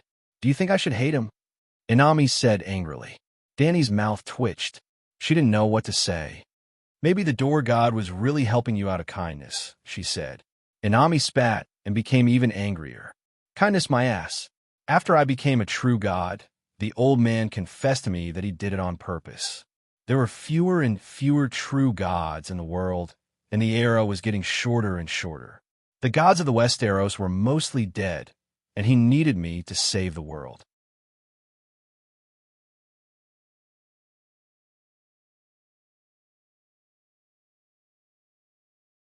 Chapter 978. I understand now. You're cold by nature. Danny sighed. As a Westeros god, of course you have to follow the rules of the Westeros god system. Just like when you join a righteous sect, what's wrong with your master teaching you to be chivalrous? You learn martial arts in a righteous sect, but you admire the unscrupulous actions of evil sections. Even Ling Hu Chong wasn't as bad as you. Your master didn't blame you for betraying your sect. Instead, he put in a lot of effort to help you return to the righteous path. Not only are you not grateful, but you're also resentful. What do you mean by ingrate? I'm talking about you. The god of drowning didn't quite understand the terms such as righteous sect, deceiving the master and destroying the ancestors, and Ling Hu Chong, but the Dragon Queen was mocking him as ungrateful wolf. He wouldn't misunderstand. I was born as a fish. I wandered the four seas and yearned for freedom. I worked hard to cultivate for tens of thousands of years and finally became a god in order to pursue greater freedom. What's wrong with that? From the beginning, my goal was very simple. Oldwood has helped so many creatures, and I'm one of the few gods who joined his team with a grateful heart. But has he ever thought about what I want? How did he repay me? Danny didn't expose the fact that she stayed by the door god's side to get benefits. She just sneered. If you want to be the God King, should the door god satisfy you? If he can't do it, is he guilty? Set me free. He doesn't need to do anything. Inami said loudly. Danny sneered and said, If I were the door god and knew that you wanted to learn from those dark demons, I would slap you into a salted fish. Why are you still talking nonsense? From the moment you joined the door god's side, you should know what kind of person he and his disciples should be and what kind of person you should be. If you can't do it, don't enter the door god's house. Far East Asia welcomes you. The air there is fresh and sweet, and there's a strange luxury. The sky of Asia was dark, and even in summer, there was no sun. The river was filled with black, poisonous water, and the air was filled with miasma that could poison and plague people. Ordinary livestock would quickly die after landing in Asia. I was born in Westeros. What choice do I have? Inami shouted. Well, you know it yourself. Born in Westeros, you have no choice. But I've grown up, and I've seen the new world abroad. Why can't I make a better choice when I have the ability to choose? Inami said angrily. Door God trained you to be a capable person. Did he give you the freedom to choose? Danny said coldly. Oldwood said that he would help me without asking for anything in return. Inami said confidently. So what are you arguing about? I only said that you're ungrateful, but I didn't say that you can't yearn for a free world. Yet, you've done such an ungrateful thing, and you still expect others to praise you for being loyal? How can there be such a good thing in this world? Danny said, Fine, I'm ungrateful. What are you going to do about it? Inami said agitatedly. As soon as he finished speaking, he regretted it. What's wrong? Let's wait and see. Sai, wait. He wanted to explain further, but Dragon Queen had already switched off. The reason why he talked so much with the Dragon Queen was to dispel the hatred in her heart, so that she would stop looking for him. Today, he could contact her one-sidedly through the faith line. Who knew if he wouldn't come knocking on her door in the future? Inami knew that the Dragon Queen was the core figure of the Great Calamity. He didn't want to help her, and he didn't want to offend the king of evil gods who was going to direct the long night of the gods. To put it bluntly, he just wanted to hide at home and avoid this calamity. He didn't want to have anything to do with the Dragon Queen. He didn't want to be friendly or hostile to her. Unfortunately, the tree wants to be quiet, but the wind won't stop. After removing the faith connection with Inami, Danny looked at the weirwood tree with the face of the thinker carved on it. It represented the cold god. Danny was connected to him through the faith line. She didn't say anything, and he didn't say anything. The two of them seemed to be competing. Whoever spoke first would lose. In the end, Danny gave in. The green people outside the weirwood tree had been singing and dancing for a long time. They were tired, sweating, and their voices were hoarse. Their movements were no longer nimble and light. Cough, what have you been busy with recently? When she asked this, even Danny felt embarrassed. The cold god opposite her was probably waiting for her. When he heard this, his breathing was a little messy. I've been working on a big project recently. What do you think of it? After saying that, Danny's tone became aggressive. You're too naive and shallow. You only see the surface and can't see the essence of a long night. I'm not an invader, and I'm not the destroyer of the world. I'm saving the world. The cold god emphasized in a deep voice.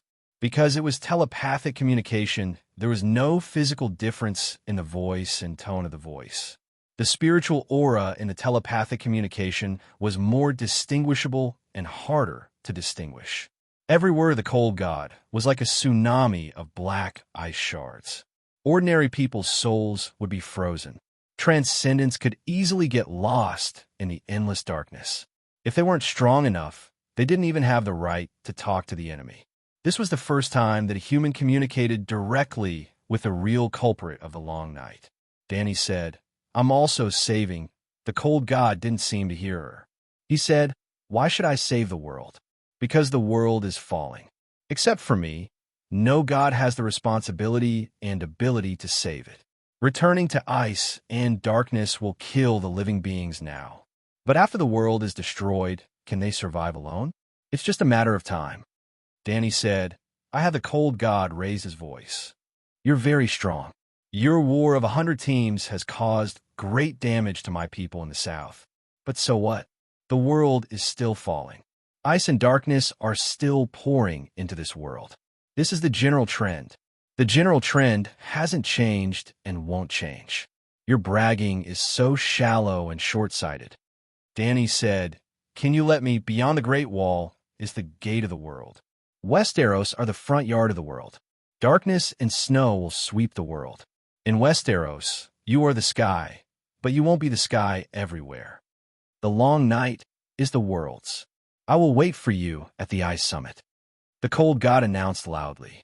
Allow me to say something. Danny hurriedly said, Why should I listen to your nonsense? The general trend is with me. The truth is with me. I'm walking on the inevitable and correct path. I won't allow others to interfere. The cold god said calmly. After that, he cut off the connection with Danny. Listening to the busy tone, Danny was at a loss. Then, she became angry. Bastard, how dare you bully me? As the leader of Westeros, I can't be so cowardly. I have to establish my authority. I have to enforce the family law. Danny looked calm, but she had already made a decision. After the ritual, she burned old Asuna's wife, Raven, into a fire spirit. She was weaker than Raven, and the process of creating life in the fire was complicated. It took 2 days. She had to be careful not to destroy the life mark. This fire spirit is called Frangipani. She'll stay with you at Thousand Faces Island. During the day, she can turn into a small sun and help the green men to reproduce. The holy temple is large and empty. It's better to plant some fruits and vegetables. Danny returned the fire spirit to the old woman. How did he? The old woman looked at the fire spirit, who was prettier and cuter than her when she was young. She couldn't accept it and said, "This is a girl. How did my husband become like this?" "Raven is female," Danny explained. Frangipani flapped her wings and floated in the air. She blinked her large eyes and looked at the old woman. "Who are you? I think I know you." She flew to the old woman's shoulder and rubbed her red face against the old woman's wrinkled face. "I like you very much," Frangipani said softly. The old woman was stunned. Then she burst into tears.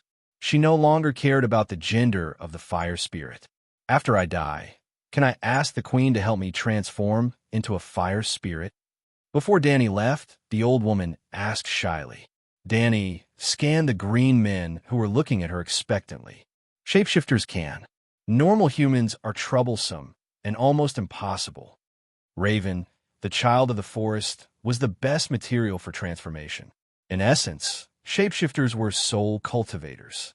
That was why their souls could withstand the burning of the first flame.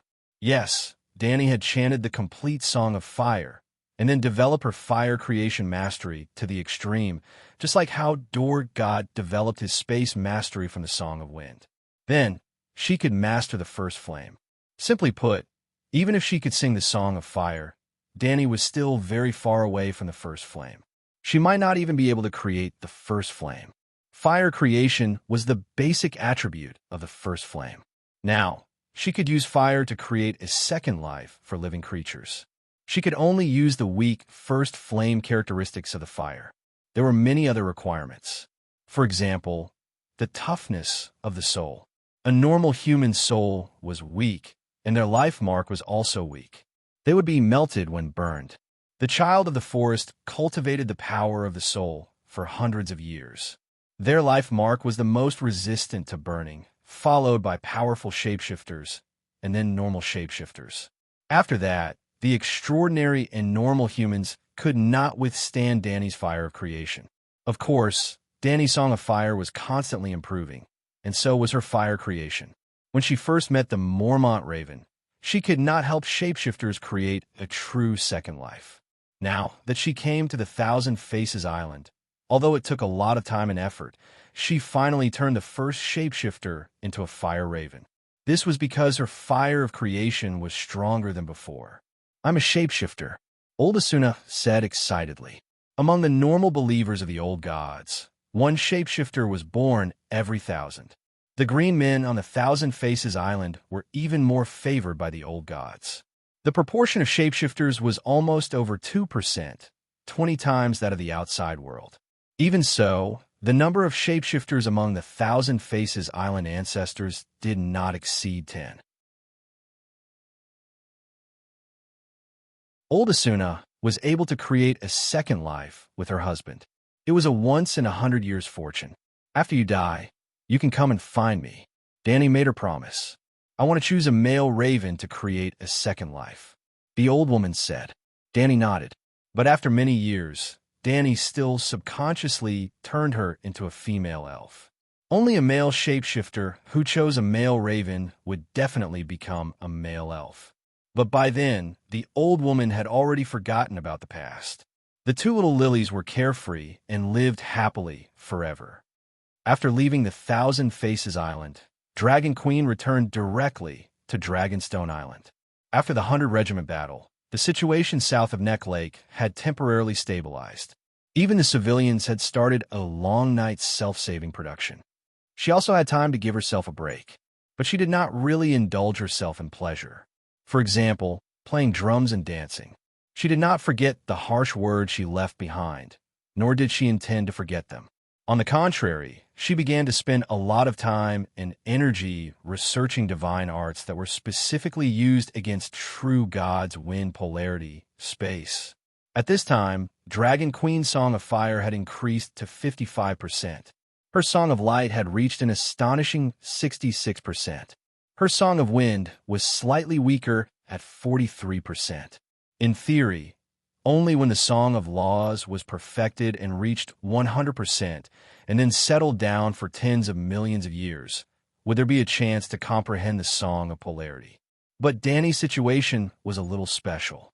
She had inherited the complete legacy of the previous wind god. She had given her space-time talent to Blackie, and she could share it with the dragon spirit. This way, she could master the power of space-time in advance. Dani did not expect to develop a powerful space-time divine art in a short time. She only hoped to follow the lines of faith and find the divine kingdoms of the two evil gods who had betrayed the sect, and then, something happened that shocked her. Just as Nobleheart's ghost had predicted, a rotten peach blossom suddenly smashed into Ursa Major's head. It was green all over. His ex-wife, Lyneth Hightower, had come to Dragonstone Island to eat his old grass.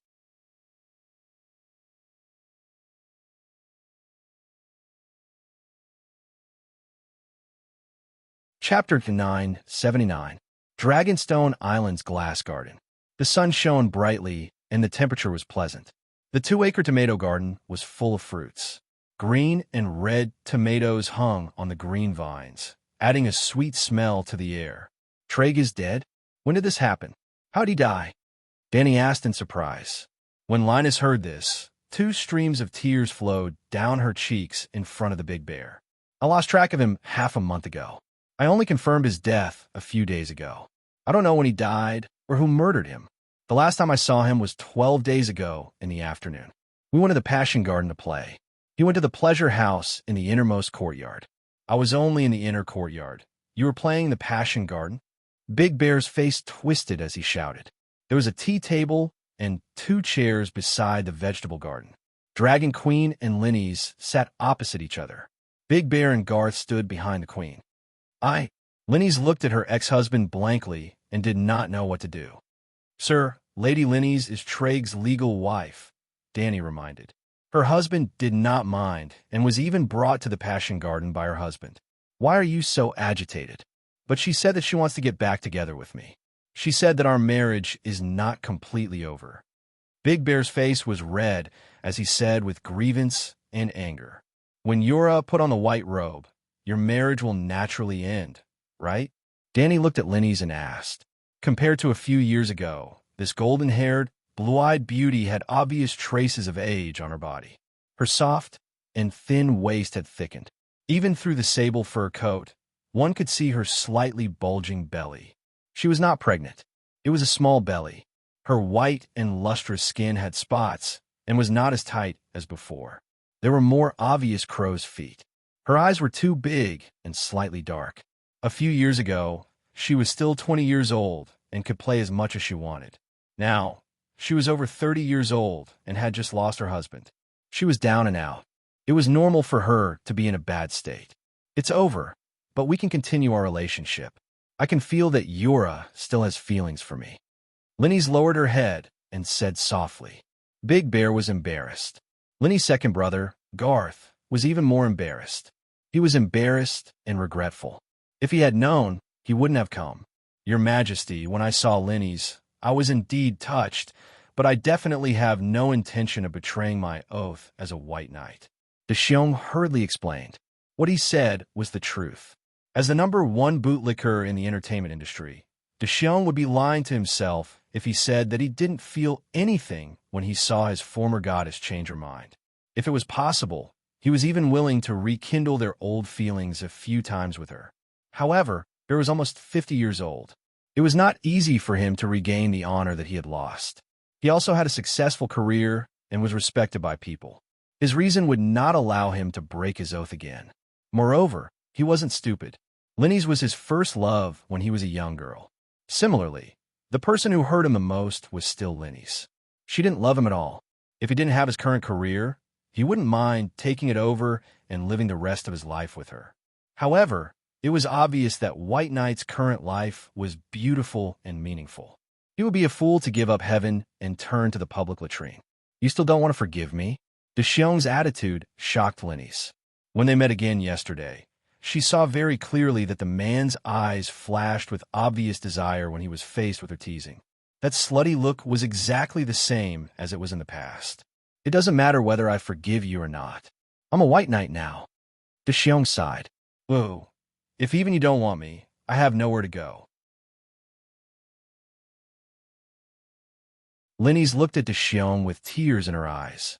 Chui Gu is Prince Reese. You are his wife. How can you have nowhere to go? Garth couldn't help but ask. Linny's wept as she recounted her miserable experience. Of course, the matter of Chui Gu being eaten by the night lion was not exposed. Linny's only knew that her husband was missing. She couldn't confirm whether he was alive or not. Until a few days later, several ancient royal blood families regained control of Prince Reese's regime. It was the family of a group of trading princes that Danny passed by Prince Reese in the early years under the guidance of Linny's. After they regained power, they immediately led the city guards to raid Chui Ji's house. The reason was that Chui Gu betrayed the country in the final battle between the Alliance Army and Slave Bay.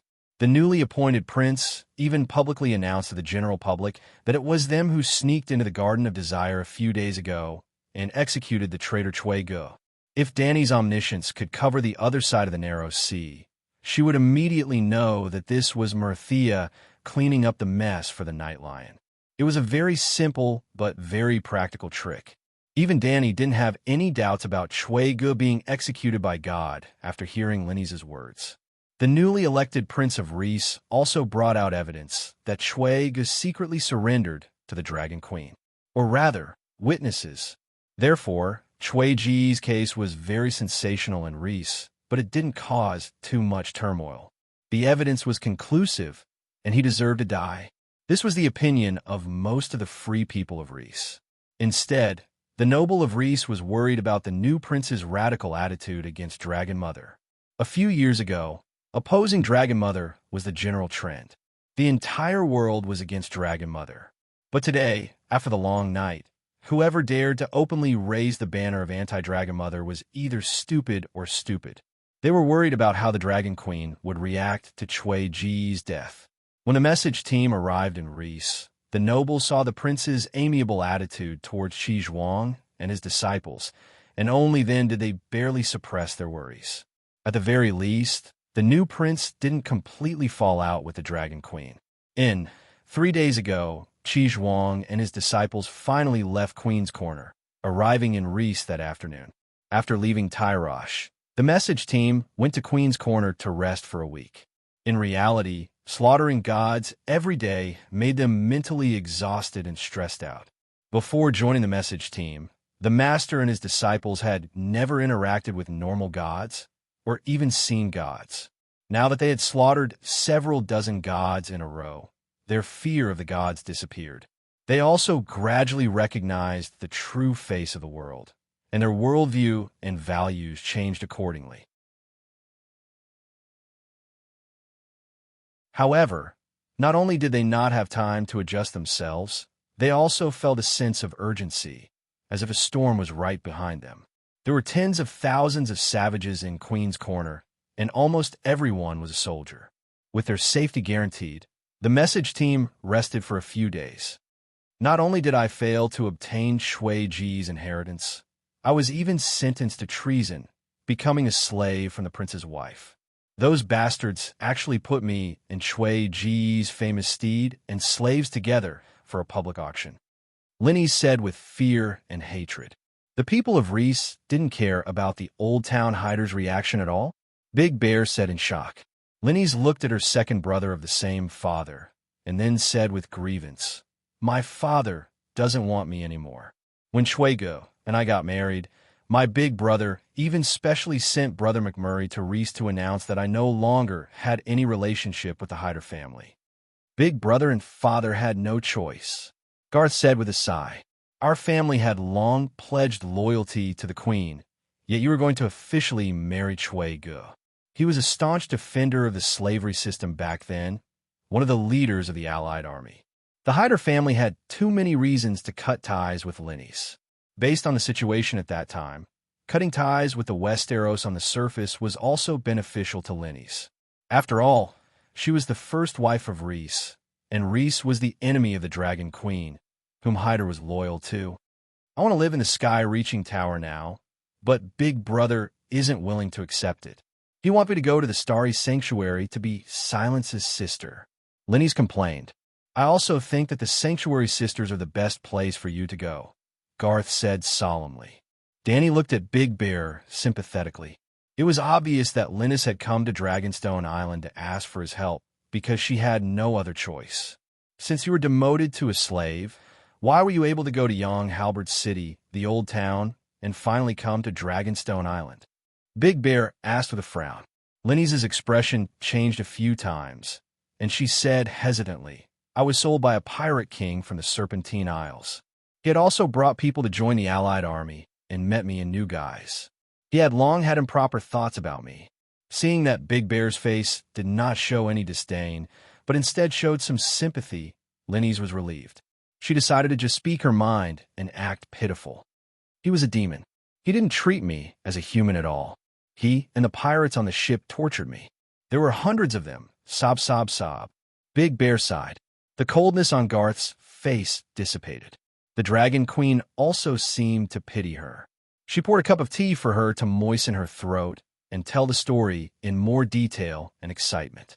Thus, Lenny's cried even harder. Those few days, I felt like I was living in the 7 levels of hell. When they heard my cries of pain, they became even more excited and humiliated me even more. Sob, sob. Danny raised an eyebrow and asked, How did you escape from the abyss of suffering? It was Rhys and an old monk, Lenny said while sobbing. The 8-clawed spider Rhys. Big Bear was shocked. The teaching team found Rhys. Was that old monk St. Matthew? Garth asked. Not Matthew. They all called him Master Chizong. Garth was embarrassed. They heard your cries and came to your rescue? Lenny shook her head. Her expression became very strange. That group of pirates did not go to Rhys for no reason. It seemed like a group of gods hired them. I think the pirates were lying, but whether it was the 8-clawed spider Rhys or the little demon later, they all said the same thing. It didn't seem like they were acting. Then, as she recalled, she used her own understanding to tell the story. Generally speaking, it was a story about the shame of flowers and monktang in the other world. Lenny's was the shame of flowers, but Rhys was not monktang. In the teaching team, the fat eunuch seemed useless. But every time he went to a city, he would inquire about information, bribe the nobles, build temples, smooth the relationship between the upper and lower, and even hire a large number of civilians to act as shills when Chizong was preaching. All these things were handled by him alone. Although he did not kill a single demon, he did not lack credit and hard work. The key was that he was different from Tyrion. He would not slack off, nor would he slack off when faced with something he did not like. Therefore, a group of pirates hired by the evil god easily caught him. Chizong and the others were resting in the inn. When Rhys went out to do something, he was hit by a stick. The dwarf had long exposed the secret of having Chizong's mind imprint on him. The evil god planned to lure him into the trap this time. Using Rhys as bait, he lured Chizong into the ambush. In order to weaken the lethality of the Holy Mother's palm to the greatest extent, they even deliberately chose the ambush on the ship. It was also in the pirate ship's cabin that Rhys met Lenny's, who had become a slave.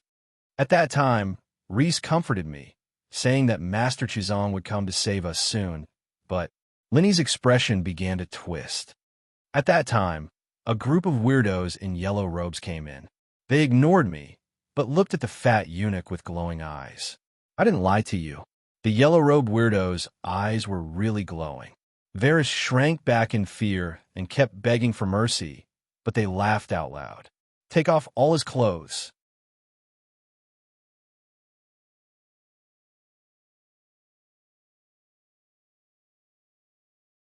Chapter 980.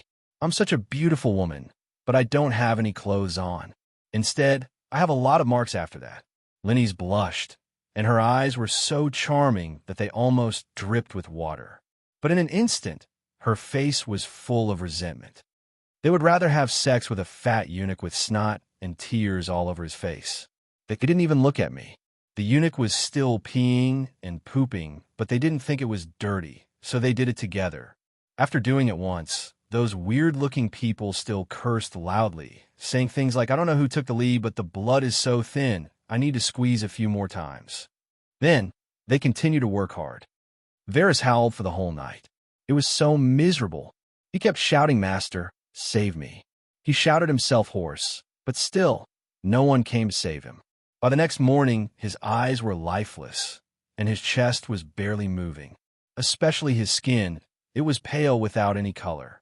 It was like a big white pig that had been drained of blood and scalded in boiling water. It didn't touch you, but they kept torturing Varys. Big Bear asked while rubbing his teeth. Linny's became very agitated and said angrily, "They're the same as Renly and Loras. They only like men." That night, a group of people acted out an erotic scene in front of her. At first, it was a little uncomfortable, but what kind of person was Linny's?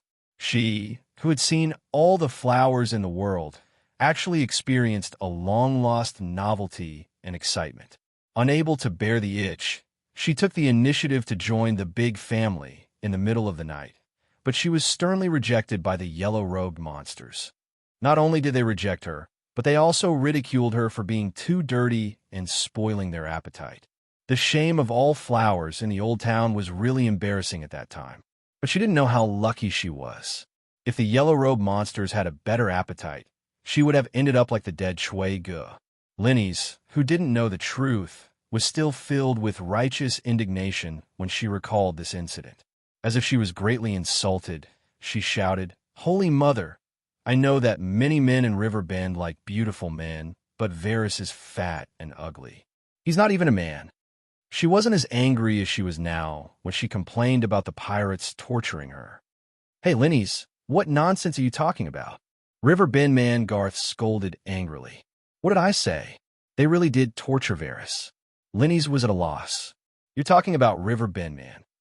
Garth blushed and found it hard to speak. Who in the Seven Kingdoms doesn't know what the men of Riverbend and Dorne are like? Linny's waved her hand dismissively and continued.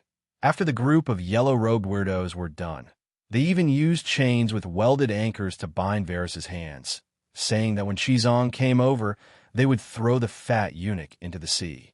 It was me who sneaked over and gave him a bowl of water when the thugs left and saved his life. Then he asked me for a hair accessory. Dany looked pensive. That group of evil gods most likely came from the sea. They are proficient in water-type evil arts that can overturn rivers and seas. When Varys sinks into the sea, Chizong will definitely enter the sea to rescue him. Chizong wanted to undo the chains before Varys drowned while also dealing with the sneak attacks of the evil demons in the sea. Not only is the danger at the bottom of the sea exhausting Chizong, there's also the dwarf on the shore or on the ship. He's the evil god's main target. No wonder a few days ago, Chizong borrowed a large wave of divine force from heaven. Of course, he gained even more divinity and spirituality after that. Dragon Queen's expression turned solemn. The big boss of the Justice Alliance had yet to appear, but he had already suppressed the Sutra teaching team to the limit through an ingenious scheme that didn't cost much. If Dany Buddha didn't provide them with support now and let them level up, their future path would be even more dangerous. Evil God? You also think that those yellow-robed weirdos are gods? Linny's had a look of disbelief. She looked at Dragon Queen with a strange gaze. The battle scene back then must have been huge, right? You didn't even have the slightest idea whether they were gods or not. Dany asked with a faint smile. Linny's frowned and thought for a moment. She shook her head and said, "It's just that Varys was taken out by the pirates. I was in the cabin back then and heard a loud voice shouting, 'Great mighty heavenly dragon, Holy Mother's divine palm, petty tricks, how dare you show off your sleight skill before an expert,' and so on. Especially the great mighty heavenly dragon. It seemed to have a strange magic power. It felt like it was right beside my ear, even through the thick deck of the ship. I've heard it so many times that it seems to exist deep in my mind." "You only listen to great mighty heavenly dragon." Dany's mouth twitched. Without a doubt, the louder Chizong shouted, the more intense the battle was. It was impossible for there to be no sound at all in such a fierce battle between gods. The weather seemed to be bad then. The wind was strong, the waves were huge, and the sky was filled with lightning and thunder. The 60-meter-long Galen ship was also shaking violently on the sea. From time to time, you could hear the sound of the waves breaking the mast and the hull of the ship. When a huge wave hit, the ship even capsized. Lenny's pointed at her pale skin and thick pores on her left forehead. "Look, my head is broken." "You don't have a scar on your forehead," Garth said blankly. "Oh, I remember now. Master Chizong cured me."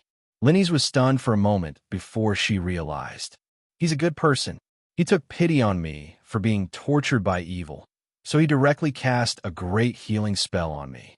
The redness and bruises all over my body disappeared, so I didn't need to rest and immediately rushed back to the Westeros." Big Bear pursed his lips, his eyelids twitching.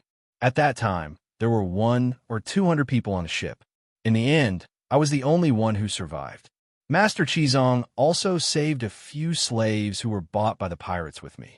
Well, they were all slaves of my family. But that cold woman, Arya Stark, said that there might be villains hiding among them. Then, she killed them all with a sword. Poor two of my favorites. Lenny's paused for a moment and raised her head to look at Bear. Seeing his stupefied expression, she mumbled, "Those two children look very likable. I took them in as my godson half a year ago.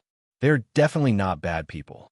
Dany had more or less figured out what happened to Rhys, so she wanted to end the conversation for today. "What do you plan to do?" Lenny's heard this, and her eyes turned red again. Sun Halberd City is only 500 kilometers away from Rhys.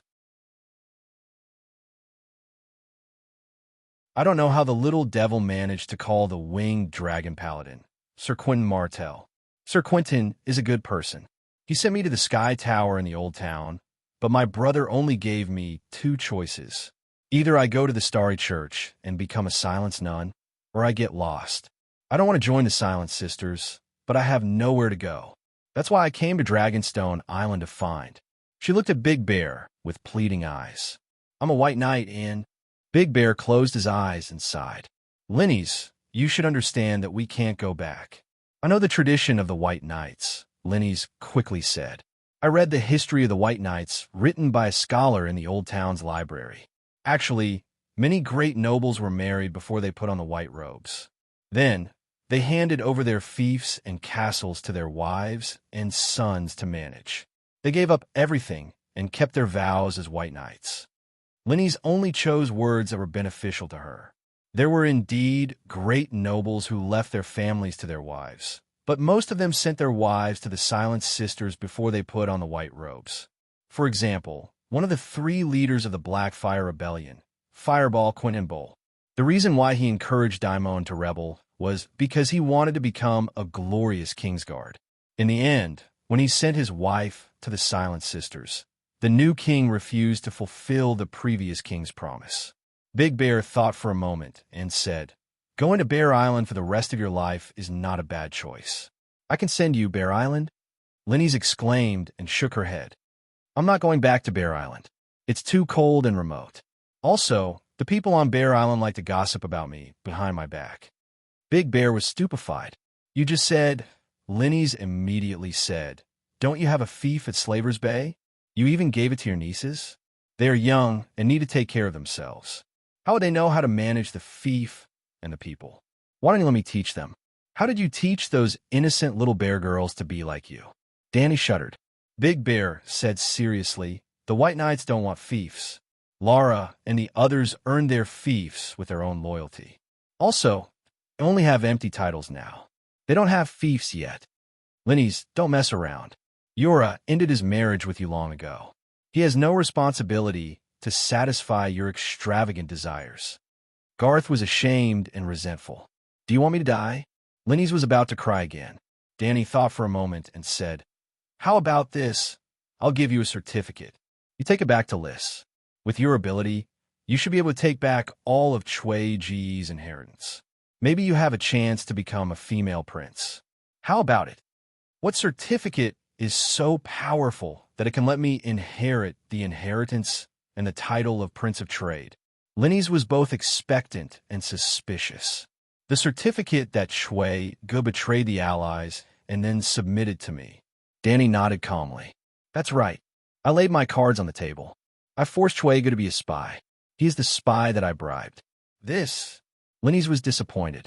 She said hesitantly, everyone knows about this. Even if you personally prove that Shui Ge was forced to become a spy in the Allies, they won't sympathize with him. Danny raised her eyebrows. Why would I want the list to sympathize with Shui Ge? Then what do you mean? Linny's was confused. Big Bear didn't understand either. Garth, on the other hand, was thoughtful. You don't even understand this? Jichi looked at Linny's with disdain. So stupid. It doesn't matter whether Shui Ge was forced or willing. The key is that he is a spy that Dragon Queen personally admitted. Even if he is a dog, he is still the Queen's dog. I admire the courage of the person who beat the suspected Queen's dog. But a dog whose dog tag clearly shows the 5-color dragon emblem is either a lunatic or a dead person. Tell me, is Noble as crazy, or are they all planning to be dead people? Dragon Queen's expression was indifferent. She looked at the voluptuous maid with gratification. When the centaur maid saw this, she was also smug and smiled foolishly. Linny's was shocked at first. Then, realization dawned on her. Her eyes shone brightly as she said excitedly, "Thank you, Your Majesty, for your grace. I can finally return home." Sob. A day later, Liss. A coastal garden with a domed structure. A few days ago, this was still a small lush garden that was miserably managed in the long night. Now, the various buildings that added to the atmosphere in the lush garden were still preserved. The main hall facing the gate was gradually transformed into a grand and holy cathedral under the busy work of hundreds of stonemasons. When Varys was kidnapped, he went out to buy this garden from the Prince of Trade. How is it? In front of the Holy Mother statue, the 3 disciples looked curiously at Chizong, who had just finished praying. The Holy Mother wants us to do as the Romans do. We can refer to Slave Bay and divide the nuns into gray-robed ordinary nuns, white-robed female priests, black-robed silent sisters, and red-robed purgatory nuns, Chizong said with difficulty. You're tuning into the Warrior Lore YouTube channel. Don't forget to subscribe and join us on this journey to catch the most captivating stories.